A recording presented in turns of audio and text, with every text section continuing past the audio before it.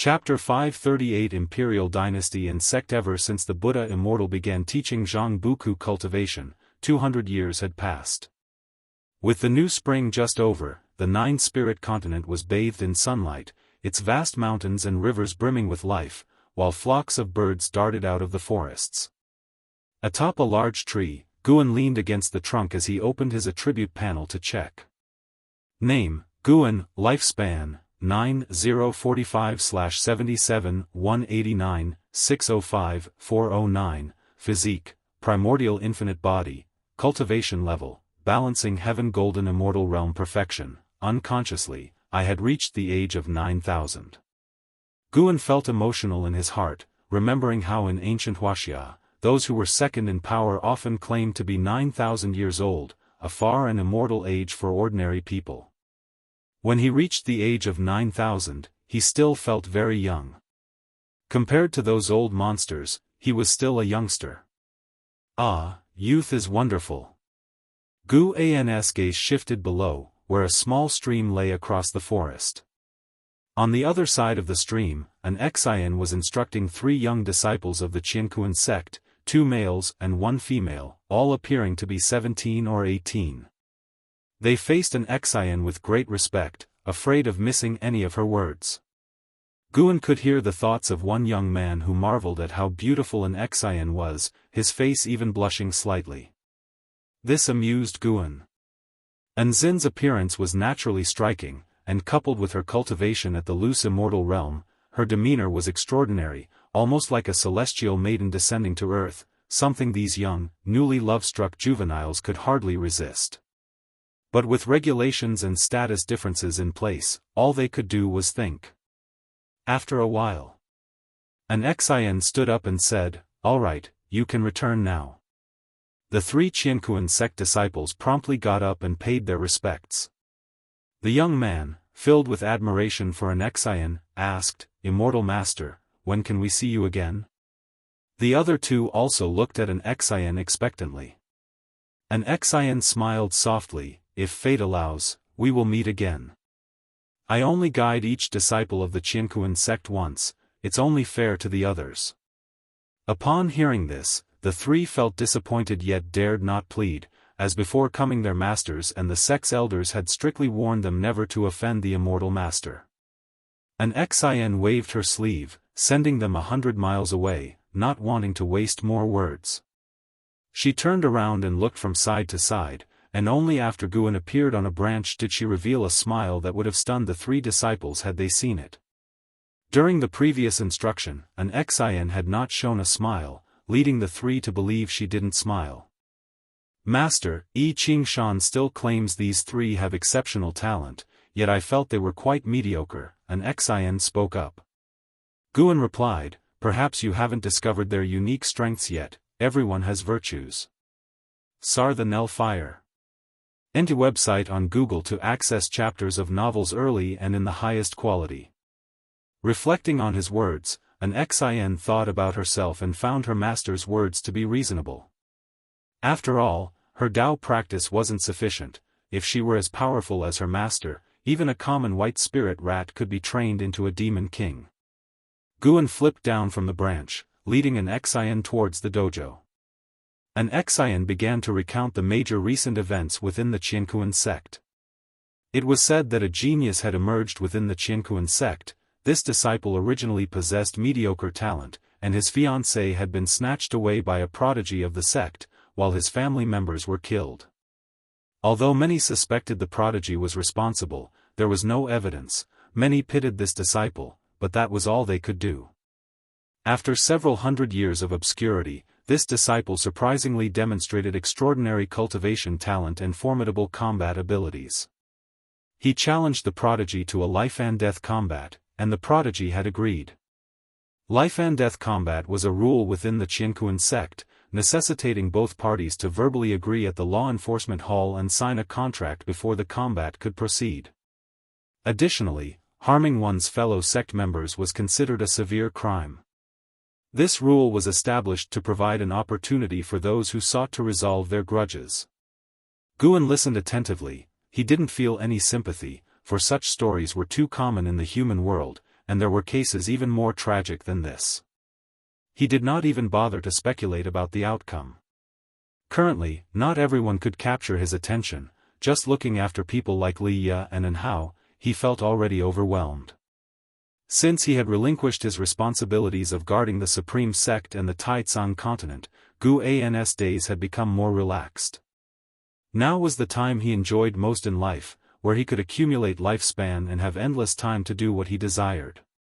Recently, he had been delving into pottery. He planned to build a small town at the edge of the dojo for fun, not for any profit. As Guan and an Xian were casually discussing the events within the Qianquan sect, far away at the Supreme Sect, Long Qing was also troubled by matters within the sect. Now, Long Qing had become a candidate for sect leader, managing all affairs of the sect, while LV Badian had long retreated to pursue Daoist techniques. In the Elder Hall, Long Qing sat at the primary seat with Long Jun and Candle Star standing on his sides. Dozens of elders gathered in front, incessantly debating. The Taitsang imperial dynasty has always followed orders from the Supreme Sect. Li Xiandao actually allowed his generals to compete with our direct disciples for precious treasures. Clearly, he's testing us. That's right, Li Xiandao has really gone too far in recent years. The imperial power should not be controlled by one person. I think Li Xiandao wants to become a ruler like those of the Immortal dynasty. Don't forget, the Immortal dynasty was the one who started the war against the Holy Court. With the Saint King of the Holy Court supporting Li Xiandao, he indeed has the capacity to be arrogant. The most critical point is that this Saint King is a disciple of the supporting Dao Sword Venerable. If Dragon Gate Master could persuade Yang Jian, would Li Xiandao still dare to be rampant? The elders discussed fervently. Ji Hantian looked at Long Qing seriously. Long Qing, do you have a way to contact your master? Upon this statement, everyone fell silent. The reason Long Qing felt troubled was because it involved Yang Jian, who he heard was the favorite disciple of his master. He answered, I cannot, but with my master's Dao practice, he is certainly watching every move of the Supreme Sect. Ji Hantian remained silent, and the elders exchanged glances. Many elders had never met the supporting Dao Sword Venerable, but they had heard many legends about him, especially after entering the Elder Hall. They understood more about his esteemed status within the Supreme Sect. As long as the sword intent on the heaven-repairing platform remained undissipated, the revered status of the supporting Dao Sword Venerable within the Supreme Sect would not fade, nor would anyone dare to challenge his authority. An ancient sect elder spoke up. The Taitsang imperial dynasty has already dominated many seas, and although the Supreme Sect is growing stronger, its expansion is not as aggressive as that of the Taitsang imperial dynasty. I think instead of suppressing the Taitsang imperial dynasty, we should focus on developing the Supreme Sect. Once the Supreme Sect is strong enough, the Taitsang imperial dynasty will naturally come back to us. Hearing this, a female elder couldn't help but retort, develop, how do we develop? We are a sect, and our disciples' main duty is cultivation, not territorial expansion, plus we claim to adhere to the righteous Tao and must not plunder. Her words resonated with many. Suddenly, Candle Star chuckled, looking to develop? Your opportunity has indeed arrived. Everyone immediately looked at him, their faces filled with expectation. Candle Star was a highly accomplished Daoist, and his words might be true. Moreover, Candle Star had accompanied Long Qing for thousands of years, frequently aiding the Supreme Sect, thus holding immense prestige, which was also why Long Qing could swiftly wield great power. If you find any errors, ads pop up, ads redirect, broken links, non-standard content, etc., please let us know to report so we can fix it as soon as possible. Chapter 539, Celestial Spirit's End. Invincible Power. Ji Hantian looked at Candle Star and asked respectfully, I hope the senior can enlighten us, what exactly is the opportunity? Candle Star smiled and said, the Immortal dynasty will soon disperse, that is the opportunity. The Immortal dynasty will disperse? Wish. The elders were shocked. To them, the Immortal dynasty and Holy Court were colossal entities within great heaven and earth, overlord-level forces, the chaos in the world was due to the struggle between these two powers. How could the Immortal Dynasty, which had stood through countless calamities, now fall? Long Qing also felt surprised and looked at Candle Star in astonishment. Candle Star smiled and said, "Ever since the young Immortal Emperor perished, although the Immortal Dynasty has introduced a new Immortal Emperor, he simply cannot quell the internal turmoil. Thousands of years have passed, and this towering tree of Tsangtian is finally going to fall. But with its fall comes vigorous life for all beings on the earth, be it Daoist techniques, magical treasures, or fortunes of the land. The supreme sect could gain much, much more from the fall of the Immortal Dynasty." These words made the elders' hearts surge with excitement. They began to inquire when the Immortal Dynasty would fall, to which Candle Star smiled mysteriously and said, "Soon." The news of the Immortal Dynasty's impending fall spread throughout the world like a whirlwind, causing great alarm. Without the Immortal Dynasty, wouldn't the Holy Court dominate the world, and wouldn't the world welcome an era of peace? Such thoughts arose in the hearts of 90% of those in immortal cultivation, and in time, more and more beings and powers started to anticipate the fall of the Immortal Dynasty, which forced the internal factions of the Immortal Dynasty to struggle even more fiercely. It seemed as if the dissolution of the Immortal Dynasty was the direction of the celestial mandate, and under such a major trend, the Holy Court, on the contrary, appeared very silent. Because the young Immortal Emperor had moved another great world next to the celestial spirit great world, powerful forces began to rise there as well. Hearing that the Immortal Dynasty would fall, the powers on the other side developed even more rapidly, as if afraid of missing their chance. Against this backdrop, another 10 years passed. Deep in the universe, within the silent extinction domain, fog from the great Tao surged, making the universe seem so quiet. The World Gate, symbolizing the end of the universe, remained steadfast. The celestial spirit god, sitting in meditation beneath the World Gate, radiated strong heavenly Tao light, dazzling and splendid. Beneath the strong light, the figure of the celestial spirit god seemed to have even more presence than the World Gate. Suddenly, the World Gate burst forth with a red light, flickering slightly, and in nearly an instant, the celestial spirit god opened his eyes, and two cold rays burst forth, scattering the great Tao fog as if it had met its natural predator. The celestial spirit god stood up, and the space of the universe twisted around him. He raised his right hand and reached out across the distance. As he clenched his fist, the red light on the surface of the World Gate vanished abruptly, and all seemed to return to calm. At the Daoist field of the beginningless, by the lakeside, Guan, who was fashioning clay pottery, looked up and saw the mighty destiny that had enveloped the continent of the Immortal Dynasty dissipate in an instant. Without destiny, the rules binding the immortal spirits suddenly vanished, as did the transcendent force uniting the immortal spirits. Next, the Immortal Dynasty would face unprecedented chaos. Slaughter, plunder, revenge, and so on. Even immortal spirits born into the Nirvana realm revealed the dark side of human nature. The continent of the Immortal Dynasty turned into the human world's hell in a very short span of time. Those who wielded great power began to seek their own interests, tearing apart their usual facades to become entities that the common people of the Immortal Dynasty feared. Guan continued to shape his pottery while watching this unfold. Having experienced so many lives through reincarnation, Guan's Tao heart had entered a higher level. In the worlds created by the great Tao, tragic scenes were everywhere. If one could not overcome the psychological impact and emotional pull of witnessing the tragedies of the human world, how was one to achieve enlightenment? Sir the Oval Fire. @ website on Google to access chapters of novels early and in the highest quality. With the celestial spirit god personally dissolving the destiny of the Immortal Dynasty, Guan saw the endpoint of the celestial spirit great world. The heaven and earth Tao fruit, symbolizing the heart of heaven and earth, would emerge in the future, and the world's powerful would flock to it. When someone obtained the power of that Tao fruit, the celestial spirit god would appear, and this time, he would destroy everything. Pieces of the great world within the universe would cease to exist, one after another.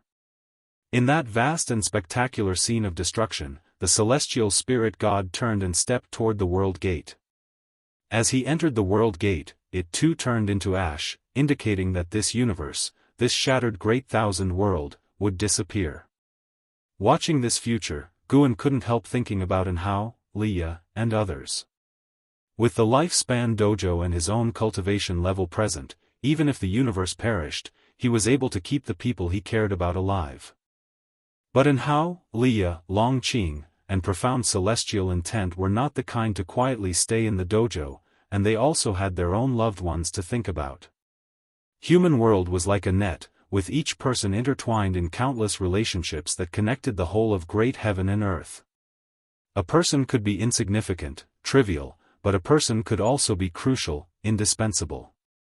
Guan was faced with only two choices. The first was to annihilate the celestial spirit god, offend the celestial court. The second was to play dead, give up the world he had lived in for a lifetime. He wasn't in a hurry to decide. Even if he chose to annihilate the celestial spirit god, he would still strive to delay as long as possible. The longer he could stall, the more lifespan he would accumulate, and the more confident he would be in dealing with the trouble from the celestial court that would follow.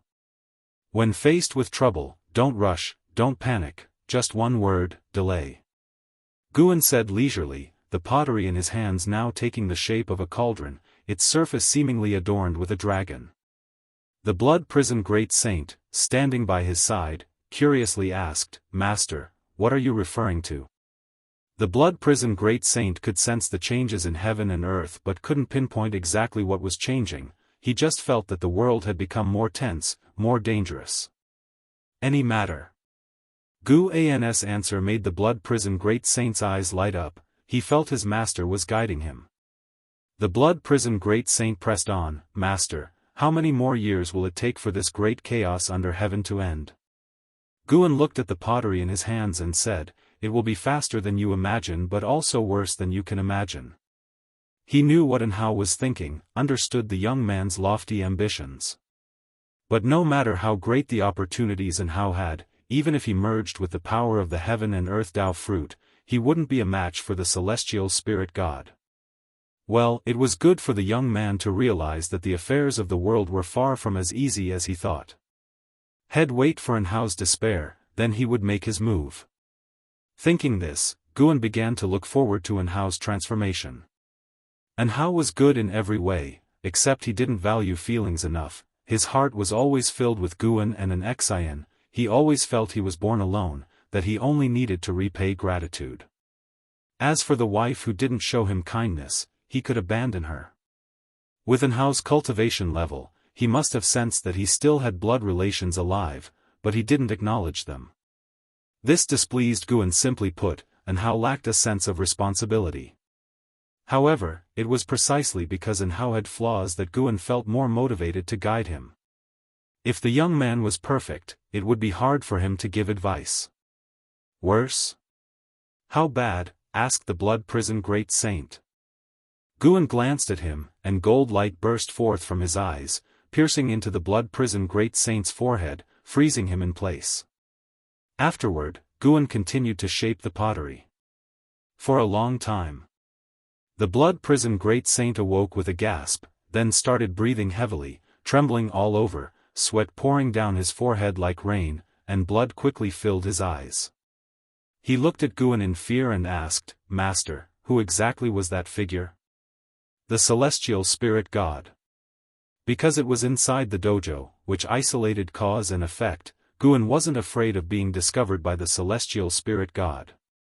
After hearing this, the blood prison great saint memorized the name, looking at Guan, wanting to say more but hesitating.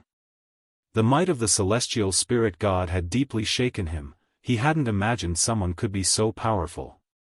The vastness of the celestial spirit great world was turned into dust by the celestial spirit god in an instant.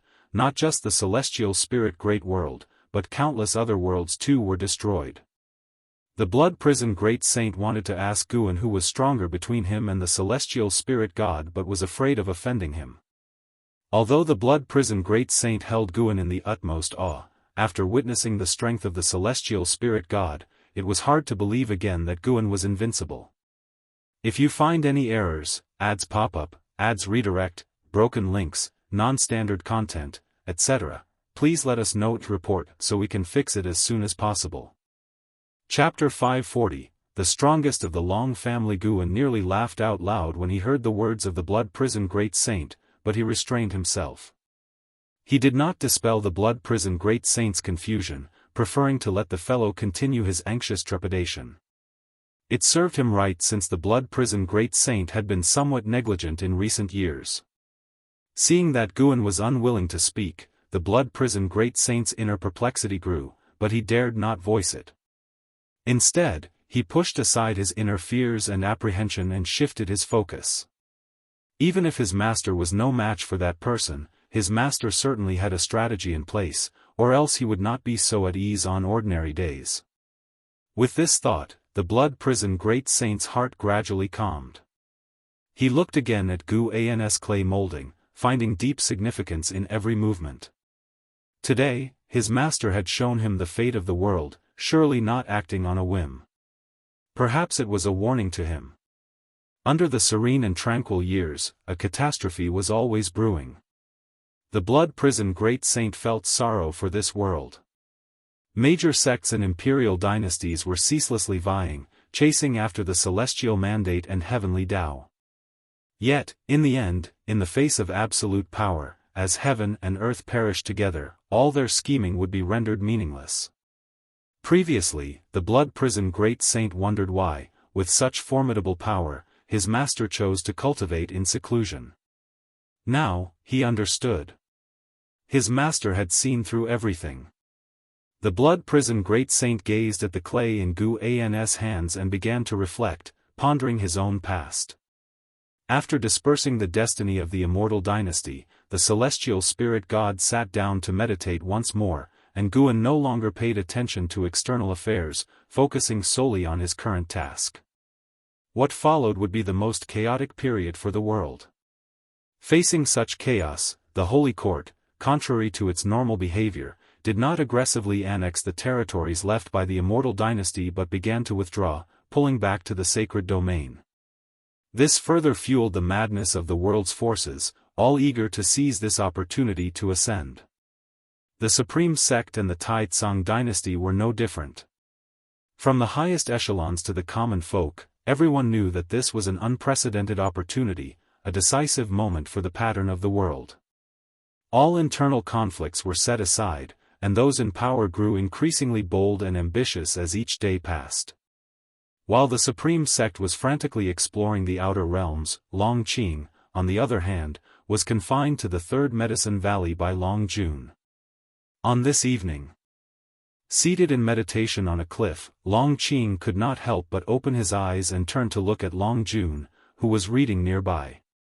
Longjun was holding the investiture of the gods, engrossed in the book, which greatly irritated Longqing.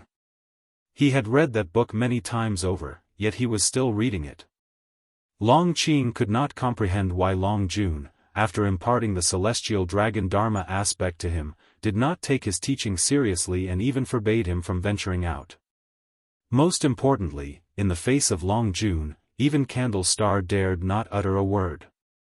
Studying the celestial dragon Dharma aspect was for the destiny of the Long family. Longqing was willing to accept this mission, but sometimes he wondered if living just to break the family's curse was truly meaningful. He thought of his master, who never rushed his cultivation when he was present. Now, he was being forced to cultivate by someone else. He finally understood his master's words, that bearing karma was not so easy. The time before recovering his destiny pattern was the happiest of his life. The longer he practiced the celestial dragon technique, the more he yearned for the past. No matter how patient one is, there comes a day of eruption. Longqing was about to burst, and he couldn't help but say, with the world in such turmoil, "Do you think the battle court will still come as you said?" Longjun, without even lifting his head, said, "It has already arrived. It's in the holy court." Longqing frowned and asked, "Then why haven't they made their move? Killing you would be acting on behalf of the battle court, but this world holds opportunities they cannot resist." That's also why I chose to come to this era. Right now, I can do a lot. Long Jun's answer silenced Long Qing. Irresistible opportunities, he wanted them too. He wanted to become stronger, to be renowned across the world, to live a spirited life. Suddenly, Long Jun asked, "Do you think the Daoist Hong Jun in this book endured countless lonely years to achieve the Tao, or did he struggle through hardships and persevere to attain it?" Hearing this, Long Qing couldn't help but roll his eyes. Could it be that Long Jun was so obsessed because he saw himself in Daoist Hong Jun? He had once been obsessed with the investiture of the gods, and naturally knew that Daoist Hong Jun was the strongest and most mystic presence within it. At least Daoist Hong Jun, when facing difficulties, didn't pin his hopes on future generations, quipped Long Qing. Upon hearing this, Long Jun fell silent. Only the sound of the wind remained atop the cliff. The more Long Qing thought about it, the more he became frustrated. Why should he bear the burden of the Long clan's mission? The debt of life was too great. Forcing him to cultivate his ancestors' dharma aspects to fight for him, why was he so rebellious? If the ancestors were so powerful, how could the Long clan end up like this? Sir, the novel Fire. Net website on Google to access chapters of novels early and in the highest quality. Long Qing truly didn't believe that the Long clan had the strength to defy the battle court. The more he thought, the angrier he became, and with anger came despair in the depths of his heart. Qi blood surged, causing him to feel dizzy. The world in his eyes shook unceasingly, the dusk-lit celestial vault so desolate and beautiful, it gave him a sense of facing the end. At that moment, he felt slightly relieved in his heart. If he were to fall now, it wouldn't be so bad. If life was for death, then why not die earlier? Long Qing gradually lost control of his body, beginning to topple to the side. A hand caught his head, preventing him from falling. In a daze, he saw a figure appear before him, standing on the edge of the cliff, back facing him. The figure was so majestic, exuding an earth-shattering presence, making Long Qing feel an unstoppable valor and indomitable spirit. Suddenly, Long Qing's world became clear again. He quickly regained his senses and control over his body, sitting up to find the figure before him gone, as if it were an illusion. The person supporting him was Long Jun. Long Qing hastened to his feet, looking around to find the figure he had just seen. For some unknown reason, he felt that the figure was very powerful, perhaps capable of solving the archenemy of the Long clan. Standing beside him, Long Jun asked, "What did you just see?" Without thinking, Long Qing replied, "I saw someone. His back was turned to me." Unable to find the figure, Long Qing turned to Long Jun and, seeing a look of relief on Long Jun's face, couldn't help but ask, "Do you know who that person was?" Long Jun replied, "When you cultivate the celestial dragon dharma aspect, the first thing you'll see is Emperor Longxin, which is my father's image." Actually, to cultivate the celestial dragon dharma aspect, you need intense emotional stimulation, so I didn't give you specific guidance. I wanted to wait for you to initiate it first. Emperor Longxin, Long Qing murmured to himself, the figure from before reflected in his eyes. Long Jun eyed him and said, "Actually, the Long clan is very strong. Many died from accidents or passed away prematurely. If the Long clan were so weak against the battle court, they wouldn't have pressed us so relentlessly." These words eased the resentment in Long Qing's heart significantly. Long Qing couldn't help asking, "Is Emperor Longxin the strongest of our Long clan?" Long Jun shook his head and said, "The most powerful feature of the celestial dragon dharma aspect is that the ancestors you summon might reveal the limits of their strength because different people will summon ancestors of different strengths when they cultivate the celestial dragon dharma aspect. If you can summon my son, we will have even more hope. Of course, if you could summon all of the Long family members, that would be the most hopeful moment." Long Qing frowned and asked, "Are you sure your son is stronger than Emperor Longxin?" He could not forget the figure of Emperor Longxin, so unbeatable. He did not believe any other member of the Long family could be stronger than Emperor Longxin. If you find any errors, ads pop up, ads redirect, broken links, non-standard content, etc., please let us know to report so we can fix it as soon as possible. Chapter 541, just enough to wipe out the celestial and earthly immortals. Once you can cultivate his Dharma aspect, you will understand that he can bear all hope.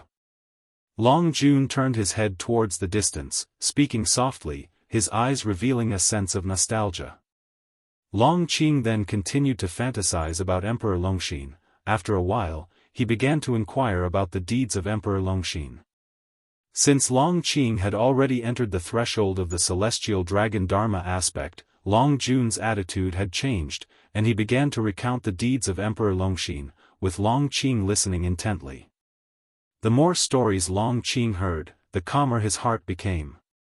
Understanding the past of the Long clan could help him deepen his understanding of the Long clan and strengthen his sense of honor and disgrace. In my view, throughout the ages, the Long clan deserve their fate today. When powerful, they oppressed all around, and also gave birth to many extreme prodigies. However, the Long clan should not be oppressed by the battle court.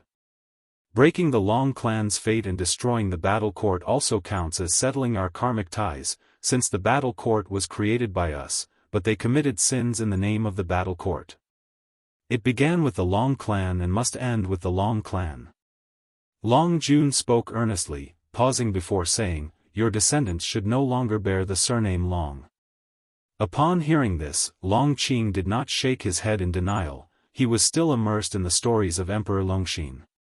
Though he had only seen the back of Emperor Longxin, Long Qing was instantly awed by him, developing a strong sense of adoration. He began to look forward to the celestial dragon Dharma aspect. At least once he had mastered the celestial dragon Dharma aspect, he could witness the elegance of Emperor Longxin. 100 years later, the human world was a new landscape. The nine-spirit continent was finally entangled in the maelstrom of great chaos, with more and more great cultivators fleeing into this continent, causing the winds and clouds of the continent to surge. On the edge of the continent, on a beach, two women descended from the sky and, upon landing, they quickly sat down to start cultivating energy. One of them, dressed in green with delicate makeup, only her hair was slightly messy, while the other, dressed in white and even more beautiful, resembled a fairy of the human world, but her face was completely pale, clearly having sustained serious injuries. The green-clad woman opened her eyes and looked at the white-clad woman, asking, "Sister, are we safe here?" The white-clad woman, named Li Xuanyu, slowly opened her eyes, turned her head towards the distance, and said faintly, "Hard to say." The green-clad woman, named Tang Kai, furrowed her brows upon hearing Li Xuanyu's words and sighed heavily. "How much longer must we run, and how can Li find us?" Tang Kai asked anxiously. Li Xuanyu did not answer. She closed her eyes again to continue healing. Seeing this, Tang Kai also closed her eyes to heal. Time quickly passed. About an hour later, suddenly a strong wind blew from the end of the ocean, startling both women into opening their eyes.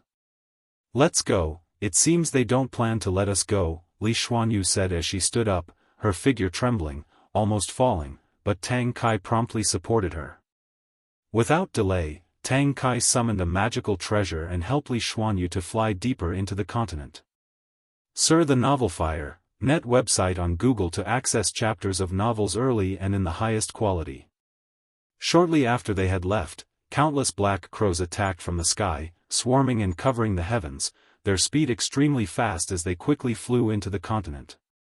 Tang Kai, who was maneuvering the magical treasure, seemed to sense something, turning her head to look, her face changing drastically with panic filling her eyes. "They're so fast, what should we do?" Tang Kai looked at Li Xuanyu next to her and asked in a low voice. Although Li Xuanyu had suffered severe injuries, she had always been Tang Kai's support. If it weren't for the need to protect her along the way, Li Xuanyu would not have sustained such serious injuries. Li Xuanyu's face remained calm as she said, "Leave me behind, and you escape. They're mainly targeting me." Upon hearing this, Tang Kai was immediately agitated and said, "What nonsense are you talking about? I promised Leia that I must keep you safe. Either we die together or you live, and later, find Leia to avenge me, Li Xuanyu said, her tone unflinching. Tang Kai fell silent. Li Xuanyu grabbed Tang Kai's wrist with one hand and stared at her steadfastly. Tang Kai clenched her teeth, manipulated her magical treasure, and flew downward. The two women landed in a forest, and Tang Kai helped Li Xuanyu to sit down in front of a tree. Let's hurry and get moving, stop dawdling, Li Xuanyu said as she sat down, her face growing even paler, but she still urged. Tang Kai stood up, walked a few steps outward, then stopped in her tracks. She clenched her sleeves, unable to leave. Li Xuanyu looked at her, a trace of relief flashing in her eyes.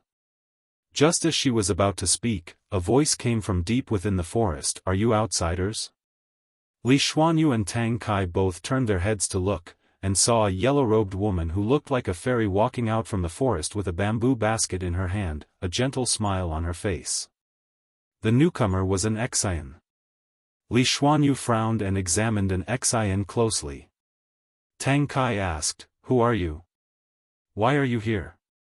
After all, she possessed a Nirvana realm cultivation level, and in her perception, there were no living beings within 1,000 li. How could an Xian have approached them silently? How could she not be cautious? An Xian smiled and said, "My name is an Xian. As I was passing by, I calculated that I have a connection with you too, so I wanted to come and help." She was curious in her heart, not knowing which one was Elder Li's sister and which was Elder Li's beloved. Her gaze fell on Li Xuanyu, whose facial features slightly resembled Elder Li. She guessed that she must be Elder Li's sister. Li Xuanyu always felt the name an Xian sounded familiar, as if she had heard it somewhere before, but she couldn't remember. Perhaps some cultivator had mentioned a similar sounding name. "How can you help us? Do you know what we are fleeing from?" Tang Kai asked cautiously. An Xian smiled and said, "You have no choice, you can't abandon her, can you?" Tang Kai was silent. Just then, countless black crows attacked from the depths of the forest, like darkness swallowing everything, causing Tang Kai's face to change dramatically and Li Xuanyu to instinctively raise her hand. An Xian quickly turned around, a long pen appearing in her hand. With a swing, the crows turned into flying ash, forming a black mist that spread through the forest. Tang Kai's eyes widened, and even Li Xuanyu was startled by Nzin's action. The wind blew Nzin's long hair and dress. She slightly tilted her head, glanced at Li Xuanyu and Tang Kai from the corner of her eye, and smiled. "Does this count as helping you?" Tang Kai said dazedly, "It counts, but the real pursuers are still behind us." An Xian asked, "What realm is he in?" "Heaven and Earth flying immortal realm. It's a coincidence, the pen in my hand is just enough to extinguish a celestial and earthly immortal." An Xian raised the fate pen in her hand, smiling triumphantly. Sunlight poured through the gaps in the leaves, casting light on her, making her appear so exceptional in Tang Kai's eyes. Such a demeanor she had only seen in Leia before, which was an absolute confidence that any trouble could be solved. Even Li Xuanyu had to admit that an Xian truly possessed a convincing aura. She suddenly remembered, she had heard the name an Xian before, apparently from Leia, but why she brought up the name still wasn't clear, as it was a matter from long ago. If this woman knew Leia, then she could be trusted. An Xian put away her pen, then turned and smiled, "Come with me. I'll take you to a place to heal. It's your first time on the Nine-Spirit continent, right? You can stay here for a while, perhaps you will find some serendipity." Tang Kai hurriedly gave her thanks and asked, "Senior, why do you want to help us?" She couldn't be at ease without asking. An Xian blinked and said, "I know Leia, is that enough?" Upon hearing this, Tang Kai did not show joy, instead, suspicion appeared in her eyes. "If you find any errors, ads pop up, ads redirect, broken links, non-standard content, etc., please let us know to report so we can fix it as soon as possible." Chapter 542, this will be the greatest opportunity of your lives. Night fell. An Xian was temporarily staying in a monastery with Li Xuanyu and Tang Kai, where a fire blazed in the courtyard, its flickering light casting shadows on the walls. Tang Kai watched an Xian intently, her eyes filled with hostility, while an Xian admired the fate pen. Having used the fate pen more than once or twice, an Xian greatly enjoyed the vast power it contained. Unfortunately, after each use, her master would take it back, so she treasured the time she had with it and wanted to investigate why the pen was so formidable. As for Tang Kai's gaze, an Xian had noticed it long ago and could guess Tang Kai's thoughts, but she intentionally offered no explanation. Because it was fun. Tang Kai treasured elderly like a treasure, but an Xian felt that elderly was just so, and nowhere near as formidable as her own master. Every time her master mentioned elderly, he would describe how elderly got beaten up, using him as a negative example, so how could she possibly like elderly? Thinking of this, the corners of An Zin's mouth couldn't help but lift. Seeing an Xian smile, Tang Kai grew even angrier, but she couldn't lash out. After all, an Xian had saved their lives. While meditating and healing, Li Xuanyu kept thinking about the name An Xian. Finally, she remembered, and opening her eyes, she looked towards an Xian and asked, "Are you Gu An's disciple?" Mentioning Guan, the blurry face in her memory gradually became clear. It had been over 9,000 years since she left the Taizan continent and she had never returned. Her meeting with Liya was purely coincidental on an island, and Liya did not reveal that Guan was the supporting Dao sword venerable. Li Xuanyu could not associate Guan with the supporting Dao sword venerable either, since when she knew Guan, he was just a medicine boy, and she had even helped him manage an introduction to take care of a cave mansion. Back then, Guan had run around for a few spirit stones. Later, however, she had realized that Guan was not simple and hid secrets, but she never thought of him in terms of the supporting Dao sword venerable. An Xian turned her head towards her and smiled brightly. "Yes, elderly, my master has mentioned you too. He said that when he was young, you helped him a lot." Hearing this, Li Xuanyu was sure she hadn't misheard, and a smile appeared on her face as she said reflectively, "I didn't really help him much, just lending a hand." "How has he been doing lately?" An Xian replied, "He's doing well, don't worry." "Could it be that he is also on this continent?" "No, that's not the case, no one knows where he has gone." An Xian shook her head. This wasn't her being secretive, but rather Guan genuinely wanting to hide his whereabouts, not wanting to attract trouble, and she definitely couldn't cause trouble for Guan. She was curious about the image of Guan in Li Xuanyu's mind, so she started to share the stories Guan had told her, and Li Xuanyu also fell into reminiscence. Tang Kai was also captivated by the stories an Xian told and gradually forgot her jealousy. Hearing that Guan was Li Ya's junior brother, Tang Kai grew even more interested, as she was very curious about everything related to Liya, but unfortunately, before she could learn more about Liya, she had parted ways with him.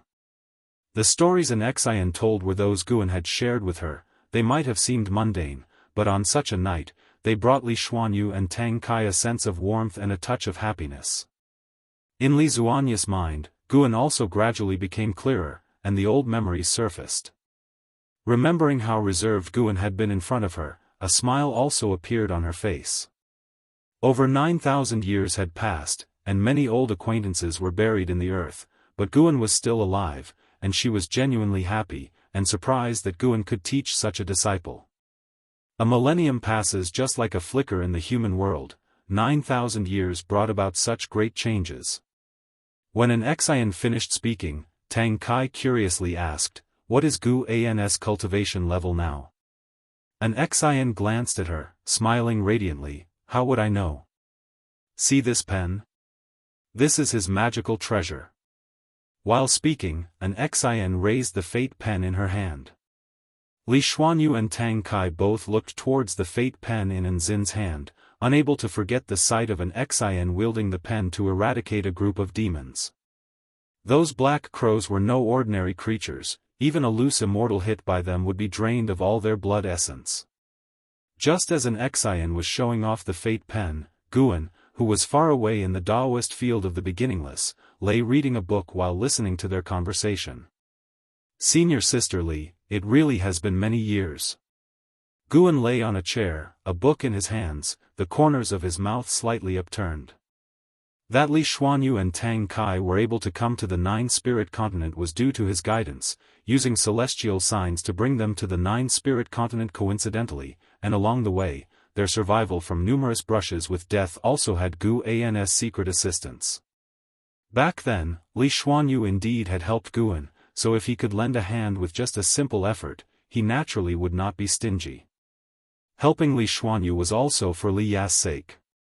With Li Ya's own sister and future wife in danger, how could he not rescue them? The reason he led the two women to the Nine-Spirit Continent was because a great catastrophe was about to come outside, and only on the Nine-Spirit Continent would they be completely safe.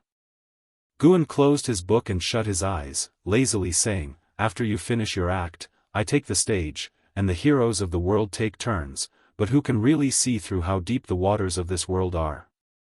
Celestial Spirit God, I look forward to clashing with you." His voice echoed only within the room, he was speaking to himself. Amidst the mountains, Li Xuanyu and Tang Kai stood on a slope, looking at the magnificent scene ahead. Both women remained silent. Sir, the novel Fire.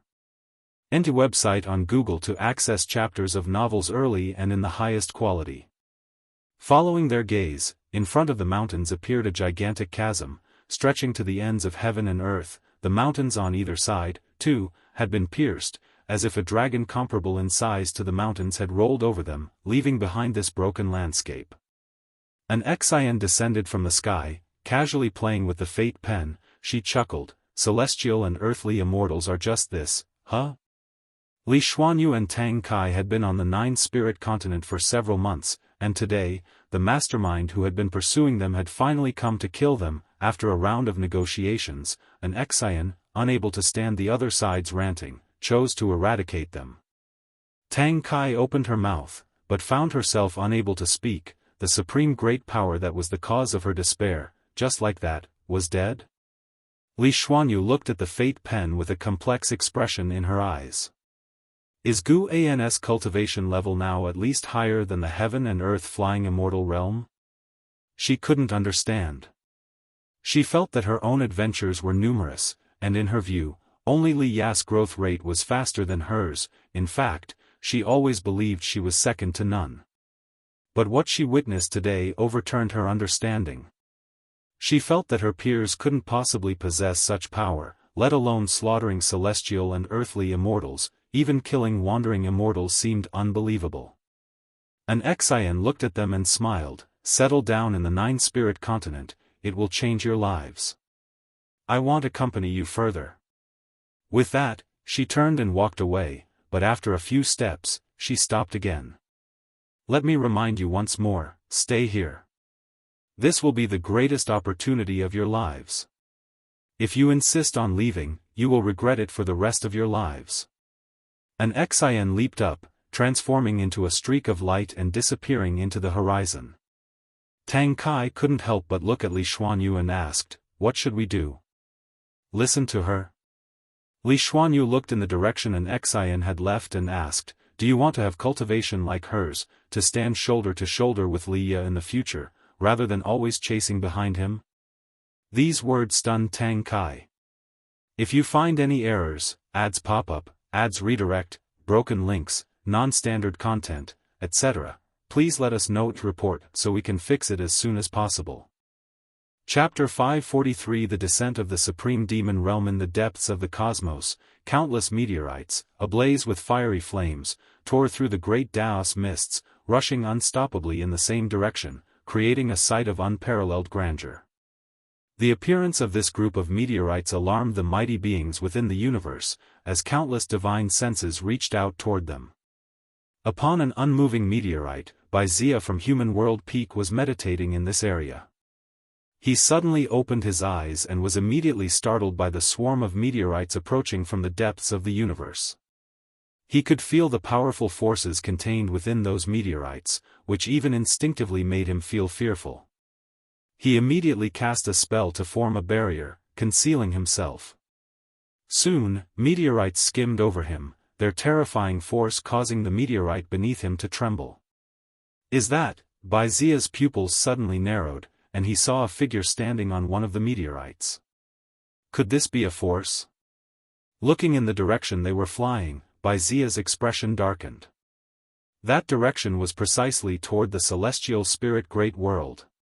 Thinking about the changes in the celestial spirit great world over the years, Baizia's heart filled with worry. He always felt that the tribulation of the celestial spirit great world was not due to internal factors. It seemed that some supremely powerful entity was manipulating everything. The death of Yang Immortal Emperor was the best proof. After all the meteorites disappeared into the darkness, Baizia hesitated for a moment, then finally flew in the opposite direction. He chose to preserve himself. At the same time, in the celestial spirit great world, beings of high realm also sensed the threat from beyond heaven. In the third Medicine Valley, Long Jun stood on the cliff, gazing up at the celestial vault, his expression serene. Candle Star appeared beside him and whispered, "It's the people from the Supreme Demon Realm. I sense the aura of the Supreme Demon Emperor, their current leader." Such a vast scheme, Long Jun murmured. They want to eliminate every thorn in their side. The destiny of the heavenly Tao has changed. Changed, what do you mean? Candle Star asked, confused. Long Jun answered, "The future I saw has already altered. At the very least, the Supreme Demon Realm should not have appeared." Hearing this, Candle Star furrowed his brows. In his eyes, Long Jun's cultivation level was profound. He could traverse from the past to the present, and his Tao practice might not be inferior to the Silent Destruction God Emperor. At least the Silent Destruction God Emperor did not possess such a capability to cross through antiquity and the present. Facing the anomalies in the heavenly Tao, what should we do? Candle Star asked. He had already bet everything on Long Qing, and there was no turning back, and since Long Jun was Long Qing's ancestor, the two stood on the same side. He now greatly trusted Long Jun, continue to lie low, and wait for that young one to master the celestial dragon Dharma aspect, answered Long Jun, his voice calm. Candle Star then inquired, should we start preparing a concubine for him? It can begin now, after all. I cannot see the upcoming situation clearly either. It's better to be prepared earlier. Good, I will start the selection process. At the boundless mountain range, Liya and Sword Annihilation Ancestor reached the edge of the forest, looking out over the magnificent mountains ahead. Liya turned and looked at Sword Annihilation Ancestor, asking, "Master, did you feel it?" Sword Annihilation Ancestor furrowed his brows tightly and replied, "It's the aura of the Supreme Demon Realm. Their goal is to devour great heaven and earth, and now they dare set their sights on the celestial spirit great world. There must be something fishy behind this. The Supreme Demon Realm? Are they formidable?" Liya asked curiously. Sword Annihilation Ancestor began to describe the Supreme Demon Realm. The Supreme Demon Realm was born before the shattering of the celestial spirit great world. They once were an overlord-level power in a great world. After the shattering of the great world, they founded the Supreme Demon Realm, building various demon cities to invade the great heaven and earth, refining magical treasures with the power of the great world, and transforming the blood sacrifices of all living beings into their own Tao practice. Even the heavenly demon within the silent extinction domain seems negligible compared to the Supreme Demon Realm. Listening to the power and style of the Supreme Demon Realm, Liya also felt worried. Such demon race forces descending upon the celestial spirit great world were definitely not benevolent. Sword Annihilation Ancestor looked at Liya and said, "I will pass on to you one last divine skill. After this, I truly have to leave." The two had parted several times, and each time Liya faced peril, Sword Annihilation Ancestor always couldn't help but intervene. This time, Sword Annihilation Ancestor spoke earnestly, making Liya feel his determination. Liya couldn't help but ask, "Master, where are you going?" "To the place from whence I came," Sword Annihilation Ancestor answered calmly. "What about the cause and effect you spoke of earlier, how should I handle it?" Hearing Liya mention the conditions of their discipleship, Sword Annihilation Ancestor deeply gazed at him and said, "Do not deliberately think about it. As you grow stronger, the cause and effect of your master will naturally involve you. Remember, this divine skill must not be used unless it's a matter of life and death." Seeing his master so serious, Liya could only nod, acknowledging his words. His heart, however, was filled with anticipation. The Supreme Demon Realm, huh? He wanted to see how powerful the Supreme Demon Realm was, what made it capable of frightening his master away. Boom! Heaven and earth trembled, startling everyone within the Daoist field of the beginningless. They gathered in Gu An's courtyard to discuss the unusual disturbances in heaven and earth. They could see many meteors from outer heaven falling on the horizon, a magnificent sight, followed by a nearly world-ending terrifying pressure. Sir, the novel fire. Net website on Google to access chapters of novels early and in the highest quality. Is this demonic chi? Could it be another invasion by the heavenly demon? It feels different from the aura of the heavenly demon, such a heavy scent of blood. I wonder if there are others besides our master and young immortal emperor who can save this world from continuous trials. There are countless strong beings in the world, but few who dare shoulder the safety of all living beings. While they were discussing worldly affairs, the door opened and Guan walked out from inside the house. Everyone immediately turned and greeted him. Guan surveyed them and asked, "How about you all go out and save the world?" As soon as he said this, everyone felt awkward. And Xingtian and Chen Chuan, who had been very vocal earlier, were blushing. Of course, Blood Prison Great Saint, who had been the loudest, just grinned shamelessly. Shenzhen was also snickering. She hadn't joined the discussion, so she didn't feel embarrassed. Go back to your cultivations. The calamity outside won't affect the dojo. With these words, Guan walked towards the courtyard gate. Hearing this, everyone looked at each other and breathed a sigh of relief. The aura from the Supreme Demon Realm was indeed too strong. Even while staying inside the dojo, they instinctively felt fear, making it difficult to cultivate peacefully. Hearing Gu An's words, they completely let go of their worries. The oppression from the Supreme Demon Realm was far less than their trust in Gu, and Shenzhen quickly caught up with Gu An's steps.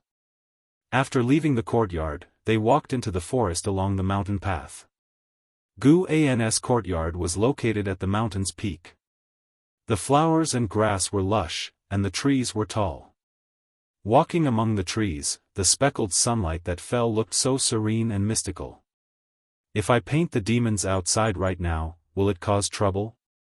Shenzhen stepped forward, walking shoulder to shoulder with Guan, and asked softly. Guan smiled and said, "You're scared too? Just paint if you want to." Hearing this, Shenzhen's face lit up with a smile.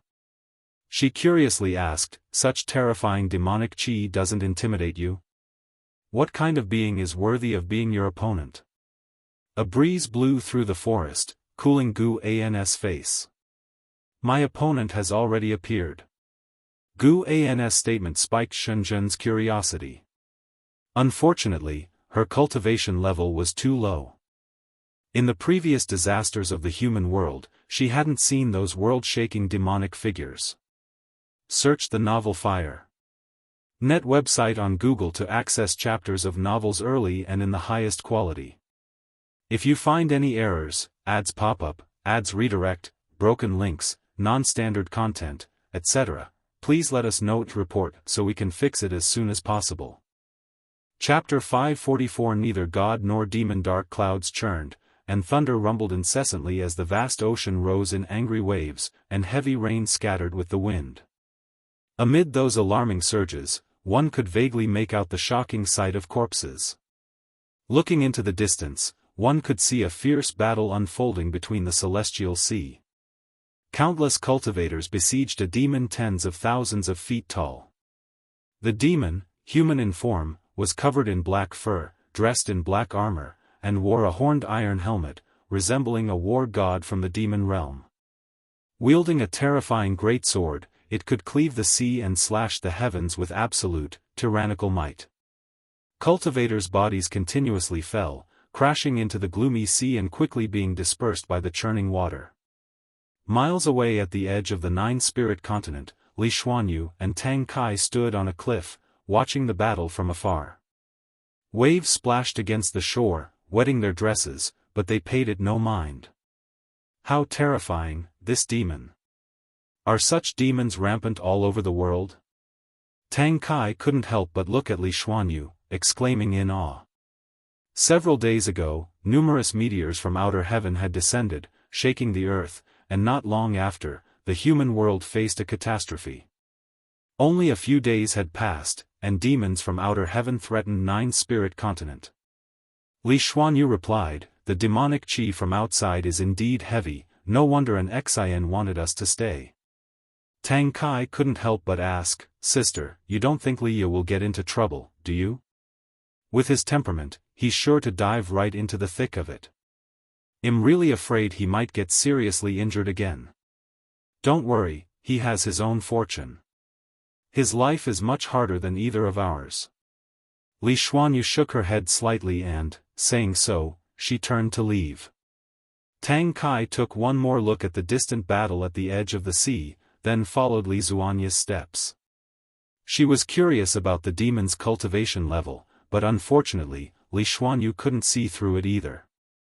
Their experiences were but a microcosm of the world. Every continent and sea was plagued by demons from the supreme demon realm, with countless beings meeting tragic deaths every day. The skies of the human world darkened, signaling a tribulation sweeping across the entire great heaven and earth. The supreme demon realm came only to slaughter. In the sacred domain, within a palace, 7 figures gathered, staring at the throne of the silent destruction god emperor in silence for a long time. One of the women broke the silence. "The master hasn't come back yet. Could something have happened?" At these words, the faces of the other 6 turned grim.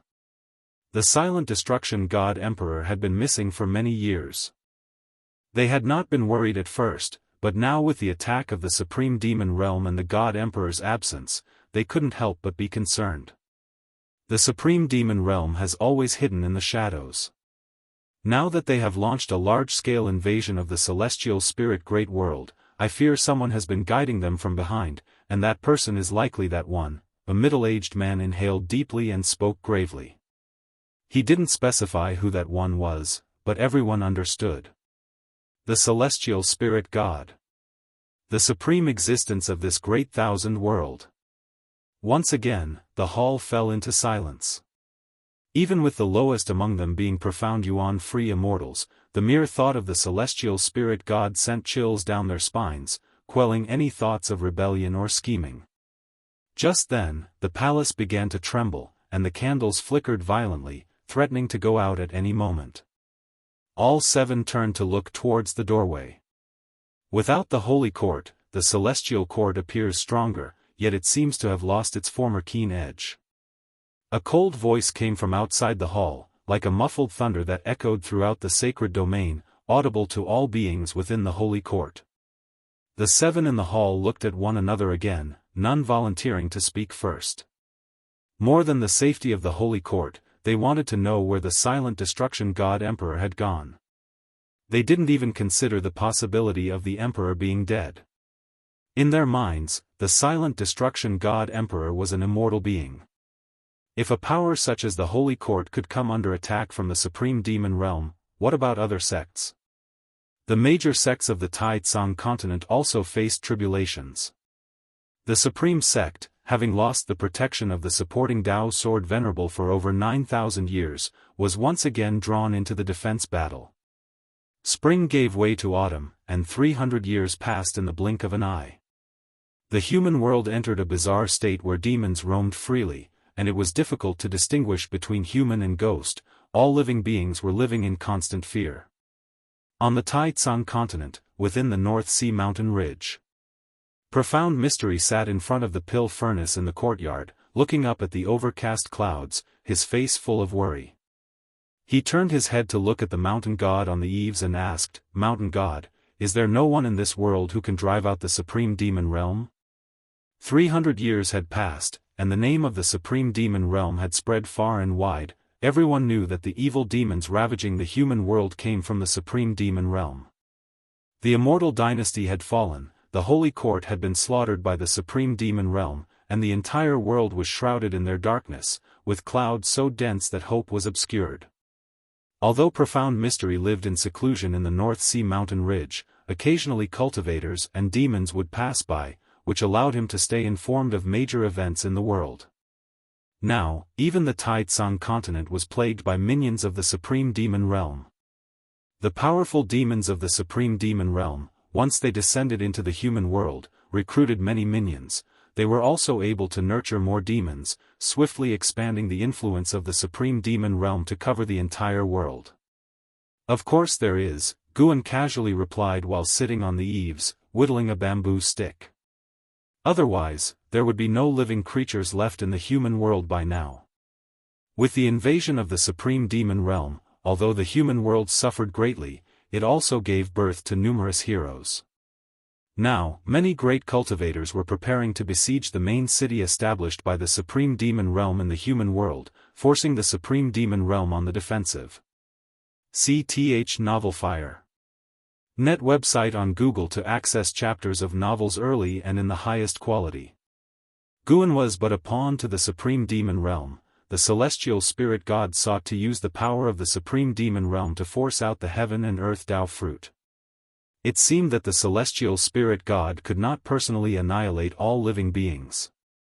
It was as though some force in the unseen depths was restraining the celestial spirit god, which made Guan even more curious about the celestial court that lurked behind the celestial spirit god. What sort of order did the celestial court have, and how were its classes of strength and weakness divided? After hearing this, the worry in profound mystery's eyes faded. Having secluded himself in the mountains for over 9,000 years, he too had his own insights. He had felt compassion for the suffering of passers-by, but as time went on, he realized that he couldn't change anything. Moreover, suffering would not vanish, people would always suffer, and the difference lay in whether or not he could see it. A high-pitched dragon's roar echoed between heaven and earth. Profound mystery looked up and saw a dragon tail appearing in the cloudy sky, twisting like a mountain range, a magnificent sight to behold. This dragon had green scales yet radiated golden light. Filled with curiosity, profound mystery asked, is this being a god or a demon? Since the descent of the supreme demon realm, he had occasionally seen celestial beasts appearing, including dragons, but this particular dragon tail gave him a feeling there was an indescribable divinity present. Guan, wearing a mask, looked up and said, neither god nor demon, merely a lost soul. That was not a true dragon but someone's dharma aspect. Guan was somewhat curious as well. Could there truly be such a prodigy within the Long clan? This individual was neither Long Xian nor Long Mia. Guan's gaze stretched out toward the third medicine valley of the supreme sect. In Long Qing's practice of the celestial dragon technique, there had been progress. Within Long Jun's domain, he had condensed 12 dharma aspects, one of which was wrapped by a golden dragon, its aura towering. A lost soul? Profound mystery's curiosity grew, and he stared intently at that dragon tail. At that moment, not only he but creatures across the continent were looking up at that dragon tail. Mortal spirits even thought a true dragon had descended to exterminate demons for them. More and more mortal spirits knelt down, kowtowing towards the dragon tail, crying out and praying. Inside Long Jun's domain, it appeared no different from the surrounding cliffs of the third medicine valley, but in reality, they were in an entirely separate space. Long Qing opened his eyes and turned his head to look, and he was suddenly taken aback. If you find any errors, ads pop-up, ads redirect, broken links, non-standard content, etc., please let us know to report so we can fix it as soon as possible. Chapter 545, Heavenly Tao Peak, Celestial Emperor, who is he? As he gazed at the Dharma aspect that was enveloping the golden dragon, Long Qing asked Long Jun. Long Jun looked at the golden dragon Dharma aspect, his expression quite complex, and said, he is the previous you, your ancestor.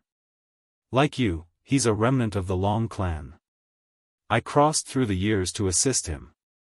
He failed, but not before leaving a lineage for the Long clan, offering a glimmer of hope. Long Qing hadn't expected that Long Jun had sought out other ancestors before. He realized he was not the most unique. Can you tell me his story? Long Qing asked, curious to learn about the life of each Dharma aspect he managed to manifest. Long Jun, although he lived in the distant past, had the ability to see the lives of all his descendants. This time, he didn't hold back and began to recount the life story of this member of the Long clan. Long Mang, born without parents or even the protection of servants left by his family, was abandoned in the Great Thousand World and was taken in by a cultivator from a sect. The first half of his life was relatively stable until he awakened the bloodline of the Long clan, which drew the attention of the battle court. His master was turned to ash, his wife and children were slaughtered, and his fellow sect members were almost entirely massacred. Had Long Jun not intervened in time, the lineage of the Long clan would have ended with Long Mang. After rescuing Long Mang, Long Jun began to teach him the secret techniques of the Long clan. During his cultivation, Long Mang developed his own understanding of the celestial dragon Dharma aspect. The golden dragon showcased by the Long Mang Dharma aspect was a manifestation of will, allowing him to be more focused and powerful in battle. Once, Long Mang had brought boundless hope to Long Jun. Unfortunately, Long Mang still met his end at the hands of the silent destruction god Emperor, and his grandson even fell victim to the Emperor's possession. The silent destruction god Emperor, always him. What exactly is his relation to the battle court? Why does he continuously possess us? Long Qing asked indignantly, his eyes brimming with murderous intent. Long Jun replied, he has no direct connection to the battle court, but he covets the bloodline talent of the Long clan. Perhaps he has reached his own limits and can ascend no further. Long Qing took in a deep breath, his fists clenched tightly, and said, I hope I get the chance to kill him with my own hands in this life. Long Jun remained silent, offering no further conversation. Then, Long Qing closed his eyes and continued to cultivate the celestial dragon Dharma aspect. Since the advent of the supreme demon realm, he had felt a sense of crisis. Setting aside the vast power of the supreme sect, he began to dedicate himself entirely to mastering the celestial dragon Dharma aspect. Hearing of Long Mang's deeds, Long Qing's resolve grew even stronger. He had to master the celestial dragon Dharma aspect, he had to eradicate the battle court, he had to slay the silent destruction god Emperor, and he had to resolve the fate of the Long clan. Far away at the mountain god temple, Guan stood up after listening to Long Mang's story. He bid farewell to profound mysterious Shinran and then vanished from the eaves. Afterward, Guan spent half a day at Immortal Seeking Island before leisurely returning to the Daoist field of the beginningless. The mischief of demons had made the atmosphere on Immortal Seeking Island even tenser. The number of guards doubled, ready to fend off any attacks by evil demons at a moment's notice. As Guan walked through the forest, he appeared to be leisurely strolling, but in reality, he was calculating the destiny of heaven and earth. The final battle between him and the celestial spirit god was drawing closer. Once the supreme demon realm lures out the heaven and earth Dao fruit, an era that had lasted nearly 10,000 years would come to an end. If Guan didn't act, the celestial spirit great world would certainly be obliterated. Regardless of how many great cultivators there were in the world, or how high the talent of the prodigies, none would matter in the face of the celestial spirit god. Guan looked at his attribute panel, his lifespan had reached over 860 billion years, he was full of confidence. Compared to the celestial spirit gods, he was now more curious about the existence that had created the celestial spirit great world and where it was hiding. After the arrival of the supreme demon realm, the celestial Dao destiny of the great heaven and earth started to dissipate, gaining a void and ethereal destiny, similar to that of heaven and earth, yet with an added vitality belonging to living beings. Both the celestial Dao golden core and the heaven and earth Dao fruit still existed, proving that the existence which had pioneered the celestial spirit great world had not completely perished, it was merely waiting for the opportunity to resurrect. Whether the celestial Tao light layer that enveloped the great heaven and earth was for protection or restraint would soon reveal its answer. Late at night, a demon cloud shrouded the sky, preventing living beings on earth from seeing a single star. Within a valley surrounded by mountains, she meditated by the lake, her gaze lost in the shimmering water surface. The immortal seeker approached her, gathered up his robe, and sat down on the ground. "Are you afraid?" the immortal seeker asked softly, looking at the lake. She replied, "Of course I'm afraid. But if faced with the annihilation of heaven and earth, the collapse of the universe, I have no choice but to draw my sword against him." The immortal seeker smiled and said, "The situation in the world is becoming increasingly chaotic.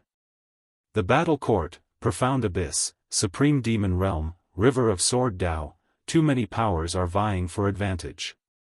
The more chaotic it is, the better. He is too arrogant, believing that his abilities are sufficient to suppress everything in the great thousand world." His tone carried a hint of mockery. Hearing this, she turned to look at him and asked, "Where exactly is the heaven and earth Tao fruit hidden, and when will it appear?" She had made all the preparations she could, just waiting for the heaven and earth Tao fruit to emerge. Sir, the novel _fire. @ website on Google to access chapters of novels early and in the highest quality. "Its appearance depends on you," the immortal seeker said leisurely. "When this world gives birth to its own profound yuan-free immortal, the heaven and earth Tao fruit will appear. You can enter the Daoist Zhang Zizai immortal realm at any time. Plus with the divine skills I've passed on to you, even if you only step into the role of profound yuan-free immortal briefly, the heaven and earth Tao fruit will reveal itself. Whether it is the great world or a smaller one, they all have their own carrying limits. This shattered world can only sustain one profound yuan-free immortal." After hearing this, she furrowed her brows, falling into hesitation. The immortal seeker continued, "Shengtian, do you know who the being at the pinnacle of the heavenly Tao, who commands the immortal gods, is? Who is it? Such a being is known as the Celestial Emperor. To become the Celestial Emperor, one must endure 129,600 red dust reincarnation tribulations. The red dust reincarnation tribulation is different from the reincarnation tribulation you know of. No matter how many times you reincarnate, you must act as a savior to truly overcome one red dust reincarnation tribulation. To become the savior, you must wait for periods like the present." Zhu's eyes widened upon hearing this. 129,600 red dust reincarnation tribulations, she couldn't fathom the lengthy hardships one would have to endure for so long. The immortal seeker said in a thought-provoking tone, "The predicament you are facing now may seem irreversible, but that exalted celestial emperor had to face 129,600 such crises to achieve enlightenment. Moreover, the crisis you face is far less severe because you have help and he did not. He had to start as a mortal, continuously breaking his own celestial mandate, only then capable of commanding the heavenly Tao. Your destiny pattern is unparalleled, and you have a heart aspiring to become the strongest, but you must realize that the path to being the mightiest is inevitably fraught with difficulties and requires unstoppable progress." She took a deep breath, and her eyes gradually became resolute. She was unsure of how powerful the Celestial Emperor was, but she knew she first had to overcome the hurdle of the celestial spirit gods. "Even if it means death, I have to fight, especially when there's no way back." The immortal seeker's tone was firm, as if he, too, was speaking to himself. Search the novel Fire. Net website on Google to access chapters of novels early and in the highest quality. If you find any errors, ads pop up, ads redirect, broken links, non-standard content, etc., please let us know to report so we can fix it as soon as possible. Chapter 546, Master, what is the profound yuan-free immortal? In the autumn season, the forests within the Daoist field of the beginningless gradually turned yellow and withered. Guan was instructing an Xian in her cultivation by a small river. The fairy, who appeared unfathomably profound in the eyes of Qianquan's sect disciples, was now wearing a face full of distress, unable to grasp Guan's words. And all at once, an Xian felt ashamed. When she had been instructing the Jianghu sect disciples, encountering those with dull spiritual root qualifications, she couldn't help feeling somewhat irritated. Yet looking at her master, facing the difficult task of teaching her, he remained composed, and even kept a smile on his face. She felt that her own path was still long. Little did she know, the reason why Guan was smiling was that Liya was taking a beating again, while others teamed up to combat the evil demons from the supreme demon realm. He alone was being pursued by a group of evil demons. Even though Liya was being chased, he did not lose his verbal edge. Every time he was about to be caught, he would burst forth with even stronger power to break out of the encirclement. He was excited, thinking that he had broken through the limit of his physical body, undergoing a transformation amidst the battle. Guan heard his heart's voice and was even more amused. "Oh, senior brother, your potential is my doing." As Guan thought this, he turned to an Xian and said, "If you can't figure it out, then take your time. It's meaningless to think about other useless matters instead of focusing on enlightenment." Upon hearing this, an Xian nodded earnestly.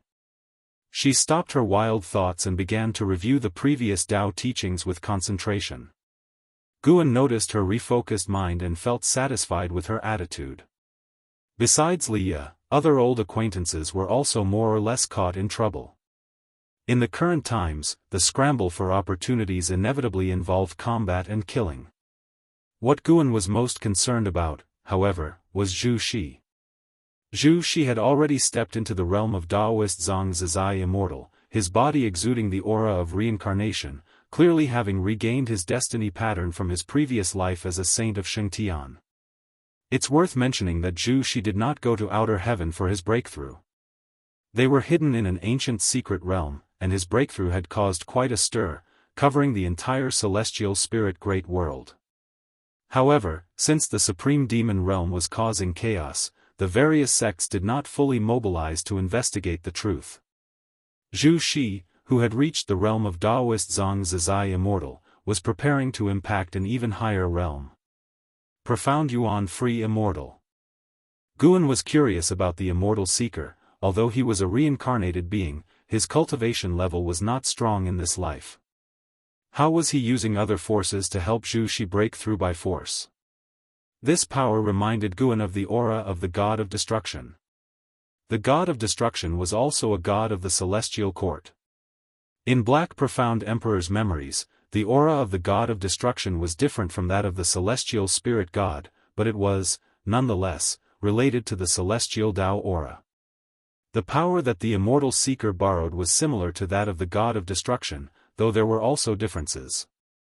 Guan sensed carefully and felt that this power might be at the same level as the god of destruction and the celestial spirit god. Compared with the three, none was significantly stronger than the others. Interesting, it seems that there's some cause and effect contradiction within the celestial court itself. While observing the world, Guan repeated his teachings. The content an Xian had already memorized, but the reason he repeated it was that he infused his Dao intent into his voice, allowing the Dao listener to have new realizations with each listening of the same content. Anzin's spiritual root qualification was mediocre, but her comprehension was not bad. For her to have come this far, Guan had expended quite a bit of effort just teaching the Dao. Thankfully, it looked to be worth it. Let's see what kind of existence it is that has allowed the celestial spirit god to hold on until now. Guan looked at an Xian, thinking thus in his heart. In the following autumn, the 9-spirit continent remained relatively calm, but the Taicang continent and other places around the world suffered even more intense shocks. The supreme demon realm seemed to sense something and became increasingly manic. All over the world, the multitude of living beings felt a sense of oppression. The world isn't really about to end, is it? At dusk, LV Xian stood beside Guan, looking into the distance with him. Ia the novel Fire. Net ** website on Google to access chapters of novels early and in the highest quality. LV Xian's face was full of worry, because he felt an oppressive aura emanating from outside the dojo, causing all things between heaven and earth to tremble, even the spiritual energy seemed restless and uneasy. The reason he could sense the situation outside the dojo was because Guan specifically allowed him to feel it. To be precise, he allowed everyone inside the dojo to feel it. At such a time, it is necessary to make the people in the dojo aware, so they would cherish what they have. Perhaps it truly might be the end of the world. Guan said softly, alarming LV Xian, who looked at him in fear. LV Xian asked, if that is so, what about us? With Guan's abilities, he could surely escape to outer heaven, so why choose to seclude in the celestial spirit great world? This catastrophe will lead to the annihilation of all beings, followed by the shattering of heaven and earth, and even the universe will collapse. Guan began to describe the future, his voice painting one solemn scene after another in LV Xian's mind, causing his pupils to constrict. After he finished speaking, LV Xian dully asked, why would this happen? Who caused all this? The nature of heaven and earth itself? Or the heavenly Tao? Thousands of years ago, the concept of the heavenly Tao spread throughout the land, making all living beings aware of its existence. In the obscurity, it is the heavenly Tao that controls everything. Destiny, reincarnation all lie within the heavenly Tao. Study the great Tao, follow the heavenly Tao. Perhaps it is the immortal gods that people admire who are dissatisfied with our world, and soon you will see the truth for yourself, Guan said with profound meaning. LV Xian subconsciously asked, how soon is soon? As soon as the words fell, the ground trembled, and a vast oppressive force descended, enveloping all things between heaven and earth. LV Xian was immediately intimidated by this force, his eyes widened, showing an expression of utter disbelief. At this moment, a series of figures appeared out of nowhere behind them. It was an Xian, Shenzhen, and others. They looked toward Guan nervously. The sudden oppressive force was truly frightening, prompting them to instinctively seek out Guan. Guan did not turn around, he looked into the distance and said, take a good look, recognize the true nature of this world. One day, you will have to face such despair on your own. Hearing this, an Xian was about to speak when a thunderous boom shook heaven and earth. Guan waved his sleeve, and a light screen appeared in front of them, reflecting a vast continent. At this moment, the continent was splitting apart, dust rising, with grand momentum. If one looked closely, amidst the spectacular surging tide, tendrils appeared as if something, a giant demon, was about to break through the soil. What is that? Shenzhen couldn't help but ask. No one answered her, and Guan did not explain, but let them continue to watch. As more and more dust arose on the continent, the view on the light screen zoomed out, showing more of the sea areas, while the continent was submerged by the surging waves. Soon, the expressions of an Xian and others began to change, some even with their mouths wide open in shock as if a mortal had seen a ghost. They saw a huge round fruit rising within the mighty surging tide, its surface covered in golden Tao patterns. It was larger than the continent, rising continuously, growing larger and larger. Chen Chuan turned his head to another direction, his eyes wide as he pointed and said in astonishment, look over there, quickly. Everyone turned to look, and saw a gigantic object appearing on the horizon, the same mysterious giant fruit from the light screen. That is the heaven and earth Tao fruit, the essence of heaven and earth itself. Without it, there would be no heaven and earth, nor would there be all things within heaven and earth, Guan introduced. Without waiting for anyone to ask, he continued, someone has reached the level of profound Yuan free immortal, prompting the heaven and earth Tao fruit to appear. Profound Yuan free immortal? Blood Prison Great Saint asked impatiently, Master, what is a profound Yuan free immortal? If you find any errors, ads pop up, ads redirect, broken links, non-standard content, etc., please let us know to report so we can fix it as soon as possible. Chapter 547, The Sky is Falling. After Nirvana, the stages are, loose immortal, wandering immortal, celestial and earthly immortals, carefree primordial immortal, divine immortal of wondrous dharma, Tao void profound immortal, divine thought true immortal, and free immortal. Guan's voice floated towards everyone, their eyes widened in awe. CTH Novel Fire. Net website on Google to access chapters of novels early and in the highest quality. Guan, fearing they hadn't understood clearly enough, added, although Daoist Zhang Zizai Immortal and Profound Yuan Free Immortal are still considered free immortals, the gap between each level far surpasses the 9 heavens of the immortal path. Once one reaches Daoist Zhang Zizai Immortal, they will cultivate a Dao fruit, the so-called Dao fruit. At this point, he stopped and turned his head to look towards the mysterious giant fruit on the horizon. Dao fruit, Chen Chuan couldn't help but ask, Master, could this heaven and earth Dao fruit possibly be a cultivator's Dao fruit? The others all looked at Guan, extremely tense, awaiting his answer. Guan replied, yes, the heaven and earth Dao fruit is indeed a cultivator's Dao fruit, and the catastrophe of heaven and earth is brought by the enemies who slew him. Everyone was shocked upon hearing this, turning to look at the heaven and earth Dao fruit that was still growing, feeling more powerless than ever. How many years of cultivation would it take to reach such heights, yet such a being could still be killed? They couldn't fathom what the entity capable of slaying the creator of heaven and earth would be like. But they knew one thing. The sky was falling. Shenzhen looked at the heaven and earth Dao fruit with a strong urge to paint it down, and she instantly disappeared from the spot. An Exian looked at Guan with a hesitant face and asked, Master, the pressure before the appearance of the heaven and earth Dao fruit, why do I feel like I've encountered it before?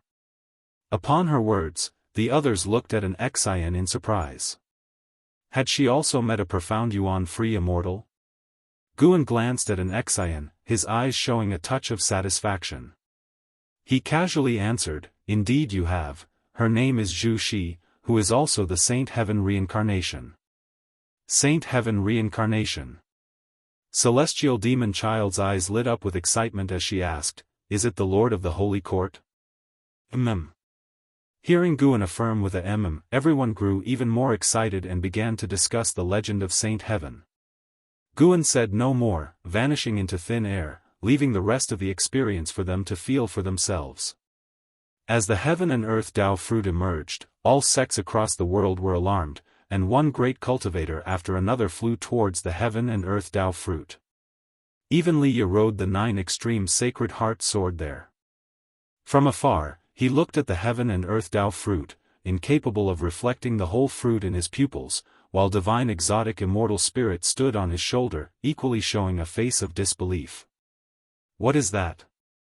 Divine exotic immortal spirit asked with a trembling voice, witnessing the heaven and earth Dao fruit and instinctively feeling fear.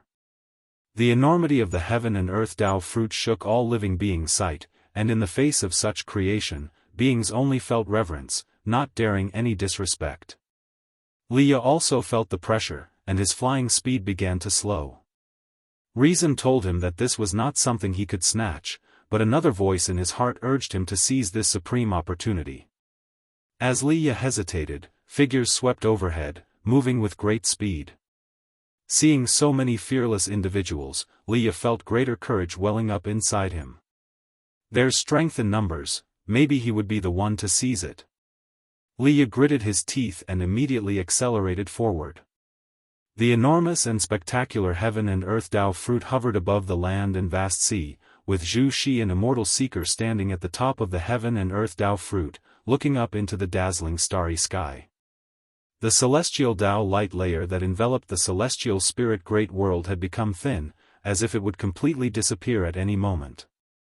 Zhu Shi changed into a golden robe that clung to her body, her long hair coiled under a phoenix crown, with 2 golden dragons on her shoulders, and a crimson halo floating behind her.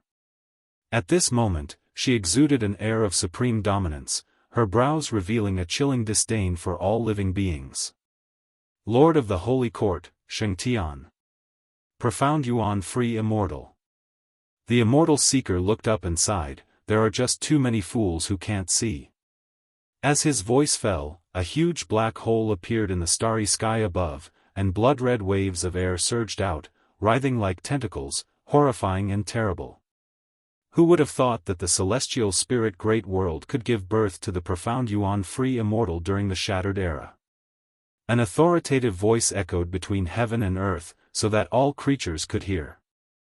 Zhu Shi did not look up, but instead gazed down at the heaven and earth Dao fruit below. Each golden rune glowed with a light unique to it, appearing mysterious.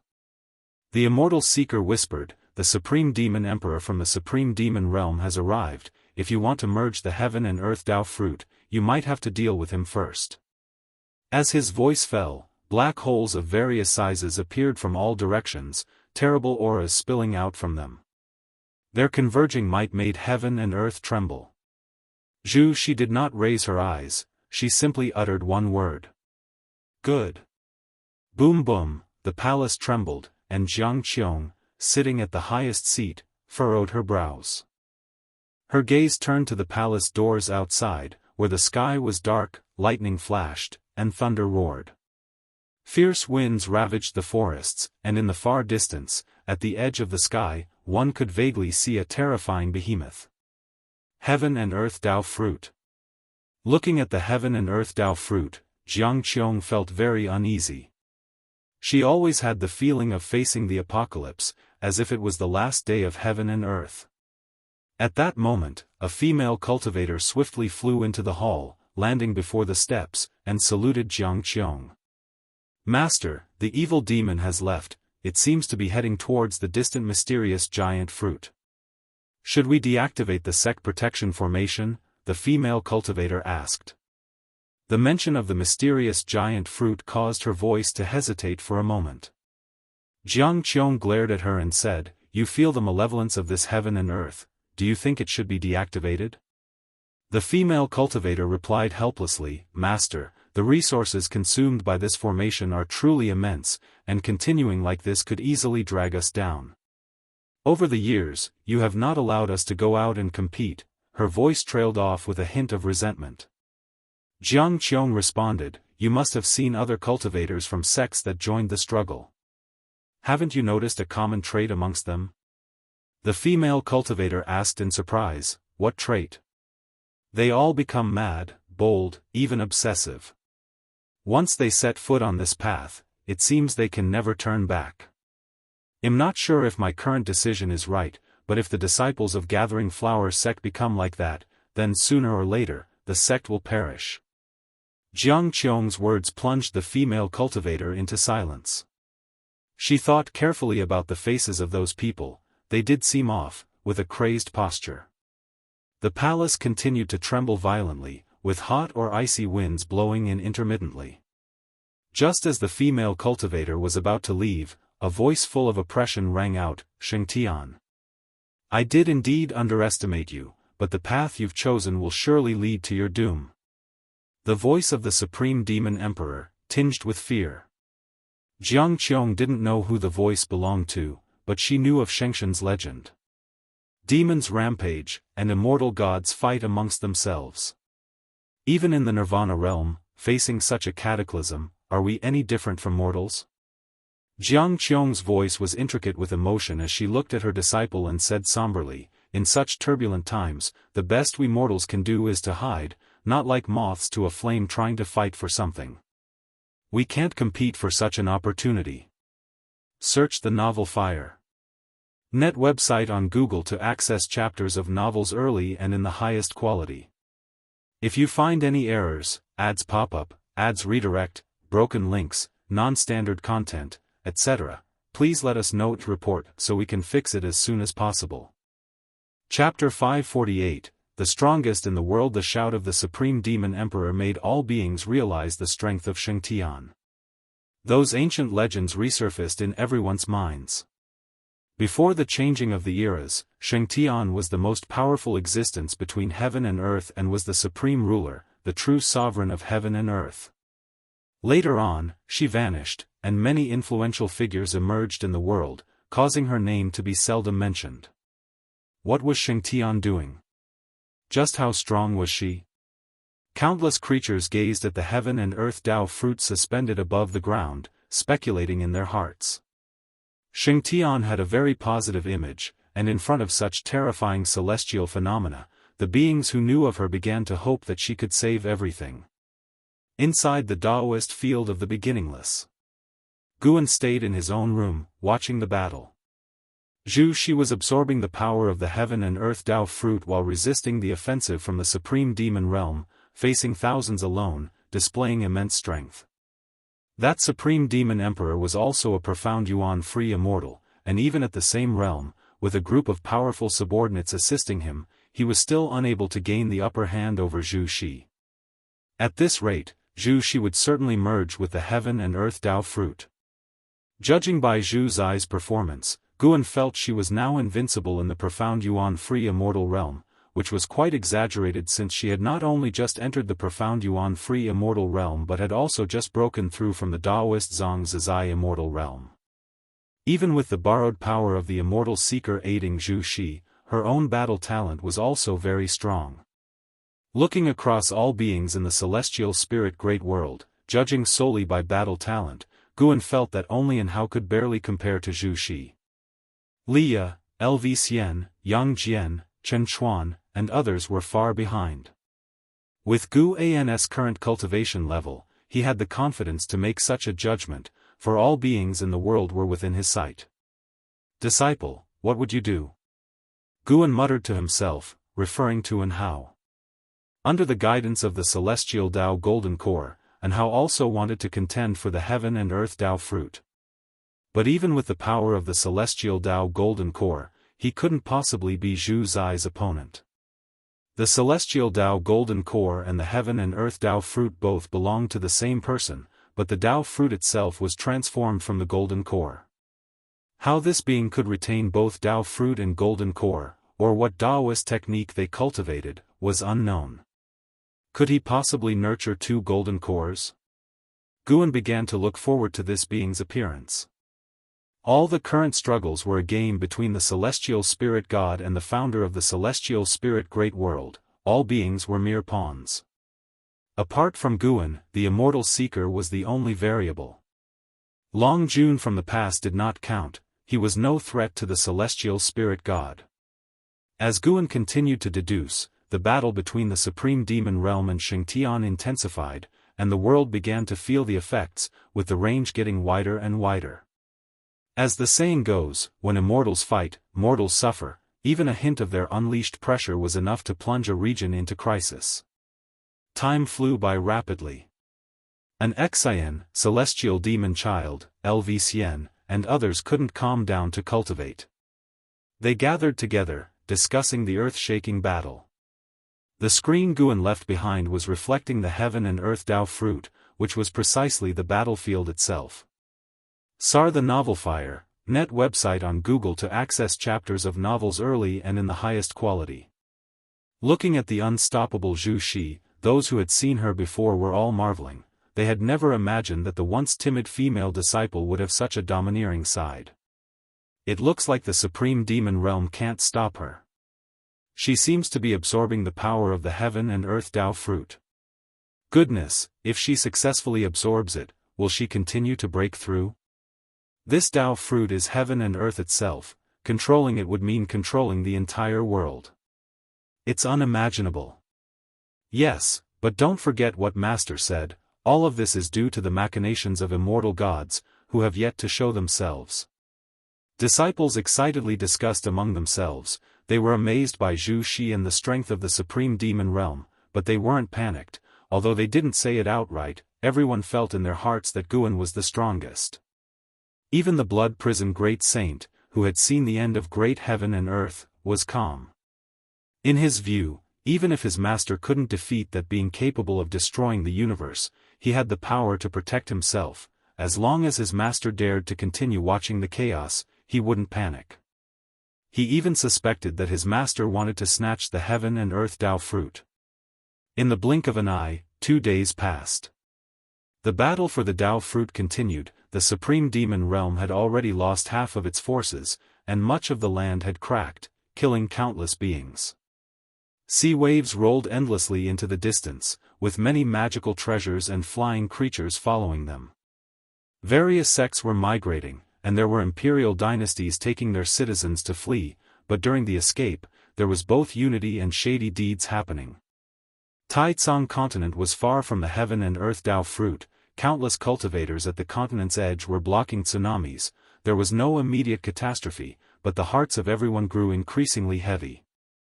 The longer time dragged on, the more disaster it brought to all beings.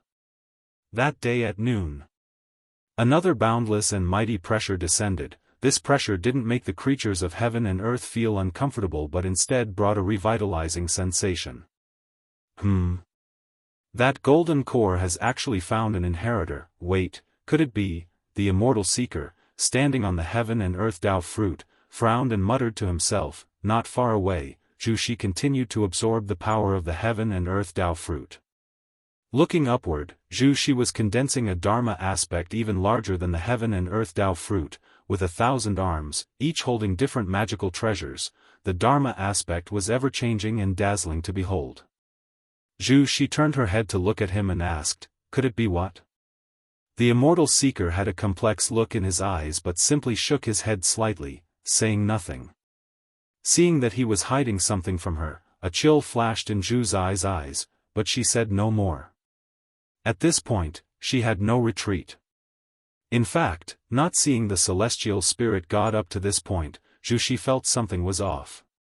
The absence of the celestial spirit god meant that even if her actions were successful, they wouldn't threaten him, which was a frightening prospect.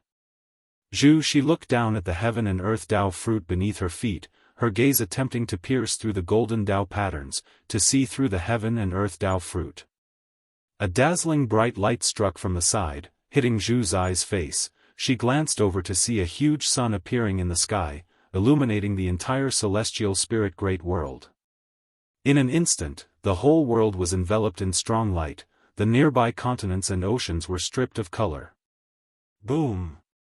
Boom! Boom! Out of the massive sun surged waves of fire, forming huge golden dragons larger than mountains, breathing scorching heat. The heaven and earth Dao fruit, and how also desire it. A loud voice like thunder rang through heaven and earth, audible to all creatures. The name and how instantly embedded itself in the memory of all beings. Those who knew him were incredulous, and those who didn't felt tense.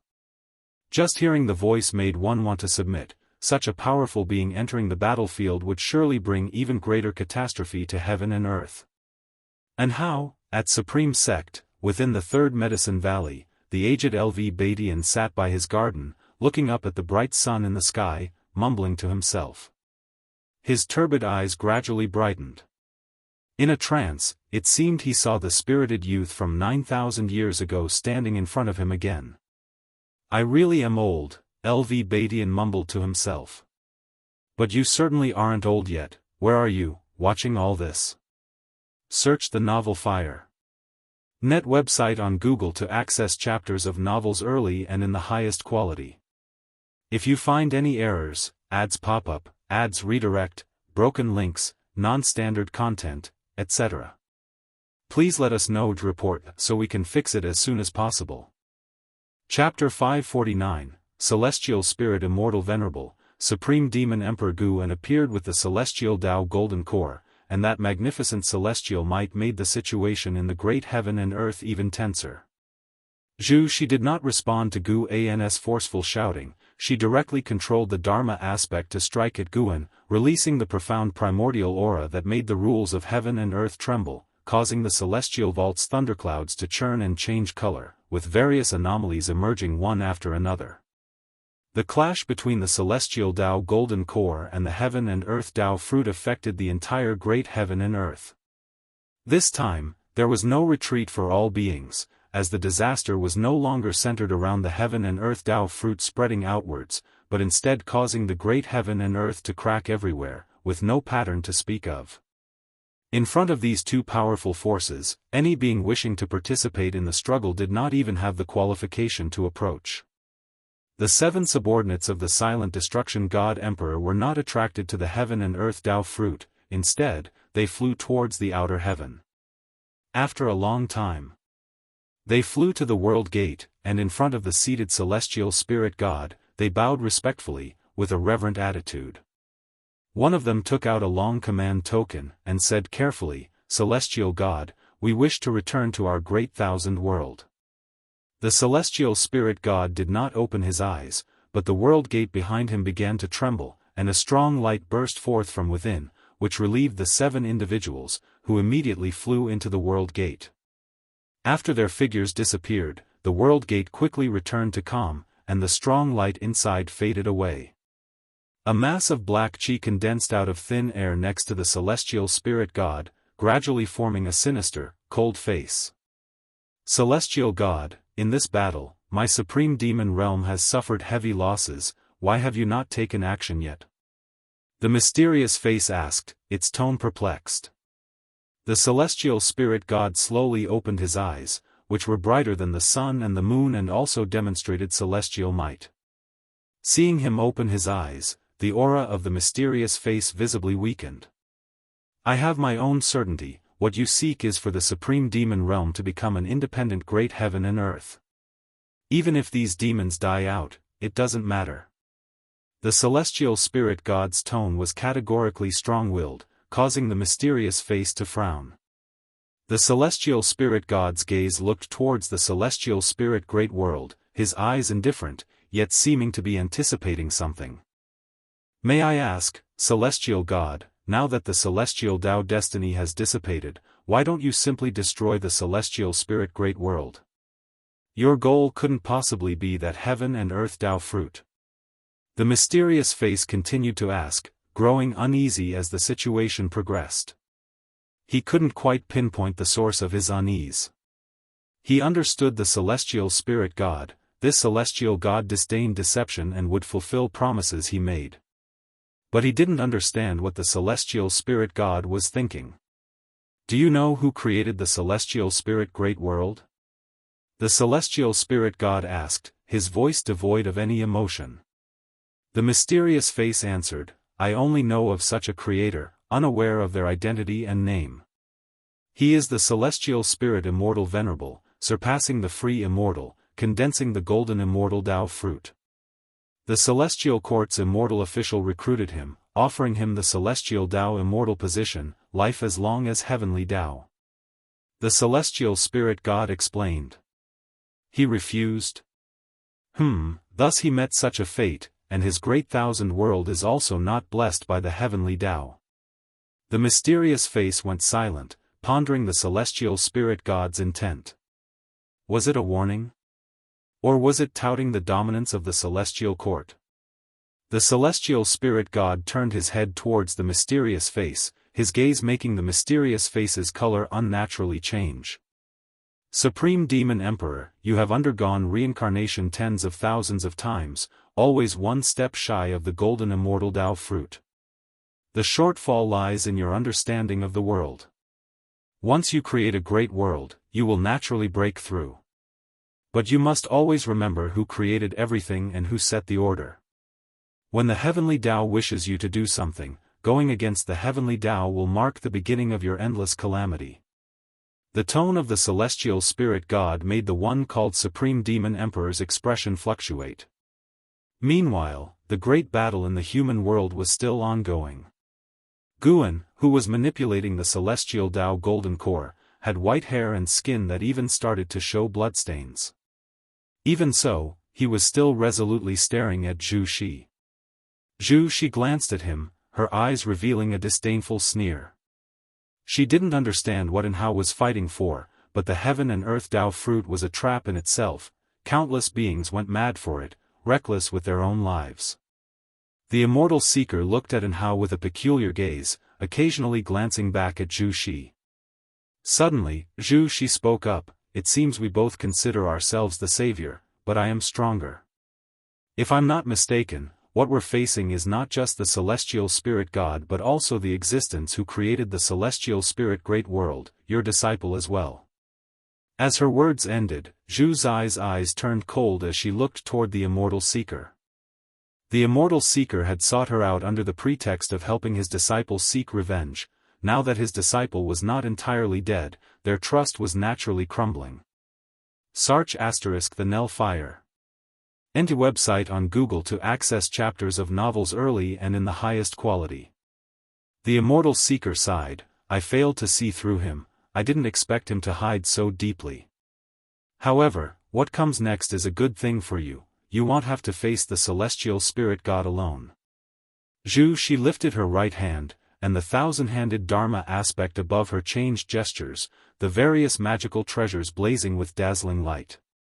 And how, suspended in front of the celestial Tao golden core, suddenly had his pupils constrict. The world in front of him changed abruptly, and he found himself in a barren land with no bounds. There was no sky above, only a brilliant star's cape, and Zhu Zai's Dharma aspect loomed even larger above him, looking down. And Hao frowned. Behind him, more waves of fire surged from the celestial Tao golden core, quickly pulling him into it. One of us will be possessed by him, and even though you are also a disciple of Master, his favorite disciple, I won't give up on myself. Zhu Zai's voice echoed beneath the starry void, filled with an oppressive force. Within the celestial Tao golden core, an eye appeared, occupying the entirety of it, bearing a resemblance to An Hao's eyes, yet different. Meanwhile, in reality, the celestial Tao golden core collided with Zhu Zai's Dharma aspect, scattering it before landing on the heaven and earth Tao fruit, while Zhu Shi and the immortal seeker had vanished without a trace. From a cosmic perspective, the celestial spirit great world burst into a wave of shock force, spreading extravagantly through the universe. The layers of celestial Tao light completely dissipated, and the beings fleeing to outer heaven were eradicated by the shock, utterly annihilated. The evil demons assaulting the heaven and earth Tao fruit from the supreme demon realm were wiped out. In contrast, the cultivators from the human world remained unharmed. Elsewhere, in front of the world gate, the celestial spirit god slowly rose to his feet. Just as the supreme demon emperor was about to speak, he sharply turned his head, showing a look of shock. This aura. How is it possible? Is he really still alive? Exclaimed the supreme demon emperor. The celestial spirit god raised his right hand, and a giant axe appeared in his grip, spiraling with celestial Tao flame. It was the white flame that symbolized absolute order. I have been looking forward to this battle for a long time, forgetting how many years it has been. The voice of the celestial spirit god resounded, his tone becoming excited for the first time, tinged with a trace of fervor. Far away in the Daoist field of the beginningless, Guan suddenly sat up, his expression peculiar, and his eyes filled with surprise. How and he actually, Guan noticed that An Hao's physical body had merged with the heaven and earth Tao fruit, even evolving into a different aura. It felt like the awakening of a past life, yet different. An Hao was undoubtedly connected to the founder of the celestial spirit great world, but likely not a reincarnation. While surprised by An Hao's transformation, the strength of the celestial spirit god was something neither An Hao nor the heaven and earth Tao fruit could contend with. It would ultimately be up to him to make a move. Good. Guan stood up and began to limber up inside the room, forming a stark contrast with the celestial spirit god before the world gate. He was eager to try. The other, invincible to the world. If you find any errors, ads pop up, ads redirect, broken links, non-standard content, etc., please let us know to report so we can fix it as soon as possible. Chapter 550, The Treasures of the Immortal Palace. The collision of the forces between the heaven and earth Tao fruit and the celestial Tao golden core not only made the world tremble but also affected the other great heaven and earths within the universe, turning the disaster into a cosmic calamity. The Tao mist in the silent extinction domain surged violently, with pieces of nebulae dispersing and new ones being born. The cosmic beasts hidden in darkness began to flee in all directions, presenting a chaotic scene in the vast, boundless universe. At Supreme Sect, on the mountains at the edge of the Third Medicine Valley, Long Qing, Long Jun, and Candle Star stood side by side, looking towards the bright light on the horizon, their faces barely concealing their shock. Candle Star couldn't help but look at Long Jun and asked, "Senior, can you see through all this?" He could feel a powerful presence awakening in the distance, its momentum increasing at an unimaginable pace. "I cannot see through it either. What is happening now is completely different from the future I foresaw," Long Jun replied, his eyes complex. Long Qing caught a glimpse of Long Jun's expression with his peripheral vision and sensed the unrest and confusion of this elder. This was the first time he had seen such an expression on his ancestor's face. He looked back towards the horizon, his emotions mixed. Brother and how? Zhu Shi, Long Qin murmured these two names in his heart. Both were fellow disciples, and although Zhu Shi was Saint Heaven reincarnated, they had this connection. How could he not be affected? Wuxia world. Sight he realized he truly wasn't the master's most favored disciple. And Hao and Zhu Shi had already been able to dominate the trends of heaven and earth, while he could only hide within Medicine Valley to cultivate his divine skills, which were profound and unfathomable, and how much longer it would take to master them was unknown. All living beings were enveloped by the bright light, and everything lost its color. Even mortal spirits could feel the oppressive force swiftly strengthening, but, miraculously, this didn't extinguish the mortal spirits. From the view of the universe, at the center of the celestial spirit great world, there was a mass of strong light, and this light was rising. Within the strong light, two figures were battling, Zhu Shi and An Hao. Zhu's eyes Dharma aspect shrank to 10,000 zhang tall, completely suppressing An Hao, who had turned into a bloodied figure, his physical body occasionally exploding but quickly coalescing again. Both were utilizing the power of heaven and earth, but Zhu Zai's cultivation level was far superior to An Hao's, the gap in strength vast.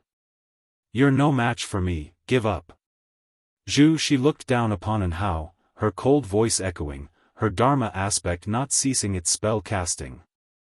An Hao didn't utter a word, clenching his teeth and persevering, his blood-streaked white hair whipping about as if he were a mad demon. Patterns of gold slowly appeared on his chest, and soon an eye emerged. It was the mysterious giant eye from within the celestial Tao golden core. Seeing this eye, Zhu Shi frowned. At that moment, countless light stars burst forth from behind Zhu Shi, hurtling towards An Hao at high speed, and her expression drastically changed. She felt her own power being siphoned away, headed towards An Hao. The divine skills taught by the immortal seeker could prevent her from being devoured by the heaven and earth Tao fruit, but they could not stop the power of the heaven and earth Tao fruit from leaving. What's going on? Zhu Shi furrowed her brows tightly, staring intently at An Hao. As the power of the heaven and earth Tao fruit surged into An Hao's body, he rapidly transformed into a blood silkworm, his curled-up body faintly visible. It wasn't just the power of the heaven and earth Tao fruit but also the power of the celestial Tao golden core no longer lent to An Hao, but merging inside him in an inexplicable manner. An Hao was transforming into someone else. Meanwhile, Guan exercising his muscles in secret was startled by An Hao's fate turning murky, making him hesitant about whether to make a move prematurely. But if he struck prematurely, the master of the great world would still leave behind a hidden danger. If the will of the master of the celestial spirit great world remained and could observe all creatures, that posed a risk for Guan as well. He couldn't let anyone know of his ability to steal lifespans. So, he would wait. It was only fair that An Hao should pay a price for his choices, since no one had forced him on this path. Guan saw the celestial spirit god move, holding that familiar massive axe and walking towards the celestial spirit great world. Behind him followed a mass of demonic chi, whose essence was the same as the evil demons of the supreme demon realm, especially similar to that of the supreme demon emperor. With just one glance, Guan saw through its cause and effect. The supreme demon emperor, the ancient being who established the supreme demon realm. The supreme demon emperor was merely his disciple, managing the supreme demon realm on his behalf while he had always hidden in the shadows, unknown to anyone in the supreme demon realm except for the supreme demon emperor. Feeling something, the supreme demon emperor suddenly stopped. The celestial spirit god paid no mind and continued forward, his eyes only on the celestial spirit immortal venerable. He didn't walk fast, still waiting for the celestial spirit immortal venerable to revive. Before long, having lost the power of the heaven and earth Tao fruit, Zhu Zai's cultivation level fell sharply, suddenly dropping to the Daoist Zhang Zizai immortal realm. She couldn't help but spit out a mouthful of blood, her complexion instantly turning pallid. She looked ahead, and the blood silkworm transformed by An Hao had grown over 100,000 zhang tall, his figure had also become enormous, still curling up. A deep breathing sound came from inside the blood silkworm, as if the oldest demon god was about to awaken. Are you still not leaving? The voice of the immortal seeker entered Zhu Zai's ears. She turned her head to see the immortal seeker appearing beside her. His body emitted a faint silver light, his robe fluttering slightly, full of immortal energy. Zhu, she retorted, leave? Where do I go? To the world gate? The immortal seeker sighed, I underestimated him, perhaps I was also calculated by him. I will help you leave, your talent should not be buried here. Just as Zhu she was about to continue mocking, the immortal seeker's soul emerged from his body and he turned, swinging his hand towards her. His palm was incredibly fast, so fast that even Zhu Shi and the Daoist Zhang Zizai immortal realm couldn't react in time. Struck by the palm wind from afar, Zhu Zai's eyes widened as she fell backward, a silver-white light gate appearing behind her. She fell straight into it, and the light gate abruptly vanished. The flesh of the immortal seeker perished, leaving only his soul floating in the void, his face showing a weary expression. He turned to look at the massive blood silkworm, his gaze complex. My disciple, why must you also hide from your master? Could it really have been your fault back then? The immortal seeker muttered to himself. Celestial Spirit Immortal Venerable, you established the Celestial Spirit Great World, and were conferred the Celestial Tao Immortal position by the Celestial Court, yet you refused and even harmed immortal officials, sacrificing all living beings. Now, do you still want to commit crimes? The voice of the Celestial Spirit God came from the depths of the universe and reached the ears of all beings in the universe. The name Celestial Spirit Immortal Venerable made all beings remember. Establish the Celestial Spirit Great World? Sacrifice all living beings? The information in these words struck fear into all beings. Then another voice arose, what about you, Celestial Spirit God? Without my establishment of the Great Thousand World, where would your godly position come from? You forced me to sacrifice all living beings, you keep the Great Thousand World in its shattered state, unable to be repaired by the heavenly Tao, your actions have already violated the celestial rules, what are you pursuing? Do you think I don't know? Celestial Spirit Immortal Venerable. His voice was similar to Anhao's, but more imposing. Listening to their dialogue, the immortal seeker furrowed his brow tightly, seeming to think of something incredible. He looked up at the giant blood silkworm and couldn't help but say, back when you followed me to the immortal palace, could you really have stolen that ultimate treasure? The giant blood silkworm did not make another sound, and the celestial spirit god did not continue the conversation. Though the dialogue had ended, the vast oppressive force of the celestial spirit god was drawing near. Inside the house, Guan, listening to the conversation of the two, grew curious. What was the relationship between the celestial spirit god and celestial spirit immortal venerable, and what were the treasures they mentioned? Boom, accompanied by a heaven-shattering loud noise, the universe trembled as the giant blood silkworm exploded, blood winds raged in various directions of the universe, a towering figure appeared, it was Anhao, but more robust than before.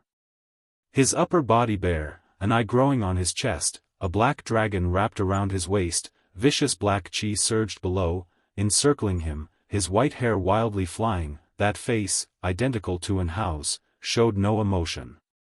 He was Anhao, and he was also the celestial spirit immortal venerable. Reflected in his eyes was the approaching figure of the celestial spirit god, the two, separated across the universe, locked in a destined conflict with only each other in their sight. Master, you shouldn't have come, go back, pretend you know nothing of this. Whether it's him or me, whether alive or dead, do not pursue it further. The voice of the celestial spirit immortal venerable rang out again, seemingly unafraid of others hearing, his voice still resonant.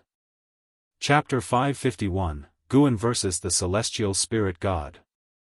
Hearing the words of the Celestial Spirit Immortal Venerable, the immortal seeker's expression turned ugly, anger apparent in his eyes.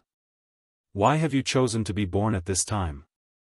The immortal seeker looked up at the figure of the Celestial Spirit Immortal Venerable and asked, suppressing his rage, knowing now was not the time for petty calculations. The Celestial Spirit Immortal Venerable did not answer but instead turned to gaze toward the Celestial Spirit Great World, his eyes filled with profound meaning. At the same time, a brilliant light appeared from the depths of the universe. It was the figure of the celestial spirit god holding the celestial Tao divine axe, stepping on the Tao rules. Every step he took, ripples spread throughout the cosmic space. Under his steps, the universe seemed ephemeral, ready to vanish at any moment. The celestial spirit Immortal Venerable turned back, refocusing his gaze on the celestial spirit god.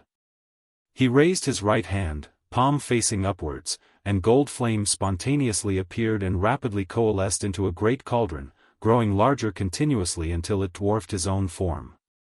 Above the cauldron, a vortex with stars scattered within, breathtakingly beautiful, resembling the most mystical secret realm, brimming with allure. The moment the cauldron appeared, all beings felt as if their strength was being siphoned away. Countless fell paralyzed to the ground, those flying cultivators and demons crashing into oceans and between mountains. All at once, the celestial spirit great world fell silent. Inside the palace, Jianghu lay weak on the staircase, looking toward the outside of the grand doors, her face revealing a look of despair. Wuxia world. Sight Wuxia world. Sight. She felt her mana and chi power being drawn out in an instant, even her divine sense disappearing without a trace. Her Tao practice accumulated over nearly 10,000 years. How could this be? She couldn't fathom what she was experiencing, and what kind of being was behind this.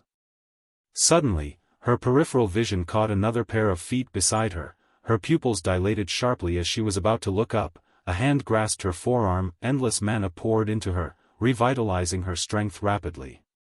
Feeling this mana, Jianghu didn't need to see the person to instantly let her guard down. She looked up with a smile on her face. "It really is you," Jianghu said softly, her expression somewhat infatuated. Guan pulled her to her feet and asked with a smile, "Do you know why your mana disappeared?" Jianghu leaned on him. "Why?" "Because the mana you cultivated and you yourself are creatures of great heaven and earth. For great heaven and earth to reclaim everything from you, it's as easy as turning over one's hand," Guan said with a helpless smile, feeling her body against his. At such a time, this guy was still making his moves. Hearing this, Jianghu frowned, straightened up, and asked, "Great heaven and earth? Is great heaven and earth punishing us now? What did we do wrong?" "That's right, you did nothing wrong.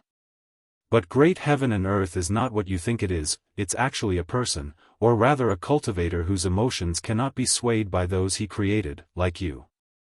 Guan's answer shocked Jianghu. Her beautiful eyes widened, speechless. Because the words came from Guan, she believed them. And because she believed, her perception was overthrown. She felt the world was preposterous. While Guan was explaining the truth about great heaven and earth to Jianghu, the celestial spirit god had already arrived before the celestial spirit Immortal Venerable, no longer smaller in stature than the celestial spirit Immortal Venerable. Under the presence of the two mighty beings, the celestial spirit great world seemed nothing more than a stepping stone, no longer holding the grandeur and magnificence of great heaven and earth. The celestial spirit god, still holding the celestial Tao divine axe and emitting a strong heavenly light, dazzling to the extreme, looked at the great cauldron in the hands of the celestial spirit Immortal Venerable and spoke, "Purple Chi creation cauldron, being with you has done it a disservice. Today, I hope you will let it show its true strength."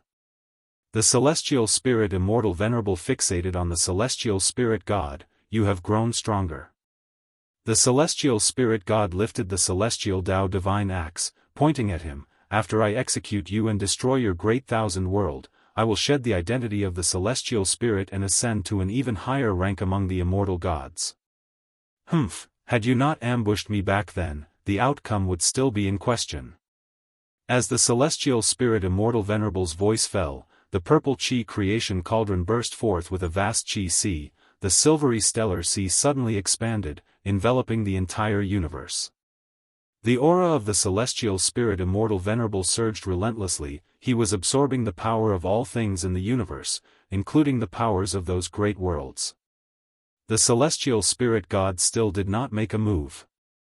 The soul of the immortal seeker floated in the distance, his gaze locked on the celestial spirit god. He could tell that the celestial spirit god had utter contempt for the celestial spirit immortal venerable.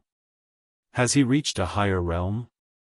The immortal seeker frowned, feeling uneasy. It was not just him, even the celestial spirit immortal venerable could feel the disdain from the celestial spirit god. At that moment, within the celestial spirit immortal venerable, inside a dark space, Anhao stood beside the celestial spirit immortal venerable, both gazing ahead. 100 yards away, a screen of light suspended, showing the figure of the celestial spirit god. Looking at the immovable celestial spirit god, the disheveled Anhao felt uneasy. He turned to the celestial spirit immortal venerable and asked, "Are you confident?" The celestial spirit immortal venerable, dressed in a white robe, looked very similar to Anhao, though with a more weathered face. "I can only do my best, and besides, I have no other choice, do I?" the celestial spirit immortal venerable replied, his answer darkening Anhao's expression. The celestial spirit immortal venerable turned to Anhao with a smile, "Don't worry too much. With my abilities, even if I cannot defeat him, helping you to escape to safety is hardly a difficult task." Anhao was not pleased. He asked, "Why do you treat me this way?" He had a suspicion in his heart but dared not voice it. "You guessed right, but also not quite. You can indeed be considered my child, but not in the way you understand birth. You were conceived from my own Tao, and it was my choice to let you be born where you were. As long as you are within my great thousand world, I could even keep you immortal. I have always been watching over you," the celestial spirit immortal venerable continued. Chapter 551, Guan vs. the Celestial Spirit God. _2 Anhao didn't feel shocked. In the thousands of years he had spent comprehending the celestial Tao golden core, he had long sensed that his destiny pattern was extraordinary, which is why he could feel his own mission. He stared at the celestial spirit immortal venerable and asked, "The change of era, was it your active choice, or was it the choice of the heavenly Tao?" If there were no change of era, the celestial Tao light layer weakening, how would the celestial spirit god dare to make a move? In the process of his comprehension of the heavenly Tao, he could feel the suppression of the so-called immortal gods by the heavenly Tao.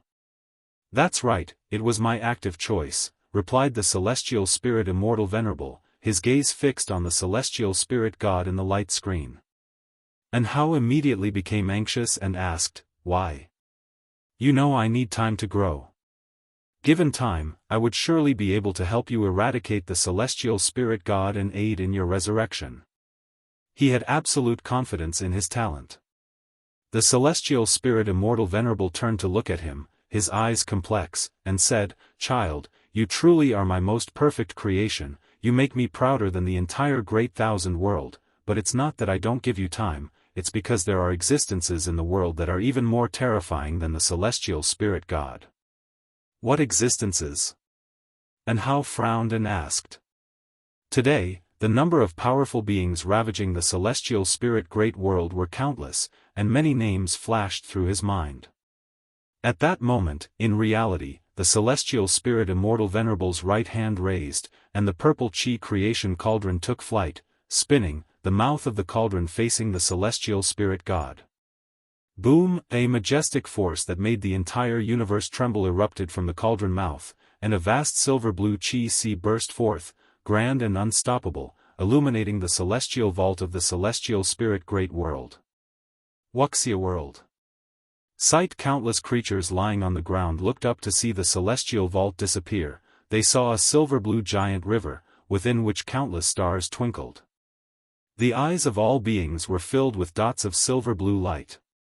They saw the figures of the celestial spirit god and the celestial spirit immortal venerable, resembling two founding gods, making all creatures feel their own insignificance. Even those in the immortal Tao realm felt nothing but infinite reverence in their hearts at this moment.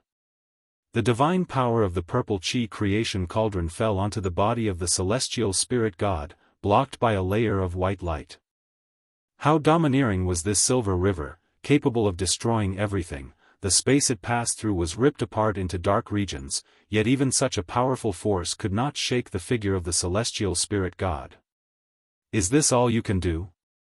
The voice of the celestial spirit god sounded, with a hint of disappointment. Inside the dark space, and how witnessed this scene, his brows deeply furrowed. As for what existence, I cannot tell you. Now, our opponent is him, the celestial spirit god, the real immortal god. The celestial spirit immortal venerable looked ahead as he spoke, his expression returning to indifference. As his voice fell, the purple chi creation cauldron trembled, and from within that silver river emerged numerous silver figures. They swiftly attacked the celestial spirit god, and in the blink of an eye, the number of silver figures reached an exaggerated amount. They quickly surrounded the celestial spirit god, the disparity in their figures immense, like dust surrounding Mount Tai, yet somehow the dust was plentiful enough to completely surround it. Boom! A terrifying axe chi erupted, dispersing millions of silver figures, chopping through the silver river, striking the purple chi creation cauldron, and the mightily purple chi creation cauldron was directly sent flying. The purple chi creation cauldron disappeared into the depths of the universe, and all was once again silent. With just one move, the celestial spirit god had defeated the divine skills of the celestial spirit immortal venerable, even sending his treasure flying. The celestial spirit god maintained the posture of swinging his axe, his right arm turning slightly, swinging his axe again. The celestial spirit immortal venerable immediately raised his palm to defend, a powerful mana bursting forth containing the strength of thousands of great power of heaven and earth, wishing to contend against the celestial spirit god. Boom! A deafening roar resounded in the ears of all beings, and they faintly heard something like the sound of shattering crystal. Facing the attack of the celestial spirit god, the great magical power of the celestial spirit immortal venerable could not hold on, and was directly dispersed. His flesh bore densely packed wounds, gruesomely ghastly. Heaven balancing golden immortal. The immortal seeker floating in the void looked extremely ugly as he struggled to utter these 4 words. The heavily injured celestial spirit immortal venerable furrowed his brows, his gaze towards the celestial spirit god complex. Inside the dark space, the celestial spirit immortal venerable took a deep breath. And Hao's spirit was taught, he hadn't anticipated the disparity between the celestial spirit immortal venerable and the celestial spirit god to be so great. You, and Hao asked cautiously. He didn't know how to show his concern, because right then, there was nothing he could do. It seems I cannot stop him. I will send you away. Once the celestial spirit great world is extinguished, you and I will have no more karma. Live well, for me, and witness an even vaster heaven and earth. The celestial spirit immortal venerable took a deep breath and spoke somberly. Upon hearing this, and Hao immediately became anxious. He was about to speak when the voice of the celestial spirit god resonated through the dark space. Humph. Trying to escape? Do you really think it's like the old days? Before the words even fell, the celestial spirit god in the light screen swung his axe again. This axe struck not only the immense body of the celestial spirit immortal venerable but also shattered the light screen and the dark space. Intense light poured in, enveloping Hao and the celestial spirit immortal venerable. And Hao was horrified to find himself suppressed by an incredibly strong force, completely unable to move. He could only glance towards the celestial spirit immortal venerable. However, what made him even more desperate was the look of panic that appeared on the face of the celestial spirit immortal venerable. What realm are you exactly? The celestial spirit immortal venerable bit out, equally unable to move. He knew that the celestial spirit god was strong, but he hadn't expected the gap to be so huge. Faced with the celestial spirit god, he had no power to resist. In the midst of the blinding light, the celestial spirit god, just like before, stepped forward, seemingly symbolizing a divine power of destruction, unstoppable. Heaven balancing golden immortal, mid-stage.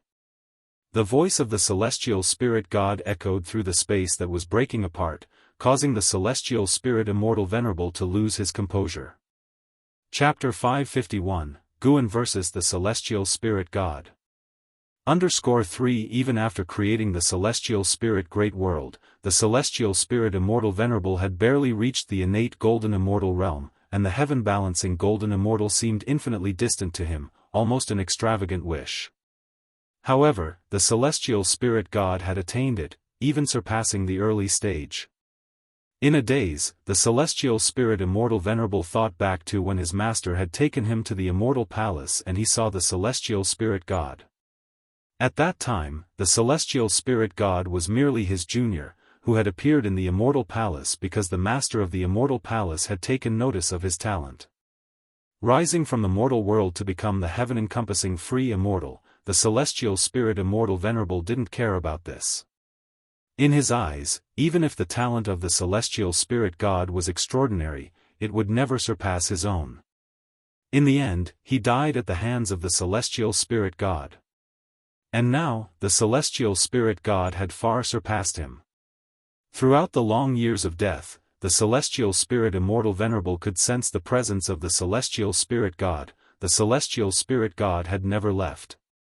Which means, the celestial spirit god had achieved the heaven-balancing golden immortal by meditating and attaining enlightenment on his own. Thinking of this, the celestial spirit immortal venerable's pride was completely shattered. He totally lost his spirit. Senior. Faint voices reached the celestial spirit immortal venerable's ears, but they could not awaken his fighting spirit. Father. Suddenly, the celestial spirit immortal venerable felt a jolt like thunder awakening him. He instinctively turned his head and saw Anhao looking at him, his face fierce. Father. Since you are my father, you cannot just surrender. Even if you die, you must die fighting. Anhao gritted his teeth and roared, struggling to speak as he was unable to move. Sir, the novel Fire. Net ** website on Google to access chapters of novels early and in the highest quality. He could accept defeat, he could accept death, but he could not accept the celestial spirit immortal venerable losing confidence. Ever since his parents died in his childhood, he too had fantasized about them still being alive. Facing a demon beast back then, his father was just a mortal who, in order to protect him, fearlessly drew the beast away. It was his father's example that gave him the courage to fight to the death to protect an Xian from the same village. Later, he met Guan, the most important mentor of his life, whose strength and fearlessness guided him. The fear of the celestial spirit immortal venerable made Anhao angry. He would not allow the celestial spirit immortal venerable to display such loss of composure. What fear is there in death? Touched by Anhao's gaze, the celestial spirit immortal venerable took a deep breath and looked back at the celestial spirit god with a determined expression. He struggled to raise his right hand, facing the aura of the heaven-balancing golden immortal, his hand shaking uncontrollably, not from fear, but from being unable to bear the pressure. Even in death, I must protect him. The celestial spirit immortal venerable bit his teeth, thinking thus in his heart. Suddenly, the celestial spirit god appeared abruptly in front of the two, raising the celestial Dao divine axe high, ready to strike at Anhao. He intended to execute Anhao right in front of the celestial spirit immortal venerable. The pupils of the celestial spirit immortal venerable shrank, time seemed to freeze, and he felt so slow. Although Anhao was right beside him, his hand just couldn't reach him. Anhao's face was illuminated by a bright light. He remained fierce, his eyes filled with towering rage, staring fixedly at the celestial spirit god. He was ready to face death, but he did not wish to die without dignity. Boom! Darkness fell before Anhao's eyes, and then a wild wind arose. The pressure that bound him suddenly vanished, but another indescribable force enveloped him, forcing him to close his eyes. Huh! The surprised voice of the celestial spirit god rang out, startling Anhao into hurriedly opening his eyes. When he saw the figure before him, his eyes widened, and his body trembled. Between the celestial spirit god and Anhao, a figure appeared, blocking the celestial Dao divine axe in the hands of the celestial spirit god. The divine axe was suspended above the head of this person, unable to fall, the blade about 10 centimeters from their forehead, but it was these 10 centimeters that saved Anhao's life. The celestial spirit immortal venerable also felt the binds on himself disappear and turned to look at the figure that had appeared. His brows furrowed tightly, his eyes filled with fear. "Master!" Anhao exclaimed excitedly. That person was none other than Guan. Guan, dressed in black, stood in front of Anhao, his robe fluttering, the Cyan Hong sword hung at his waist, his right hand still resting on the hilt, as he calmly stared down the celestial spirit god. As their four eyes met, the celestial spirit god's gaze held a scrutinizing hint, while Guan was as peaceful as still water. Guan had imagined countless times standing in confrontation with the celestial spirit god. Now that the moment had truly arrived, his heart settled into an unprecedented calm. At that moment, facing the celestial spirit god was not just Guan. There was also the extremity, Yang Xian, and the Black Profound Emperor. Search the novel Fire. Net website on Google to access chapters of novels early and in the highest quality. If you find any errors, ads pop up, ads redirect, broken links, non-standard content, etc., please let us know to report so we can fix it as soon as possible. Chapter 552, Celestial I Dao Skill, One Sword Slays God, Celestial Spirit God, Middle Stage of Hengtian Golden Immortal Realm 0/0/0. Guan looked at the lifespan detection prompt before him, feeling puzzled. The fact that information could be detected indicated that this celestial spirit god was indeed in real flesh. A situation where all values were zero made him think of the divine exotic ghost king. Was this so-called immortality dependent on sacrificing one's own lifespan to some power? Who are you? The celestial spirit god's voice echoed in the fragmented dark space, his posture poised with the axe raised. Guan stood before him, gazing calmly and said, "As an immortal god, yet you seek to annihilate all beings in the great world. I really want to know, is this your own principle of action, or the will of the celestial court?" In his past life, while he was still on Earth City, he had heard of the myths of the celestial court, with both positive and negative aspects. The status of the celestial court in mythology was undeniably recognized by the Wuxia people. This life, whenever he heard of the celestial court, his feelings were complex, joyful yet anxious. He was joyful that the name of the celestial court could reach the earth where he came from. Was there hope for him to return? Anxious because, if the celestial court truly existed, would his writings of Journey to the West and The Investiture of the Gods alarm the celestial court? These emotions had been smoothed out as time passed. The celestial spirit god looked at Guan and asked, "Is it important?" "Very important." The answer made the celestial spirit god fall silent for a moment. The celestial spirit god solemnly said, "The heavenly Tao has its celestial rules, celestial gods have their own choices." This response slightly changed Guan's view of him. By this point, that the celestial spirit god could maintain the image of the celestial court was enough to prove his loyalty to it, and it also indicated that his attitude towards the celestial spirit great world stemmed from personal feelings. A force more powerful than the celestial spirit god erupted, repelling him, and the collapsing dark space shattered as well, transporting them back into the cosmos. Tao protecting divine essence. The powerful divine power dispersed the celestial Tao divine light surrounding the celestial spirit god, revealing his true form. He was dressed in heavy silver armor, his helmet adorned with a silver dragon, his breastplate resembled a qilin, shoulder pads with phoenixes spreading their wings, and a red belt emanating pieces of world power.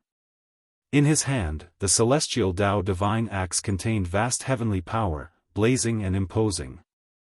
An astonished expression appeared on the stern face of the celestial spirit god. Just one move, and he felt that the other's cultivation level was not weaker than his own. With such Tao practice, why intervene in the calamity of the great world? The celestial spirit god stared intently at Guan and asked in a deep voice. He could feel boundless way of cause and effect enveloping the cosmos, and there was no escape for him. Even the connection to the heavenly Tao was severed. The opponent was exceedingly adept in the way of cause and effect. Guan raised his right hand, the celestial star sword appeared in his grasp, and the blade wrapped itself in dazzling sword light, intensely bright. Anhao looked at Guan holding the sword, his emotions surging, feeling as if his blood was boiling, his face turning bright red. The celestial spirit Immortal Venerable looked at Guan with a complex look, especially noticing Anhao's expression, and felt even more mixed emotions. At this moment, the beings within the celestial spirit great world could not see the confrontation outside, they could only see the cosmic starry sky, and the whole world silenced because of it. The beings were very nervous, unclear about what was to come. On a dilapidated island, Leah lay on the cliff, struggling to look up. The divine exotic immortal spirit appeared on his shoulder, excitedly looking towards the universe. Leah could feel its excitement and immediately guessed the reason. His expression turned complex, but it was as though a burden had been lifted from his heart. Indeed, it still depends on you. You are the true protector of this world, unparalleled. Leah gazed at the cosmic starry sky, thinking thus, his eyes gradually filled with admiration. Just as this thought occurred, a sword light burst through the cosmic starry sky, illuminating the heavens and earth, making Leah instinctively close his eyes. In the cosmic void, the celestial spirit god froze in place, the darkness behind him cleaved in two by a streak of sword light, still gripping the celestial Dao divine axe, trembling all over. He fixated on Guan ahead, while Guan maintained the sword-swinging posture. The body of the celestial spirit god developed cracks, divine blood seeping out, his condition greatly resembling Anhao's. So fast, the celestial spirit Immortal Venerable stared at Guan, his expression grave. He hadn't seen clearly how Guan had swung his sword. Anhao's sense of it wasn't as profound, but he could tell that his master had suppressed the celestial spirit god's momentum, which excited him. The celestial spirit god's gaze sharpened, suddenly leaping up, nearly instantly, he burst forth with an even stronger aura, a vast sea of light appearing above him in the universe, and the celestial spirit god plunged into it, vanishing from sight. Soon after, within the light sea, a massive eye appeared.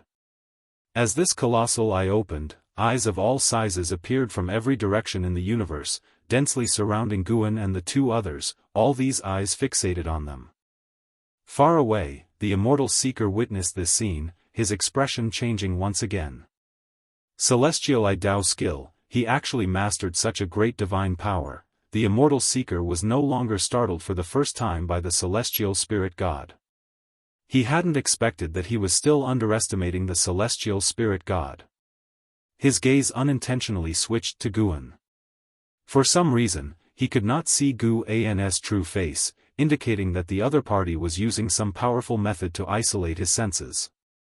However, looking at Guan's figure, it felt familiar, as if he had met him before. But no matter how much he thought, he just couldn't remember. He didn't think he had a poor memory, rather, the other had employed the power of cause and effect. The celestial spirit god had astonished him, and this suddenly appearing mysterious existence also filled him with curiosity and awe. All these years, in the great thousand world, you are the first one to force me to exert my full strength. Those who defy the heavenly Tao should be reduced to ashes and smoke. The voice of the celestial spirit god echoed, authoritative and domineering. In an instant, countless celestial eyes burst open in the starry sky, their pupils emanating multicolored lights.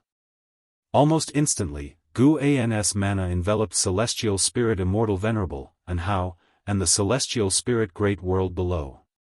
The universe began to twist violently, distant meteors ignited into towering flames, while others were frozen solid. The celestial I Dao skill can invoke the power of the heavenly Tao, allowing the 3,000 great Tao to aid him. This skill could destroy the great thousand world. The face of the celestial spirit Immortal Venerable was solemn as he spoke. Anhao saw streams of nebulous starry seas appear in the distance, ravaging the cosmic void. Everything before him seemed chaotic and even made him feel dizzy. An invisible force was invading him, an eerie sensation he had never experienced before. The celestial spirit Immortal Venerable looked at Guan and said, "Once the celestial I Dao skill is employed, you are essentially making enemies with the 3,000 great Tao. You cannot." He hadn't finished speaking when Guan suddenly swung his sword, and a silver-blue sword shadow appeared out of nowhere, sweeping across the dazzling, illusionary universe. In front of this sword shadow, meteors, heaven and earth, star clouds, and sun and moon all seemed insignificant. With one slash, thousands of celestial eyes were completely extinguished. Above, the sea of celestial light was also slashed away, revealing the figure of the celestial spirit god, his silver armor shattered, exposing his bloody and mangled body, his helmet thrown aside, his black hair splayed out. The celestial spirit god's eyes widened, incredulously looking at Guan. Guan suddenly appeared before him, his left hand quickly grasping the celestial spirit god's long hair, then raising his sword to slash. The sword light shone across the universe, illuminating thousands of great worlds and countless little worlds. Celestial spirit immortal venerable, and how, immortal seeker, and the observing great power cultivators from afar all blinked their eyes, and when they opened them again, the omnipresent celestial Tao pressure enveloping the universe began to dissipate. They all looked in the same direction and saw a blurred figure floating in the void, one hand wielding a sword, the other holding the decapitated head of the celestial spirit god. Behind that figure still lingered the magnificent blue sword shadow, scattered deep into the universe. The divine blood of the celestial spirit god spilled down, scorching the space, causing meteors to be penetrated by the droplets, much of the divine blood falling into the celestial spirit great world, vanishing from the mortal world. The celestial spirit immortal venerable watched, dumbfounded. And Hao, too, was shocked. He knew his master was strong, but the celestial spirit god had already demonstrated an invincible demeanor, and such a powerful being had no chance against his master, even more hopeless than the celestial spirit immortal venerable facing the celestial spirit god. At that moment, the decapitated head of the celestial spirit god that Guan held in his hand still had its eyes open, gazing up at Guan, filled with fear. It's impossible, who are you, really? The celestial spirit god asked in a trembling voice, unable to accept that his celestial Dao skill had been annihilated by a single sword strike. Even an image came to his mind. Sea the Ovalfire. Net website on Google to access chapters of novels early and in the highest quality. That person, whose sword Dao talent had left a deep impression, if allowed to grow, could he reach the level of the man before him? Guan looked down at him expressionlessly, his right hand performing the universe in hand divine power, drawing the head into his palm, disappearing from sight. After doing all this, Guan turned around, looking at the universe. His eternal infinite divine sword had broken the celestial Dao skill, yet the universe was still collapsing. This scene seemed to be moving towards the future he had predicted before. Although he was powerful, he could not manipulate the Tao rules of the Great Thousand World. Because this Great Thousand World did not belong to him. Guan could feel that the reason for the universe's collapse was not just the celestial Dao skill, but other factors as well. His gaze looked far towards the celestial spirit immortal venerable. The celestial spirit immortal venerable was also looking back at him, his face calm like a deep lake. And Hao also snapped out of his excitement, realizing the universe was collapsing, the atmosphere everywhere dense with danger and tension. Could it be? And Hao seemed to think of something, his expression turning unsightly. The celestial spirit immortal venerable turned his head towards him and calmly said, "Previously, I extracted all the heaven and earth's power, already causing this Great Thousand World to lose its stable Tao order, coupled with the disruption of the celestial Dao skill. This Great Thousand World is on the verge of annihilation, ceasing to exist." Upon hearing this, and Hao, surprisingly unalarmed, looked at the celestial spirit immortal venerable and asked, "What should we do then? Don't you have the slightest pity for all living beings?" The celestial spirit immortal venerable turned his head, looking far off at the figure of Guan, and said, "Previously, indeed I had none, however, when I saw him just now protecting the creatures of various heavens and earths from the oppression of the celestial Dao skill, I suddenly felt that I really should do something. It's also a good opportunity for me to repay him for his care and instruction towards you." As his words fell, the celestial spirit immortal venerable burst into a bright light, his celestial Tao golden core and heaven and earth Tao fruit flew out from his chest, hovering over his shoulders. "I will let this Great Thousand World be reborn in a new way, wash away the past cause and effect, allowing celestial court to not pursue the death of the celestial spirit god, so he can stay here at ease. Search the novel Fire. Net website on Google to access chapters of novels early and in the highest quality.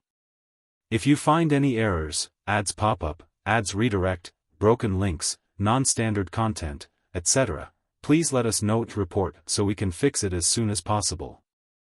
Chapter 553, Reshaping the Great Thousand World. Hearing the words of Celestial Spirit Immortal Venerable, Anhao's expression darkened.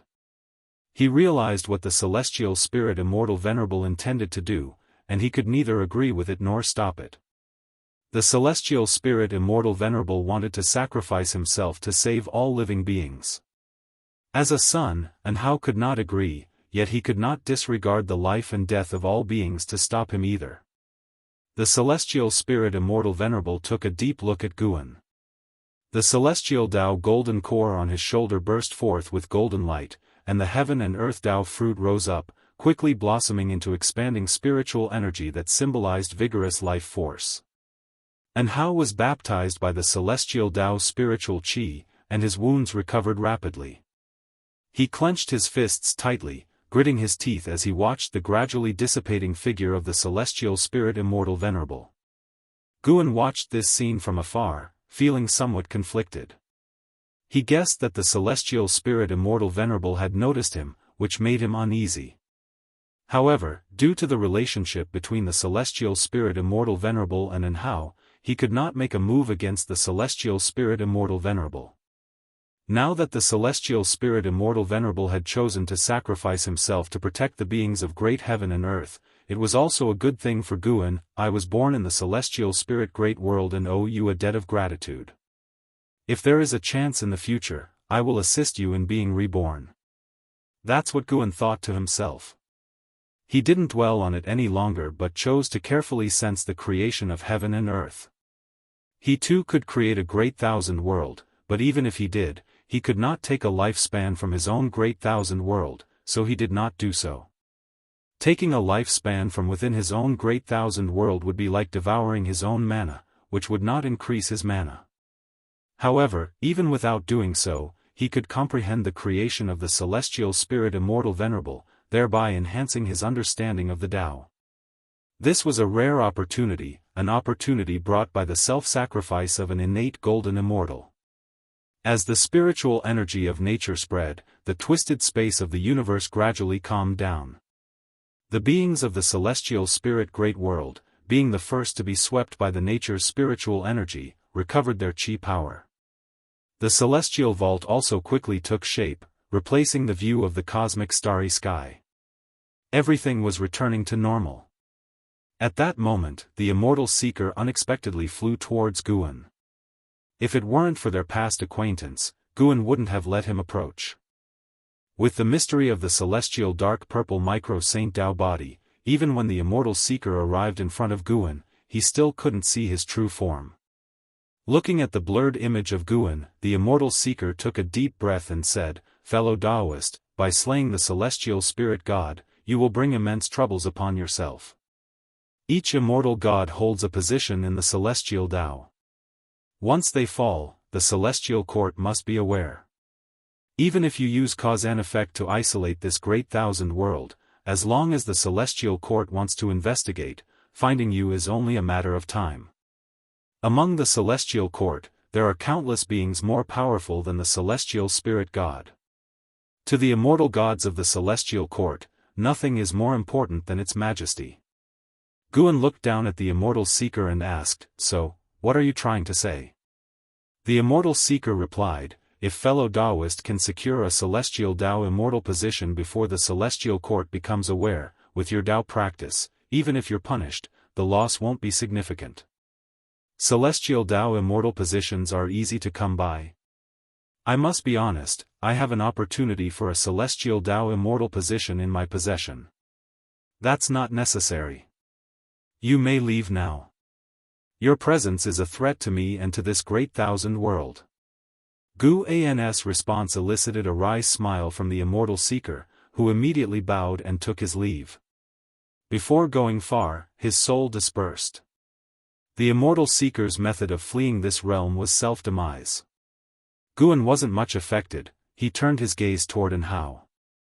Celestial Spirit Immortal Venerable was remaking the Tao rules of the great world, harboring a personal interest in bestowing his Tao inheritance upon Anhao. Even though it couldn't make Anhao's cultivation level soar directly, it could help Anhao cultivate better. Guan didn't interfere, nor did he fear any tricks from the Celestial Spirit Immortal Venerable, because he could sense that the causality of the Celestial Spirit Immortal Venerable was dissipating, not an act. However, Guan frowned lightly, his gaze shifting to the depths of the universe.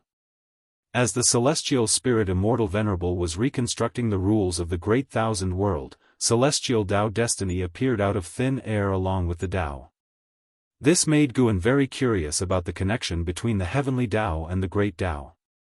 He had always thought that the Heavenly Tao was weaker than the Great Tao, or that the Heavenly Tao was born based on the Great Tao. Now it seemed that this Heavenly Tao was as dominant as the Great Tao. The figure of the Celestial Spirit Immortal Venerable completely faded away, and Anhao had fully recovered from his injuries. Anhao looked around, his eyebrows slightly furrowed. He, too, felt the destiny of the Heavenly Tao. Could it be that all of this was not the doing of the Celestial Spirit God, and he only chose to act at this juncture? Anhao muttered to himself. His gaze then fell upon Guan. Guan felt his gaze and turned to look. Their eyes met, and Guan understood what was in Anhao's eyes. Anhao couldn't make out Guan's expression, but being watched by Guan made him feel at peace, and a smile appeared on his face. Wasn't this the moment he had been looking forward to? You'd better think it through. The beings you save will eventually die, and the Great Thousand World will return to normal in time. Guan's voice reached Anhao's ears. Anhao smiled and retorted, Master, how many of the beings you saved are still alive? They will eventually die, and you still took action, didn't you? Guan asked, Are you willing to let go of an Xian? And your wife, your children, can you truly cut all ties? Didn't you make arrangements for them? The only person I'm sorry to is you. I've lived for nearly 10,000 years and never repaid you, only caused you worries. Anhao spoke to Guan with a look of guilt. Guan really wanted to say that it was actually quite a simple task and no trouble at all, but looking at Anhao's expression, he knew that nothing he said would change Anhao's choice. Now, Guan was strong, but not strong enough, at least not enough to free the Great Thousand World from the Heavenly Tao, at least not enough to develop the world he lived in according to his wishes. However, Guan was quite relieved to see Anhao take on such responsibility. He couldn't change such an outcome, but he could leave Anhao a way out. Guan turned and disappeared into the void. More and more divine senses swept across, able to lock onto Anhao, yet not daring to come close. The previous battle made them shudder, even though they hadn't seen clearly what had happened. The shadow of the eternal infinite divine sword and the grand and spectacular celestial Dao skill still gave them chills. Even Daoist Zhang Zizai Immortal and Profound Yuan Free Immortal would feel like they could be annihilated at any moment when facing the recent battle. Anhao looked toward the celestial spirit great world, his gaze filled with affection, and slowly raised his arms, murmuring, Young Immortal Emperor, I will carry out the task you left unfinished. Inside the Daoist field of the beginningless, an Xian, celestial demon child, Chen Chuan, and others had not been stripped of their mana and chi power by the Celestial Spirit Immortal Venerable. They were always discussing the battle situation. Guan appeared out of nowhere beside an Xian. As he appeared, the crowd immediately gathered around. Master, did you make a move? Was that sword intent just now the eternal infinite divine sword? Master, what's the situation in outer heaven now? Anhao and Zhu Shi, who won and who lost? Who was the person who spoke earlier? They sounded so arrogant, I wonder how high their cultivation level is. Everyone kept asking, curious and excited. With the protection of the Daoist field of the beginningless, they hadn't truly felt the oppression from the outside world. Guan looked toward the celestial vault. From now on, you will never see those two again. As soon as these words were spoken, everyone was stunned, their excitement immediately extinguished, and they subconsciously looked at an Xian. They weren't familiar with Zhu Shi, they only knew that an Xian and Anhao were as close as siblings. An Xian too was stunned, she didn't have a breakdown of emotions, but looked at Guan and asked, "Master, have you seen him already?" "Yes." "Then let it be." An Xian was very calm, and Guan did not say more. He turned to the others. "A new era is coming, the universe will become infinitely vast. From now on, you will no longer live in the great heaven and earth, but in the great thousand world." The great thousand world. Everyone was astounded. They believed Guan's words, and so they began to fantasize about the vastness of the great thousand world. And Xingtian was also somewhat dazed. Although he had cut off the cause and effect with Anhao, he had always hoped to meet Anhao. Would he really never be able to meet him from now on? SEA the Novel Fire, NE*T website on Google to access chapters of novels early and in the highest quality. Look! Celestial Cyan suddenly pointed at the sky, exclaiming loudly. Everyone turned their heads to look and saw a sun appearing in the sky that was growing rapidly larger.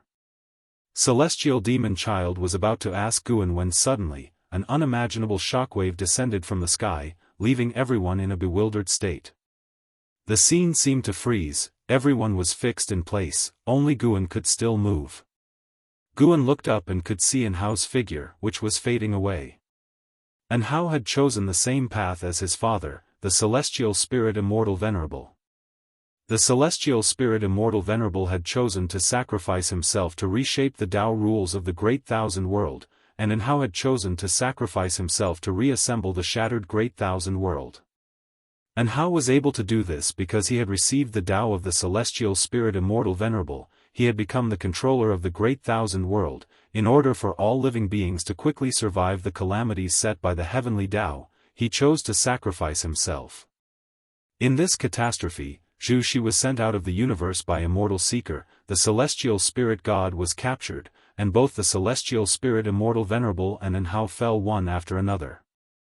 At first glance, it seemed there were no victors. Guan sighed at the capriciousness of fate, but he was also looking forward to the brand new Great Thousand World.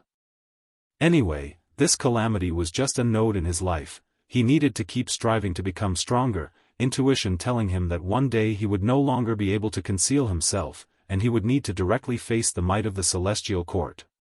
When that day comes, whether he would compromise and ascend to immortality or make other plans would depend on how high his cultivation level was. Guan retracted his gaze and walked toward his own pavilion. As for the immobilized crowd, they wouldn't have any issues. Guan deliberately allowed Anhao's power to enter the dojo, letting them rapidly get through the upcoming drastic changes of heaven and earth like all living beings. When they awoke, they would only think they had a dream. Guan suddenly looked in one direction, a trace of surprise in his voice. Everything in the universe was still under Anhao's power, yet Shenzhen was unaffected, still fervently drawing in her house. Guan felt a special aura from Shenzhen, one that he couldn't deduce. This made him even more curious. What kind of great Tao had Shenzhen stepped into? As Guan was pondering, a powerful light that drained all colors from everything descended from the sky, enveloping his figure and all of existence. If you find any errors, ads pop up, ads redirect, broken links, non-standard content, etc., please let us know to report so we can fix it as soon as possible. Chapter 554 9 Heaven Cyan Bird, Tai Ching Golden Immortal Sunlight was brilliant, filtering through the gaps in the leaves and leaving patches of light across the grass in the forest. An Xian sat on a rock beside a stream, delivering a sermon to a group of boys and girls. Her voice was mesmerizing, so much so that even the birds perched on the trees cocked their heads to listen attentively. She had been speaking for half a day now, her patience greater than before, as a gentle smile constantly graced her face. Seeing the Qinkuan sect disciples enraptured by her Daoist teachings, an Xian turned her head to look around but couldn't find Guan. However, she believed her master was still there. Indeed, he was. 10 yards away, on an old tree, Guan was lying on a branch, hesitating as he stared at his attribute list.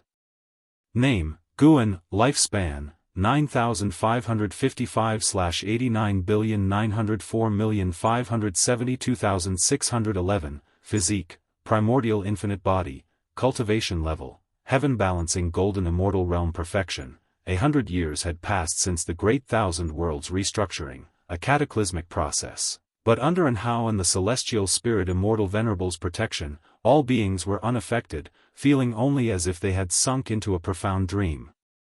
Upon awakening from the dream, every major sect realized that the world had become boundlessly vast, so much so that even beings above the heaven and earth flying immortal realm who flew towards outer heaven were utterly astounded by the current world. The endless expanse of the world, a thicker celestial Tao light layer, and the universe had become even more dim. Anhao had gathered all the worlds within the cosmos to create the entirely new celestial spirit great world. The celestial spirit great world was more than 10,000 times larger than the celestial spirit great world. In the previous 10 millennia, not only the celestial spirit great world had faced calamities of the heavenly Tao, but other great worlds experienced the same. Without the protection of the supporting Tao sword venerable, many had long been eradicated of all life. Thus, after the restructuring of the celestial spirit great world, the heavens and the earth became vast yet desolate. With the world so infinitely vast and the number of living beings not even close to the new world's capacity, the calamities of the heavenly Tao receded. With no impetuousness left in nature's spiritual energy, Ong Immortal Emperor's proposal had been implemented by Anhao, and everything was evolving for the better. Worth mentioning is that after Anhao's sacrifice, his wife and children received considerable cosmic destiny, and within just 100 years, Guan witnessed the birth of a genius in the Yin family with a potential lifespan of 8,000 years. Guan wasn't sure if it was the world's favor or Anhao's will that looked after his descendants, but according to his calculations, the Yin family would rise in the next 10,000 years, eventually becoming one of the strong families in the world. Right now, Gu An's hesitation was not about the affairs of others, but his own concerns. He planned to first comprehensively enhance his own Daoist techniques. Then, after accumulating another 200 billion years of lifespan, he could strike for an even higher realm. A lifespan nearing 900 billion years seemed massive, but in truth, if he intended to enhance every aspect, it would probably be spent soon. No matter, he must improve. Even though the celestial spirit immortal venerable had already reshaped the order of the great Tao in the great thousand world, and the celestial spirit god had not fallen, temporarily avoiding the celestial court's notice, he had to maintain the pace of getting stronger. After this increase in strength, he would start dealing with the celestial spirit god. Guan began to utilize his lifespan breakthrough. You have activated the lifespan breakthrough function. Based on your current realm, the following breakthrough locations have been selected for you. 1. Ascending to Yellow Heaven, 2. Celestial Extreme 9 Heavens, 3. Abyss Tao Sea, 4. Path of the Great Tao, 5. Eastern Sea Celestial Palace, 6. Primordial Emperor Domain, 7. Profound Abyss Divine Pool, 8. Golden Immortal Ancestor Tree, 9. Ling Mountain. Looking at the choices that had popped up before him, many of which he was seeing for the first time, Guan couldn't help but be moved by the infinite vastness of the Great Tao. The path of the Great Tao connected the 3,000 great worlds, and beyond the Great World were many more mysterious places. Gu An's previous breakthrough had taken him to the celestial extreme 9 heavens, which left a deep impression on him. After some contemplation, he felt that returning to the celestial extreme 9 heavens was the best option. He was uncertain of the other locations, and although the celestial extreme 9 heavens had powerful beings, they were few in number. With his decision made, Guan chose the celestial extreme 9 heavens for teleportation. Teleporting to celestial extreme 9 heavens will require the consumption of 10 billion years of lifespan. Do you wish to proceed? Continue. Guan closed his eyes after making his choice, and that long-absent sensation of dizziness appeared. After a while Guan opened his eyes, and what met his gaze was an endless sea of clouds, majestic and vast. The sky was still so high, with no land in sight, and no matter which direction he looked, he saw nothing but the sea of clouds and the sky. He immediately activated his lifespan barrier and sat down to meditate on the spot. Without saying a word, he began to evolve and improve. Starting with his physique. Each time, Guan invested 1 billion years of lifespan, operating slowly. It took nearly 4 billion years to advance from the primordial Tao golden body to the primordial infinite body. This time would surely take even more. Billion after billion years, Guan was collected and composed, not feeling the slightest bit of heartache. In the end, it took approximately 50 billion years for the primordial infinite body to advance to the primordial reincarnation undying body. As the final prompt fell, an enormous surge of Tao's spiritual qi flooded towards Guan. The boundless sea of clouds began to churn in a very short time, luckily, not as dramatically as the previous breakthrough. Guan closed his eyes and began to immerse himself. An hour later, his physique's transformation was successful. With the primordial reincarnation undying body, not only did his physique grow stronger, but the power of the great Tao could no longer control his flesh, and it was not worn down by reincarnation. Even if his lifespan reached its limit, his body could exist forever. Now, he could enter reincarnation in his physical form as smoothly as a fish takes to water. Guan opened his eyes and his gaze fell on the cultivation technique column in his attribute list. Upgrade the main technique first, Great Tao Great Freedom as You Wish Bible. He began to invest lifespan for evolution. Investing 36 billion years of lifespan at once, the Great Tao Great Freedom as You Wish Bible was elevated to the Daoist dominator skill, reaching an in-depth level of understanding. Tao's spiritual qi surged toward him once again, and an endless stream of Daoist technique memories burst forth in his mind. Sar the Nelfer. Net website on Google to access chapters of novels early and in the highest quality. The Daoist dominator skill, as the name implies, could dominate the Great Tao. Once mastered, Guan could comprehend any kind of Great Tao, and in facing any kind of Great Tao, he could discern its weaknesses in an extremely short time. Most importantly, this technique could merge the 3,000 Great Tao into one force, aptly named the Dominator's Power. Another half an hour passed, and Guan successfully mastered the Daoist dominator skill. He didn't have time to experience it in depth and continued to enhance other Daoist techniques. Regardless of the tier the Daoist technique reached, lifespan evolution could always allow Guan to master it within half an hour, which was also a significant advantage. The Great Thousand Following Heart to Void skill was upgraded to the Sun and Moon Selfless Divine Tao, consuming nearly 50 billion years of lifespan. This technique helped Guan to conceal his cultivation level and aura.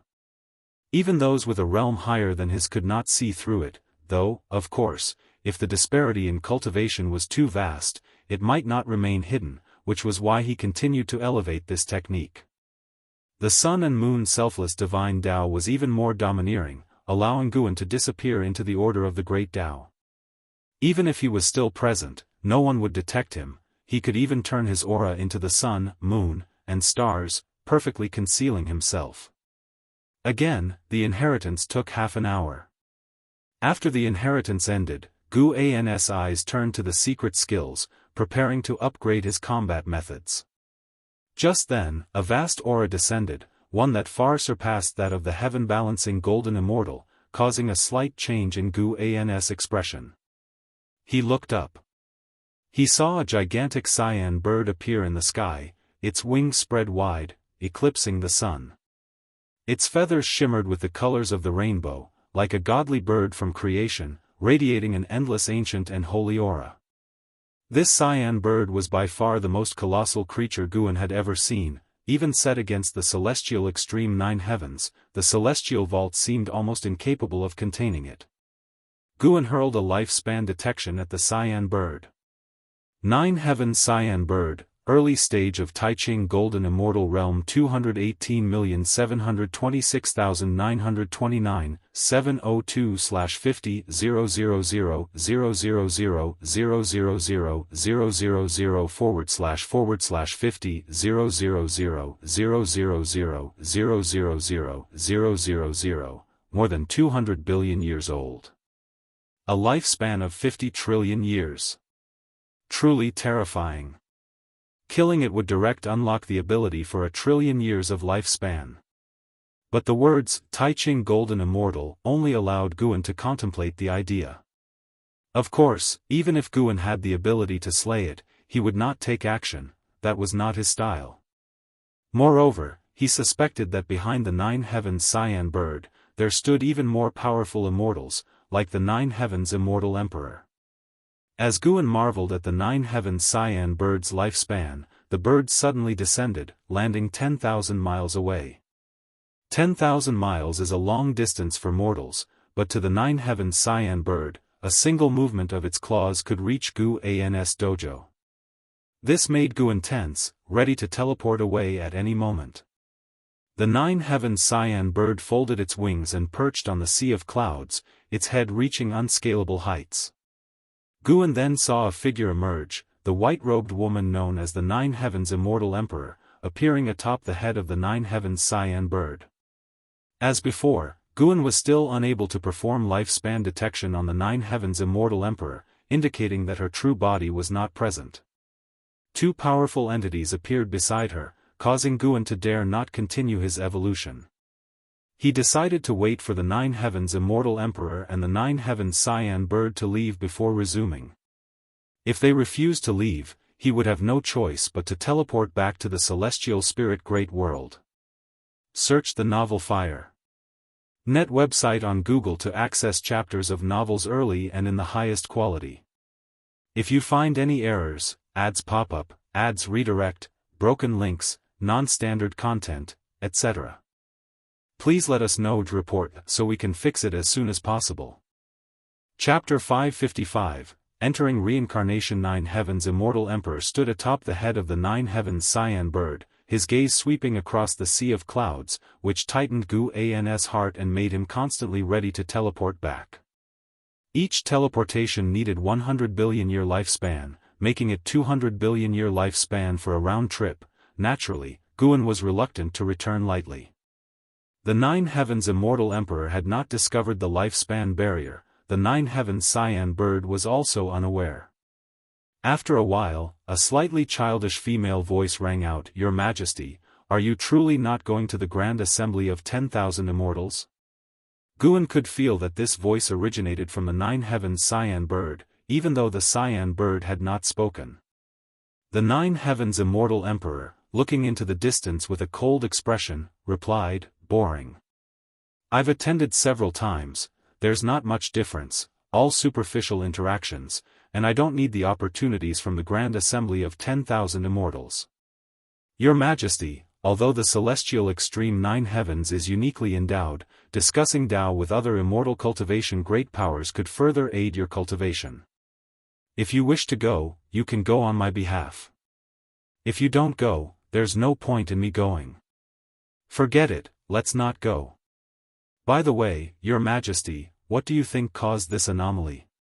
The Nine Heavens Cyan bird changed the topic and looked around the boundless sea of clouds as it spoke. The Nine Heavens Immortal Emperor, expressionless, said, "The celestial extreme Nine Heavens, located above the Great Thousand World, is a juncture of the Great Tao. The anomaly here might have originated from the lower realm, even I cannot directly determine." Hearing this, the Nine Heavens Cyan bird fell into thought, its bird eyes flickering with strange light. Above the Great Thousand World? Guan captured this information, growing more curious about the celestial extreme Nine Heavens. Could it be that the Nine Heavens Immortal Emperor has no connection to the celestial court? Guan did not feel the celestial Tao destiny from the Nine Heavens Cyan bird, and as for the Nine Heavens Immortal Emperor, since she was not the true body, he could not sense anything. If he closed his eyes, he wouldn't even be aware of her presence. After a while, the Nine Heavens Immortal Emperor leaped into the air and flew towards the distance. The Nine Heavens Cyan bird followed closely behind, and they soon vanished at the end of the sea of clouds. Guan relaxed and waited patiently. 1 hour later, no longer sensing the aura of Nine Heavens Cyan bird, he reopened the attribute panel and continued to enhance. Next up was the Eternal Infinite Divine Sword. Although he had already mastered the Sacred Heart Sword Tao, which merged with the River of Sword Tao, deemed an independent existence, he felt he couldn't solely rely on the Sacred Heart Sword Tao. he needed stronger sword techniques as his trump card. The Eternal Infinite Divine Sword evolved into the 3,000 slaying Dao swords, achieving the Mastery Realm, consuming 80 billion year lifespan. During the half-hour inheritance, neither the Nine Heavens Immortal Emperor nor the Nine Heavens Cyan Bird returned, thus, Guan continued to invest his lifespan in evolution. Profound Yellow Eternal Dao Step advanced into Daoist Celestial Net Step, consuming 42 billion year lifespan and reaching the realm of integration. Celestial Dark Purple Micro Saint Dao Body evolved into Hongmeng Void Golden Body, also at the realm of integration, consuming 76 billion year lifespan. After upgrading the most core Daoist techniques, Guan turned his attention to the Great Soul Capturing Immortal technique. This technique could perform soul search, but as the enemy's realm was higher, the difficulty of soul search increased, it needed enhancement. This was still the transformation of soul-capturing technique that Jianghu had taught him years ago. Guan spent 130 billion year lifespan in one breath, allowing the great soul-capturing immortal technique to advance several levels, finally evolving into Calamity Absolute I. Calamity Absolute I could not only perform soul search but also bring bad luck to the enemy, with the nature of the calamity shaped by the caster's imagination. A very domineering divine skill. That's it. Search * the novel, F. Iyer. Enter website on Google to access chapters of novels early and in the highest quality. Guan dared not continue evolving because, accounting for the lifespan barrier's consumption, he only had 230 billion year lifespan left and still needed 100 billion year lifespan to teleport back. After a series of evolutions and enhancements, Guan felt a complete transformation. Even though his cultivation level had not increased, his strength had greatly changed. Now, handling Celestial Spirit God should be effortless. Thinking this, Guan stood up. He gazed at the constantly churning sea of clouds, as if for one last look, since he definitely needed to change locations upon the next breakthrough. The recent appearance of the Nine Heavens Immortal Emperor and Nine Heavens Cyan Bird was definitely not a coincidence. They must have intended to investigate his whereabouts. Even if their words didn't directly reflect it, he had to stay alert. Guan chose to teleport back, and as he thought, he vanished on the spot. Guan returned to the forests near the Jianghu sect and could no longer see an Xian and the others. Unable to find him, an Xian returned to the dojo to cultivate. Guan did not hurry back. He jumped down from a tree, crossed a creek, and sat down on a large stone by the creek. Lifting his right hand, palm facing upwards, a skull appeared in his palm, the size of a pebble, indeed that of the Celestial Spirit God. The disheveled Celestial Spirit God opened his eyes and looked up at Guan, his expression becoming calm. After a century of suppression, he had adjusted his mindset and was prepared to face any outcome. Guan's pupils suddenly turned deep red, and the pupils of the Celestial Spirit God facing him involuntarily widened, then his expression turned dull. Calamity Absolute I. He began to scour the memories of the Celestial Spirit God. The morning sun shone down, casting a long shadow of Guan. After a long while, Guan's eyes returned to their normal color, and his brows furrowed. The memories of the Celestial Spirit God were too simple. Spending years meditating under the World Gate, much of his memory was blank, presumably related to the Celestial Court. However, Guan still obtained some useful information, such as why the Celestial Spirit God plotted against the Celestial Spirit Immortal Venerable.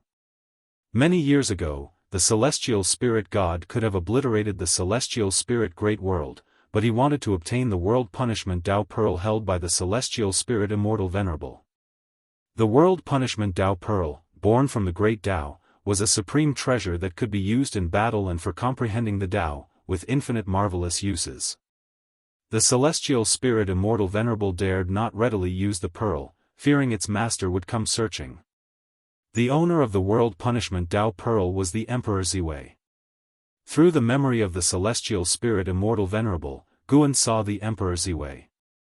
This Emperor Ziwei looked exactly like the unparalleled Emperor Ziwei that the Black Profound Emperor had encountered in his lifetime.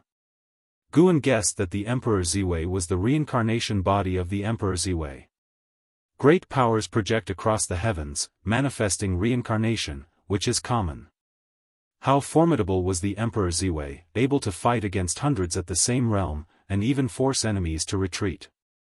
No wonder, being the reincarnation of the Emperor Ziwei. As Guan reflected inwardly, the celestial spirit god regained his senses.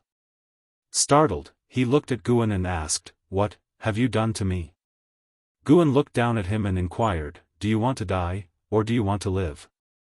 When Guan questioned whether the celestial spirit god's apocalyptic acts were related to the celestial court, and the celestial spirit god admitted it was his own selfishness, Guan actually felt a trace of respect for him.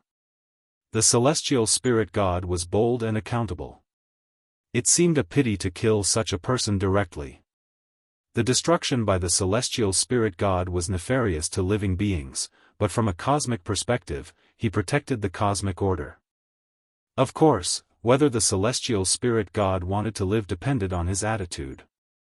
Faced with Guan's question, the celestial spirit god furrowed his brows. After a moment of silence, he said, "I cannot possibly serve you. My fate today is merely reaping what I sowed. Had I not coveted the treasure and followed the heavenly Tao earlier, it would not have come to this. Just kill me."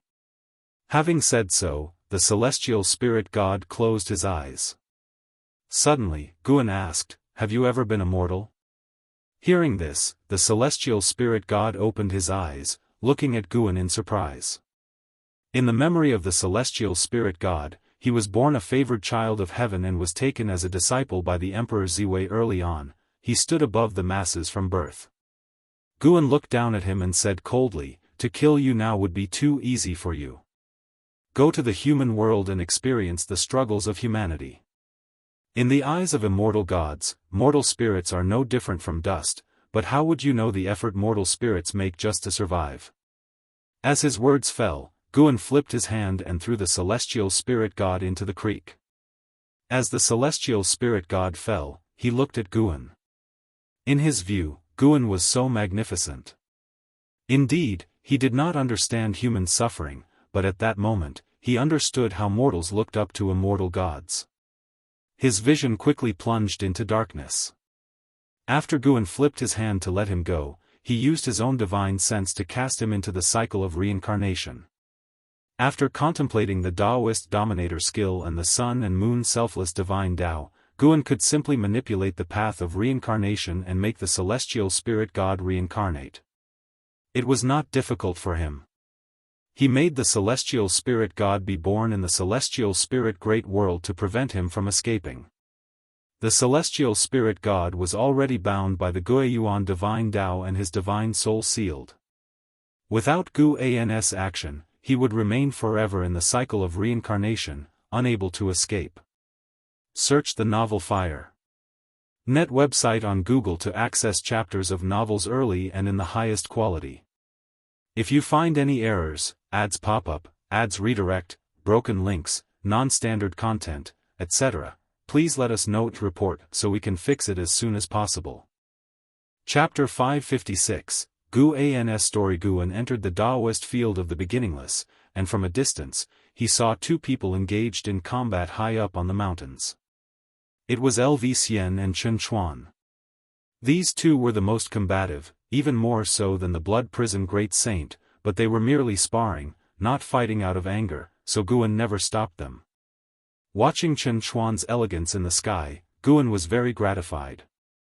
In his memories, he had never seen Xiao Chuan so spirited and confident. He also pondered when to let Chen Chuan recover his memories from his past life, but he felt that such matters shouldn't be rushed, letting nature take its course was best. A figure suddenly appeared beside Guan. It was an Xian, who looked at Guan with a grievance and said, "Master, why didn't you say a word to me when you left yesterday?"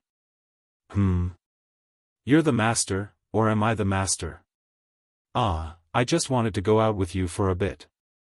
If you're bored, you could go to the Jianghu sect. Many new things will happen there, and I will also go to see the excitement. Really?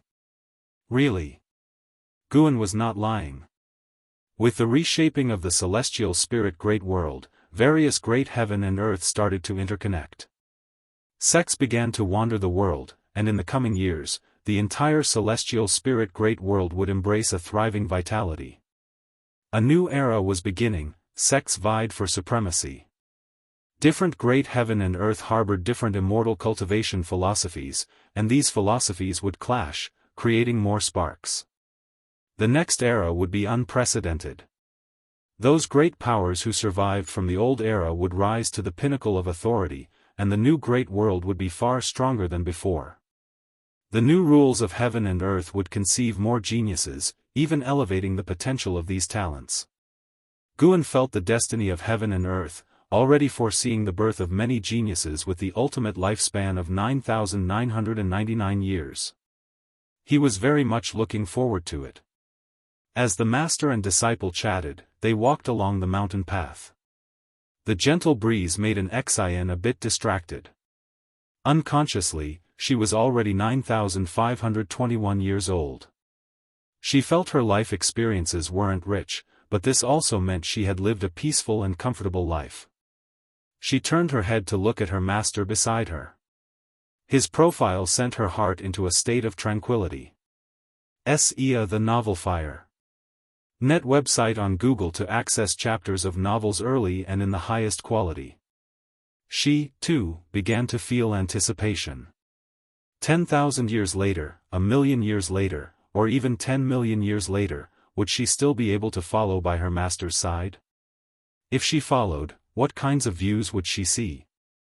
The spring festival of the Jianghu sect had just ended, and the shadows of cultivators could be seen everywhere between the mountains.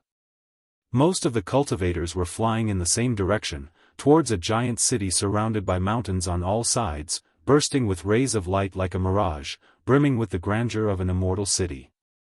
This city was Jianghu sect's main city. 1,000 years had passed since the great world was reshaped. The Jianghu sect seized the opportunity to develop quickly, not only becoming the leader of the orthodox Daoist sect on the Nine-Spirit continent but also establishing prestige in the surrounding seas. This year, Jianghu sect planned to hold the 100 Teachings Conference, inviting hundreds of orthodox Daoist sects from inside and outside the seas to discuss and exchange Daoist techniques. This was the first time for Jianghu sect to hold such an event, making Jianghu sect's main city extraordinarily lively. Within the main city, the library pavilion was packed. Under Anzin's guidance, the structure of Jianghu sect was almost identical to the supreme sects. However, Jianghu sect was far away from the supreme sect, so the two sects had not intersected for the time being. Why is Jianghu Venerable sold out again? With the foundation of the Jianghu sect, why can't you print a few more copies? A young male disciple stood in front of the counter, glaring at the library pavilion disciple and demanded. The library pavilion disciple spread his hands helplessly and said, "Brother, shouting at me is no use, I'm just in charge of selling." The young male disciple glared at him and left with a flick of his sleeve. Then another disciple approached the counter to inquire about the book Jianghu Venerable. At this moment, on the second floor of the library pavilion, Guan, dressed in blue robes, stood in front of a row of bookshelves browsing books. Celestial Demon Child came over and saw the title of the book he was looking at, not helping but curl her lips in distaste. "Young master, even a book like this is worth your time?" Outside the dojo, Guan had instructed not to call him master, but young master instead. Although Celestial Demon Child didn't understand, she thought calling him young master was quite nice, at least it made their relationship seem more equal, which often led her to wild fantasies. Guan, holding Nine Spirits Hero Legend, smiled softly and said, "As long as it's a book, it's worth reading." Since he started writing within the Jianghu sect, a trend of novels had been set off, and Nine Spirits Hero Legend was one such novel about the protagonist's adventures, clearly trying to imitate his style. Hearing Guan's words, Celestial Demon Child pursed her lips and then turned to leave. She planned to take a walk in the city.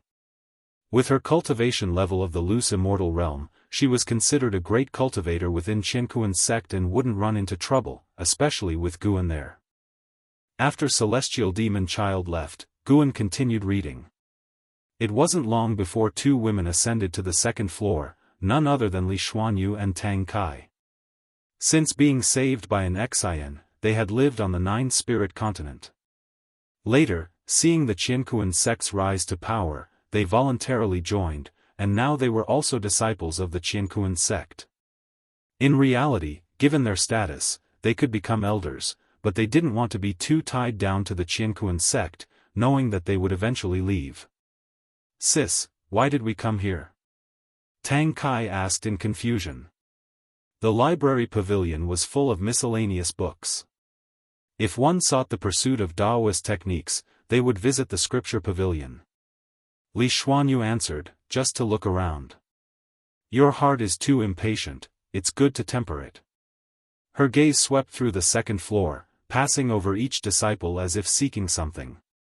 However, after looking around, she did not find the person she was looking for, and a look of disappointment flashed in her eyes. Tang Kai, upon hearing Li Xuanya's words, immediately felt dissatisfied. She had just completed a meditation retreat of 800 years and still she was considered impatient? She was about to retort when she saw Li Xuanyu walk toward the stairs leading to the third floor. "I definitely am not impatient." These years, Tang Kai caught up with Li Xuanyu and tried to defend herself. "Senior Sister Li." A voice came through, bringing Li Xuanya's steps to a halt. She turned to look and saw Guan, holding a book and walking between two rows of bookshelves. Li Xuanyu felt a little dazed, having not seen him for 10,000 years. Guan seemed totally different from the person in her memories. The Guan in her memory was cautious and reserved, but the Guan before her now was handsome and extraordinary, seemingly an immortal walking amongst mortals. Tang Kai glanced at Guan, her expression one of suspicion. She was astounded at her first sight of Guan. What a handsome man. This was only her personal judgment, and not a case of love at first sight. She had wandered the world and seen many people, but had never come across a cultivator with a presence like Gu Ans. Even her beloved Liya did not have an aura to match Gu Ans. What attracted her more to Liya was his heroism and loyalty. Guan walked over to Li Xuanyu and asked with a smile, "Senior Sister Li, don't you recognize me?" Li Xuanyu came back to her senses and said with emotion, "Of course, I recognize you. To be honest, the reason I've come here is to look for you. After all, your disciple is also on this continent, and everything about the Qianquan sect is a lot like the Supreme Sect. I guessed it had something to do with you." She didn't know that Guan was the supporting Dao sword venerable, but the strength of an Xian proved Gu Ans Dao practice had already surpassed hers. The reason she wanted to find Guan was merely to express her gratitude in person. She was not foolish, and Zin's rescue surely must have been at Gu Ans' behest. "I don't have such great capabilities. How about we find an inn to catch up on old times?" Guan asked with a smile, and naturally, Li Xuanyu had no objections. Guan did not neglect Tang Kai and introduced himself to her. After exchanging pleasantries, the three of them went downstairs. Noticing Guan spending money to buy the Nine Spirits hero legend, Tang Kai's expression became odd. Now aware that Guan was Zin's master, she held him in high esteem, but she hadn't imagined that such a great cultivator would read such trivial texts. Shouldn't a great cultivator be delving into the great Tao? Li Xuanyu, however, didn't mind. She knew Guan liked reading books. Seeing that Guan still had the same hobby made her feel a sense of closeness, as though the distance between them had narrowed.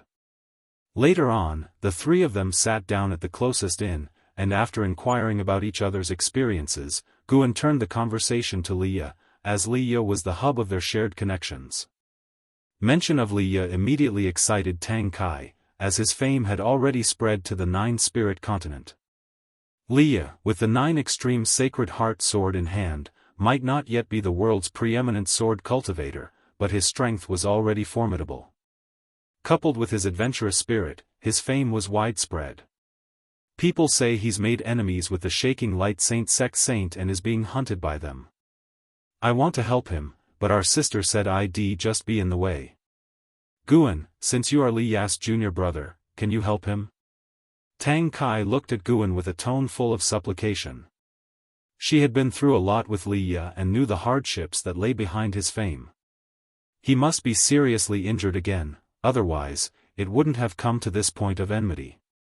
Before Guan could reply, Li Xuanyu spoke up coldly, "Tang Kai, don't bother junior brother Gu with Li Ya's affairs. Those were his own choices. Junior brother Gu has already saved us, we owe him a great debt of gratitude. How could we trouble him further?" "But, there are no buts," Li Xuanyu said decisively, leaving Tang Kai with no choice but to nod in resignation. Guan looked at Li Xuanyu, finding her solemnity a bit amusing, and replied, "Shaking Light Saint sect is indeed formidable and is said to have the divine immortal of wondrous Dharma, who is of the sixth heaven of the immortal path. They're not easy to provoke." Sixth heaven of the immortal path. Li Xuanya's complexion turned unnaturally pale, while Tang Kai grew tense. Guan comforted them, "Don't worry. With the immortal path ultimate treasure, divine exotic city, and the 9 extreme sacred heart sword in his hands, senior brother Li is a man of great destiny. He will surmount the danger, that sword is the world's foremost divine sword." Hearing his words, Li Xuanyu could only nod, while Tang Kai sank into deep worry. Afterward, Guan brought up the 100 Teachings Conference of the Qiankuan sect.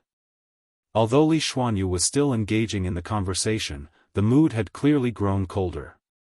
Half an hour later, Guan said goodbye to the two women. Li Xuanyu and Tang Kai stood at the entrance of the inn, watching Guan walk away. "Sister, he's Li Ya's junior brother, and thus from the supreme sect. Why has he come alone to this faraway place?" Tang Kai asked curiously. Li Xuanyu, looking at Gu An's receding figure, said, "Perhaps he's burdened with something, forcing him to leave his homeland. In life, we're often compelled by circumstances beyond our control." Upon hearing this, Tang Kai felt there was a story behind Gu An's silhouette, much like Li Ye. Just then, they saw a stunningly beautiful woman swiftly emerge from the crowd, quickly wrap her arm around Gu An's, and move forward with laughter and conversation, their intimacy evident. They soon disappeared into the throng of people. Tang Kai opened her mouth as if to ask something but didn't manage to articulate her question. Li Xuanyu, too, remained silent. "If you find any errors, ads pop up, ads redirect, broken links, non-standard content, etc., please let us know to report so we can fix it as soon as possible." Chapter 557, Celestial Spirit Reincarnation, Borrowing Life Amid the Scorching Summer Days. Within the Daoist field of the beginningless, beside a lake, Guan was preaching the great Tao to his disciples, who were listening as if intoxicated. Seeing that everyone had sunk into the enlightenment of the Tao, Guan took out a jade flute from his bosom and admired it closely. "Guan, the great Tao you speak of is truly profound and vast, conjuring in me numerous visions. However, I am very curious, have you actually seen those embodiments of the great Tao?" Shenzhen opened her eyes, looked at Guan, and asked curiously. She was the closest to Guan, and her voice was so soft that it did not disturb the others. Guan glanced at Shenzhen and said, "The great Tao is everywhere.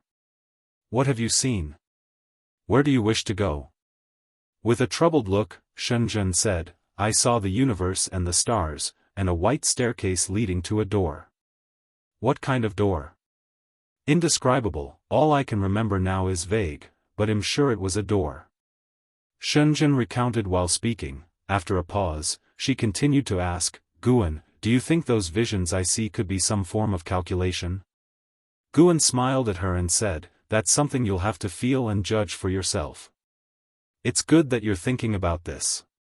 Never lose your reverence for the unknown, always be vigilant, for it is often more beneficial than not." Shenzhen nodded and said, "I'll be careful. If the great Tao guides me somewhere, I'm certain I won't go." She had heard from Guan about the experiences of Anhao and Zhu Shi, which made her even more vigilant about inexplicable opportunities. The visions she saw while seeking the Tao seemed like a lure, and she didn't want to be deceived. "If you encounter things that are hard to judge, you can also talk to me about them," Guan said, then stood and turned to walk toward the nearby woods. Shenzhen had no further questions to ask, and she didn't follow Gu An's steps. After so many years, she had grown less curious about where Guan went. Now, she just wanted to comprehend the great Tao. In its vastness, she could experience all the things she desired. She aspired to become a great cultivator like Guan elsewhere. Guan stepped into the woods and in one step went to another place in the human world. This was a mortal city, bustling streets, with no cultivators seen among the throngs of people, just 2 or 3 transformed demons. However, they did not do any harm but instead were performing their talents in a pavilion known as the Apricot Flower Tower. Guan appeared on the street without drawing the attention of the passers-by, for no one could see him, even a boy passed through his body, feeling no physical collision. Gu An's gaze fell on the side of the street, where a group of beggars squatted in front of a courtyard wall. Among them, a 14- or 15-year-old boy sat with his head down. On closer examination, he had no legs, and only 2 fingers on his right hand, a sight that made it difficult to imagine what kind of torment he had endured. This boy was a reincarnation of the celestial spirit god. This was his 39th time being reincarnated. He was born in a village and before he was 1 year old, his family was raided by bandits, who killed everyone and sold him off. After a life of constant upheaval and numerous struggles, he ended up in such a tragic state. Despite the suffering of the celestial spirit god, Guan had no intention of intervening. Nevertheless, in every life of the celestial spirit god, he would observe. It wasn't to ridicule the celestial spirit god but rather to help him recall some of his previous lives' memories at the time of his death, to let him feel the disparity between immortal gods and mortals. Oddly enough, Guan had not deliberately made the celestial spirit god experience a life of suffering, but most of his lives in the cycle of reincarnation were miserable, and even if born in happiness, he tended to die young, living to a maximum of 70 years in the best-case scenario. On second thought, it was normal, as most mortals have difficulty living past 70. In the scorching summer, this life of the celestial spirit god would end on the flourishing streets, with no one caring about his death. Not until a house servant from a wealthy nearby household dragged his body away, ultimately dumped in the wilderness, and devoured by scavenging wolves. And so, Guan merely stood on the street watching the celestial spirit god, with people coming and going as if in a dream. Sarch * the novel, F. Iyer. Net website on Google to access chapters of novels early and in the highest quality. This live celestial spirit, named Little Five, had been adopted by an old beggar. He was the 5th child taken in by the old man, hence the name Little Five. At the beginning of the year, the old beggar passed away, and Little Five now followed the eldest child for survival, presently in the throes of illness. To seek medicinal herbs, the eldest was at that moment being beaten by the servants of a medicine shop on another street. This city bustled with such vibrancy, people were drinking and making merry, spilling wine and meat on their tables, some were reciting poetry and discussing romance under the trees, while others were barely breathing, lying on their beds as their family fought over money for medicine. There were people who went about their routines like zombies, thinking not of the future, but of ending the day's tasks sooner. The countless conditions of sentient beings unfolded before Gu An's eyes, his expression unchanging, just quietly watching Little Five. Little Five seemed to feel something and slowly lifted his head. The streets were noisy and busy before his eyes, the close proximity of prosperity felt unattainably distant. In a daze, he saw an additional figure on the street, with people passing right through it, which was very eerie. His hands trembling, he raised them and rubbed his eyes to make sure he wasn't seeing things. Indeed, there was a figure that no one else but he could see. Could that be an immortal god? Xiao Wu spoke weakly, while the 2 beggars beside him were asleep and didn't hear his murmur, and the other beggars didn't pay attention to him either, because everyone knew he was dying. Guan was surprised that Xiao Wu could see him. He hadn't intended for Xiao Wu to be able to see him. With that thought, Guan willed his presence to deepen, and he disappeared from Xiao Wu's sight in an instant. Seeing that he had disappeared, Xiao Wu instinctively looked in other directions, but no matter how hard he tried, he couldn't see Guan again. It was just an illusion after all. I knew someone like me couldn't possibly encounter an immortal god. Xiao Wu hung his head low again, continuing to endure the suffering from his illness. Until dusk, a beggar walked over, quivering. It was Xiao Wu's older brother, known as Lao De. He squatted in front of Xiao Wu, placed the medicinal herb bag stained with blood on the ground, shook Xiao Wu, but there was no response from him. Lao De's eyes widened with bloodshot eyes, and his right hand trembled as it moved toward Xiao Wu's nose. Soon, he got a fright. He didn't push Xiao Wu away. Instead, he lifted Xiao Wu onto his back and, taking the medicinal herb bag, walked away. Following that, Lao De carried Xiao Wu on his back and went to all the large and small pharmacies in the city, but no one was willing to treat Xiao Wu. Out of desperation, Lao De gritted his teeth and carried Xiao Wu out of the city. As night fell, Lao De didn't look back amidst the fading hustle and bustle behind him and pressed forward with unwavering determination. Lao De carried Xiao Wu aimlessly forward, not knowing where he should go, but he was unwilling to give up. It was only when he heard a wolf's howl that he finally snapped out of it, by which time he had already lost his way. "Don't be afraid, Xiao Wu, Big Brother will definitely save you, definitely," Lao De murmured to himself softly. He was trying to bolster his own courage. There were always legends in the countryside of immortals living deep in the mountains. The physicians in the human world were not willing to save his brother, so he had to seek out an immortal. He's already dead. Where do you think you're going to take him? Such deep brotherly love. Well, we could save him, but you'll have to give something in return. Three feminine voices rang out, coquettish and seductive, making one's imagination run wild, except in the darkness of the night, they seemed sinister and frightening. Fear gripped Lao De internally, his filthy face unable to hide the terror as he swallowed and asked, "What do I have to give to save my brother? Could it be a demon?" Their voices didn't sound like those of immortals.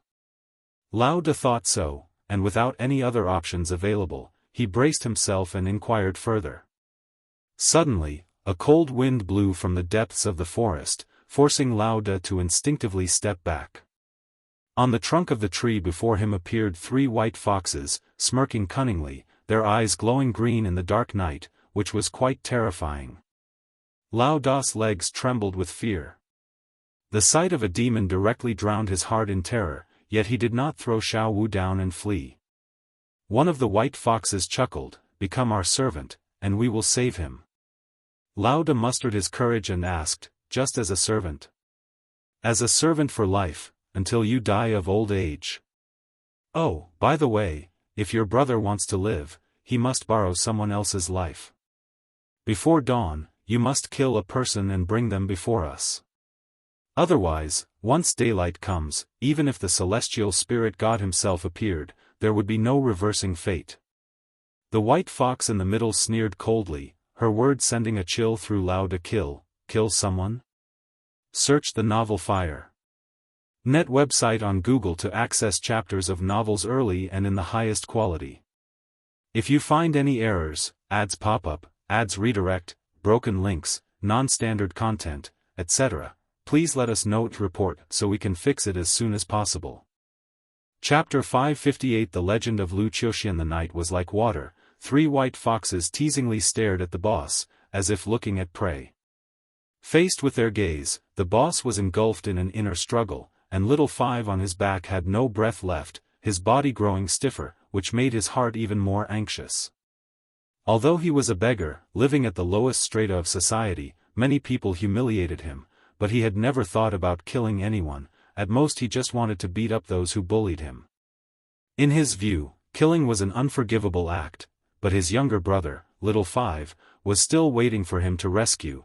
The boss took a deep breath, he looked up at the three white foxes and gritted his teeth. "This is it, take my life to save my brother, and let my brother serve you as a servant for a lifetime." Little Five was disabled, and life was hard to manage by himself. If he could be tied to these three demons, perhaps he could find a better way out. Although demons were not as powerful as the immortal gods, they were still not comparable to ordinary people. What if the demons could make Little Five grow legs? Hearing what the boss said, the the 3 white foxes were stunned for a moment and then they started giggling. Your brother is a cripple, is he supposed to serve us, or should we serve him? Mortal, you think too much. Such a coward doesn't even deserve to serve us. Facing the demon's mockery, the boss was not angry, just more nervous and uneasy. He finally had a chance to save his brother, how could he give up? As long as you are willing to go into the city and kill, we can make your brother normal, repairing the physical defects, and there are plenty of evil people in this city, it's not just your brother you'd be saving, one white fox said with a profound meaning, which made a new light shine in the boss' eyes. At the same time, Guan stood under a nearby tree watching this scene. These 3 white foxes were Tier 2 demons, comparable to the Foundation establishment realm, still unable to undergo transformation. What they said was true, hoping the boss would kill the evil people in the city. They dared not act personally, because there were immortal cultivation sects nearby that would capture and kill misbehaving demons, thinking that using the boss as a proxy would be enough to deceive everyone. Guan had no intention of interfering, even if people died because of this, he wouldn't care. He had rescued too many beings before, now he wouldn't hesitate over the life and death of one person. Of course, if someone truly moved his heart, he would act as he wished. Eventually, the boss agreed, he put down Little Five and then returned to the city alone. As soon as he left, the 3 white foxes surrounded Little Five and began casting spells to protect his soul. Little Five's lifespan and maximum lifespan were not merely 15 years old, indeed they had ways to save his life, but from now on, it would be hard for him to sever ties with demons. Guan watched for a while and then disappeared from the spot. Even though there were 3 white foxes altering his fate, Little Five's life was destined not to ascend to immortality. This was the punishment Guan had in mind for the celestial spirit god. Guan wouldn't deliberately manipulate the celestial spirit god's birth and life experiences, but would set a limit on his life. The summer night wind still carried a bit of cold. One white fox suddenly shivered and said in a low voice, "Why am I a bit worried, feeling like this might cause trouble?" The fox next to her glared and scolded, "What's there to be afraid of? Are you going to be a concubine for that profligate young master from the city lord's mansion?" "I don't want to, he looks so disgusting.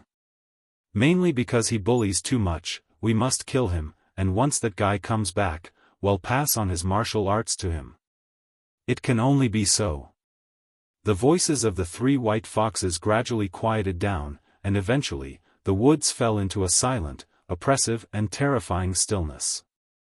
Sand filled the sky, and on a cliff, Jianghu with all white hair stood at the edge, shirtless, looking down at the blood lake below. His upper body was muscular, full of power, with blood streaks twisting, making him look even more terrifying. A Buddha head flew out from the sand, it was the Buddha Immortal.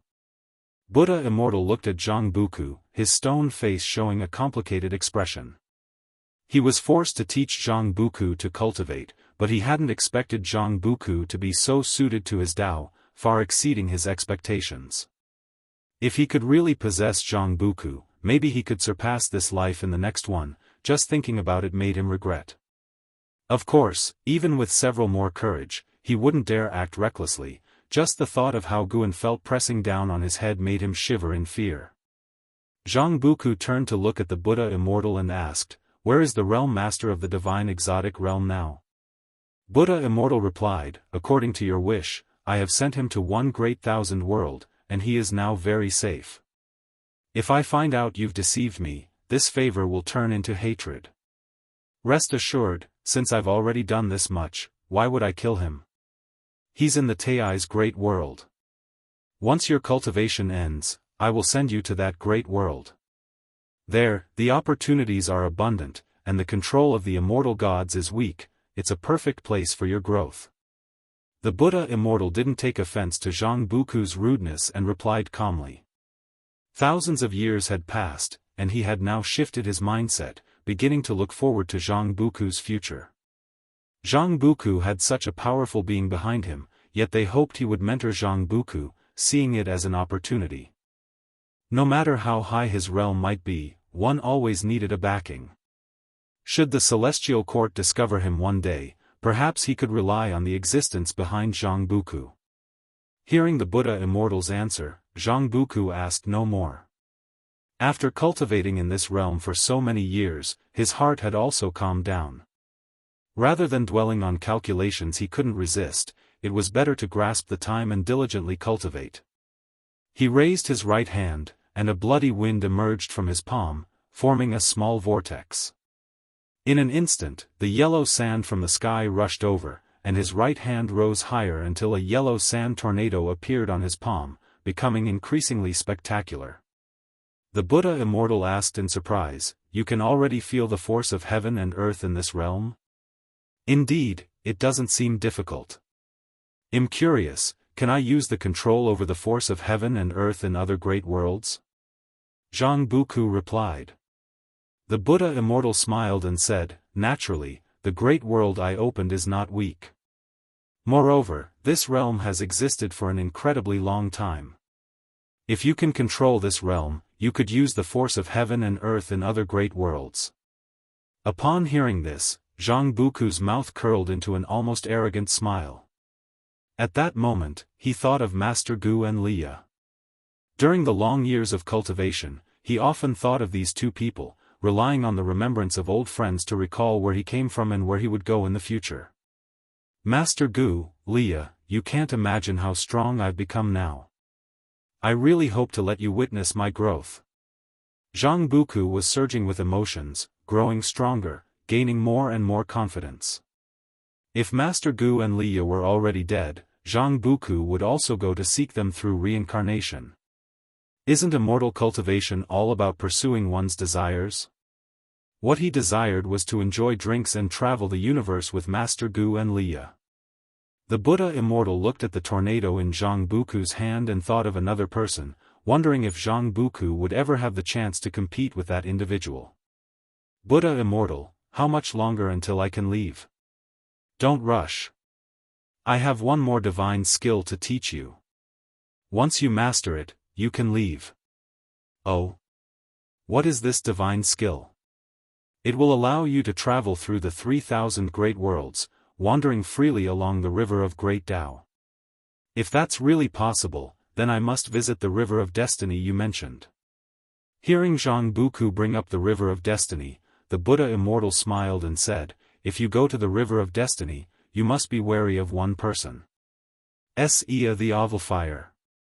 Net website on Google to access chapters of novels early and in the highest quality." "Who?" "That person's name is Lu Qiuxian.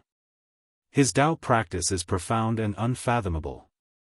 He will find everyone who enters the river of destiny and ask them some questions. You must not offend him." "Lu Qiuxian?" Zhang Buku noted the name, recognizing that this was a presence that even the Buddha Immortal feared and not someone he could provoke. 100 years had passed since Xiao Wu's resurrection. Guan hadn't visited him, only occasionally glancing at him. This year, the name of Leah had once again spread within the 9-spirit continent. Leah and the Saint of the Shaking Light Saint sect had arranged a life-and-death duel at the human world peak to settle their karma. The day of the duel had not yet arrived, but the news had spread wildly. In today's vast celestial spirit great world, albeit within the domain formerly belonging to the celestial spirit great earth, both Leah and the Saint from Shaking Light Saint sect were world-renowned prodigies. "I didn't expect Leah to gain such popularity. It seems the world is just so. Back in the day, Leah had no power to fight back against me." LV Xian was boasting about his past accomplishments, within Shengtian, Jianghu, Chenchuan, Celestial Cyan, and Tian by listening. Having cultivated in the Daoist field of the beginningless for so many years, their cultivation levels had reached loose immortal, and with the divine skills and spells they possessed, they were full of confidence, feeling that no peer cultivators from the outside world could match them. Tian Bai tilted his head and said, "Leah has the #1 divine sword in the world. Even if your cultivation level is higher than his, I'm afraid he's not someone you can defeat." LV Xian glared and said, "Relying on a magical treasure doesn't make a hero. I only believe in my physical body. Just then, an Xian appeared out of nowhere and said, "Think about what kind of magical treasure you all want. Master is preparing to craft magical treasures for everyone." Upon hearing this, everyone looked at LV Xian. LV Xian's face turned red, and he coughed falsely, "Why are you looking at me? I've already had ideas." Search the novel Fire. Net website on Google to access chapters of novels early and in the highest quality. If you find any errors, ads pop up, ads redirect, broken links, non-standard content, etc., please let us know to report so we can fix it as soon as possible. Chapter 559, 10,000 Years of Refining Treasure, Gu Ans sect. Hearing LV Xian's words, Celestial Cyan, Jianghu, and others couldn't help but roll their eyes. They hadn't been clinging to LV Xian, instead, they began to discuss the magical treasures they each desired. An Xian was in charge of taking notes. After recording their needs, she would then go to find others. An hour later, an Xian arrived at Gu Ans courtyard. At the moment, Guan was sitting in front of a great cauldron. His right hand was burning with the 3 pristine true fire. As he stared at the flame in his hand, his expression calm and contemplative. "Master, I've asked everyone," an Xian said softly, standing next to Guan, holding a stack of paper in her hands. She found it strange. Given her master and the others' abilities, why did she need to run around? Direct communication would do. She figured her master was messing with her, but as a disciple, what could she say? Put it to the side for now, and assist your teacher in what comes next. Guan tossed the 3 pristine true fire beneath the cauldron and then began to speak. As his voice fell, a considerable number of exotic ores and medicinal herbs flew out from his sleeves. Anzin's eyes lit up. She had long wanted to learn artifact refining and yearned for a magical treasure suitable for her. Guan remained seated, casting spells from a distance, transferring materials for artifact refining into the cauldron. An Xian approached the great cauldron, using her divine sense to peek into its contents. Guan was preparing to refine a magic artifact with his own Dao intent, creating a magical treasure unique to his path. It would be a drawn-out process. By the next day at noon, Guan had left an Xian to keep watch while he went to gather medicinal herbs alone. This task was crucial. He had restrained his murderous impulses and greed, so he must not be negligent in harvesting. His annual lifespan income had stabilized around 30 million years. He could continue to improve, but he didn't want to overexert himself or attract too much trouble. The celestial spirit great world had restored order and, for the time being, faced no attacks from forces beyond. For Guan, that was the best kind of life. But destiny was unpredictable, and he couldn't draw the attention of beings from other great worlds to shatter this peace, especially from the celestial court. As long as the heavenly Tao loomed over the celestial spirit great world, Guan couldn't ignore the threat of the celestial court. Time flies like an arrow, in the blink of an eye, 1,000 years passed. At noon, within the Daoist field of the beginningless, Guan lay on a rocking chair, pulling up his attribute panel to check. Name, Guan, S.E.A. the Novelier. N.E.T. website on Google to access chapters of novels early and in the highest quality. Lifespan, 11-587/78, 746, 346, 201, Physique, Primordial Reincarnation Undying Body, Cultivation Level, Balancing Heaven Golden Immortal Realm Perfection, nearly 80 billion years of lifespan. Guan pondered when to break through. He had already comprehensively improved himself. In theory, he could successfully break through with 100 billion years of lifespan, but there was always the chance of failure. It was better to wait until he had 200 billion years of lifespan to attempt the breakthrough. Guan stood up and sent a message to the celestial demon child. Shortly after, the celestial demon child appeared in the courtyard, looking excitedly at Guan and asking, "Master, is my magical treasure ready?" Since Guan mentioned 1,000 years ago that he planned to refine magical treasures for everyone, they had all been eagerly waiting. The longer the wait, the higher their expectations. Refining a magical treasure with Guan's Dao practice was not a challenge. A lengthy process meant one thing: their magical treasures would be powerful. Guan nodded with a smile, then waved his sleeve, and a white ribbon flew out from the great cauldron.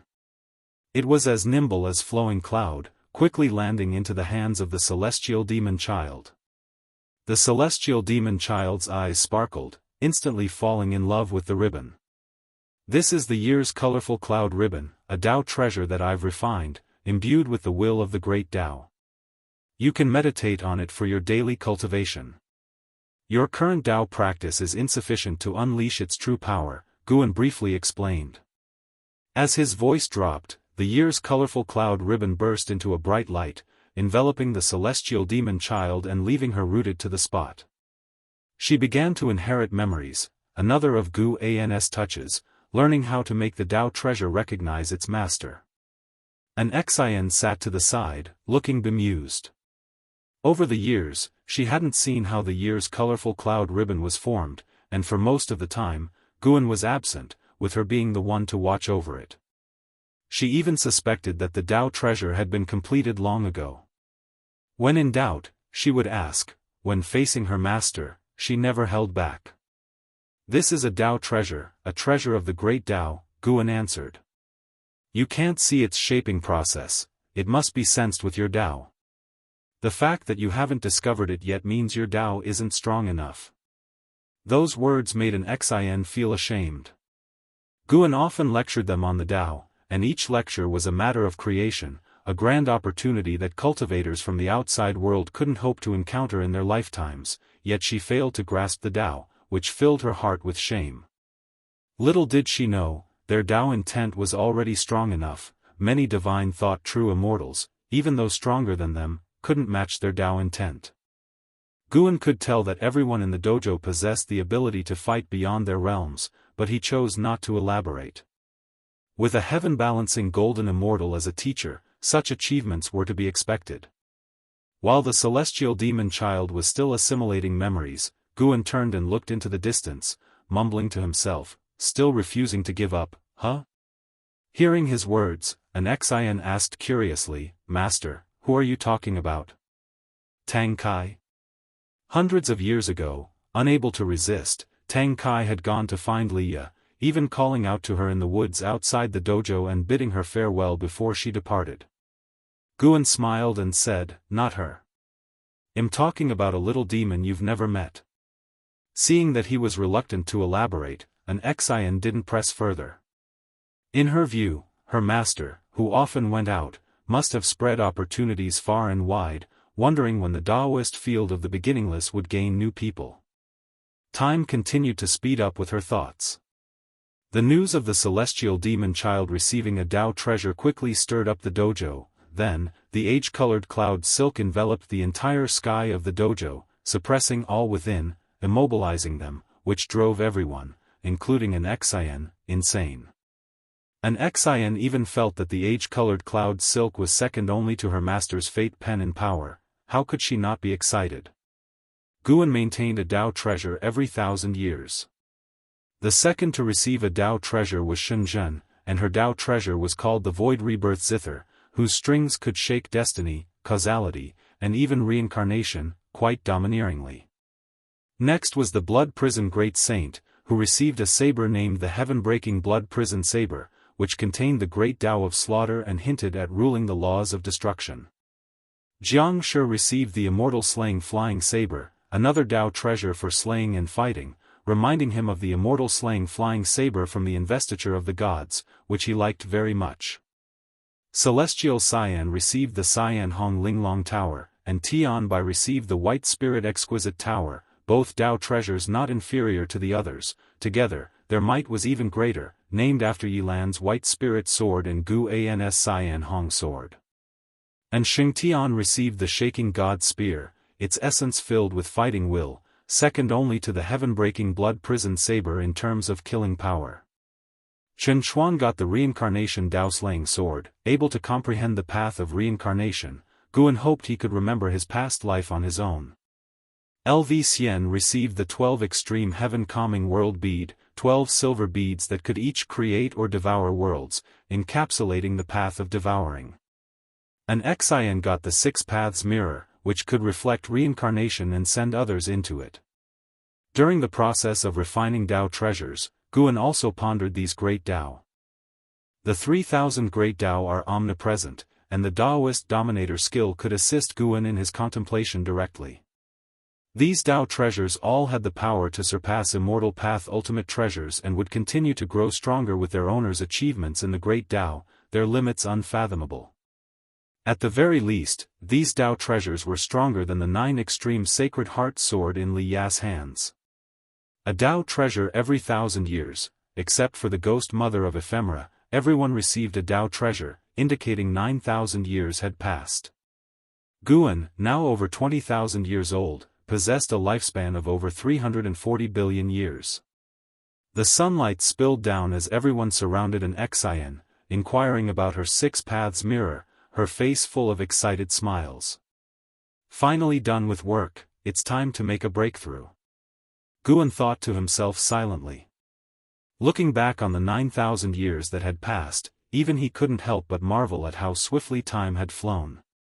As there were no external threats, these 9,000 years were uneventful, a repetition of days. From refining the age-colored cloud silk, Guan spent 10,000 years crafting Dao treasures for his disciples, and through this process, he continued his cultivation. 10,000 years later, even without using lifespan evolution, his power had significantly improved. Master, aside from you, is there anyone else who can refine Dao treasures? Chen Chuan looked at Guan, asking curiously. Holding the reincarnation Dao-slaying sword, even after 2,000 years, he was still enamored with it. The others followed suit, looking at Guan. Guan smiled and said, perhaps there are others, but your Dao treasures were forged with my great Dao. In the future, I could help strengthen your Dao treasures and even use them to connect with you. At those words, everyone became even more excited, which meant they could rely on Guan any time, even if they went out in the future, couldn't they? Master, why not establish a sect? There's no need to recruit many disciples, but at least we could set a banner. In the future, when we introduce ourselves, we can declare which immortal sect we belong to and also add luster to your reputation. Blood Prison Great Saint suddenly suggested, with the others echoing him. This was a plan they had long discussed and were waiting for the right moment to propose. Guan had already heard their discussions over the years and had also been contemplating this matter. If you find any errors, ads pop up, ads redirect, broken links, non-standard content, etc., please let us know to report so we can fix it as soon as possible.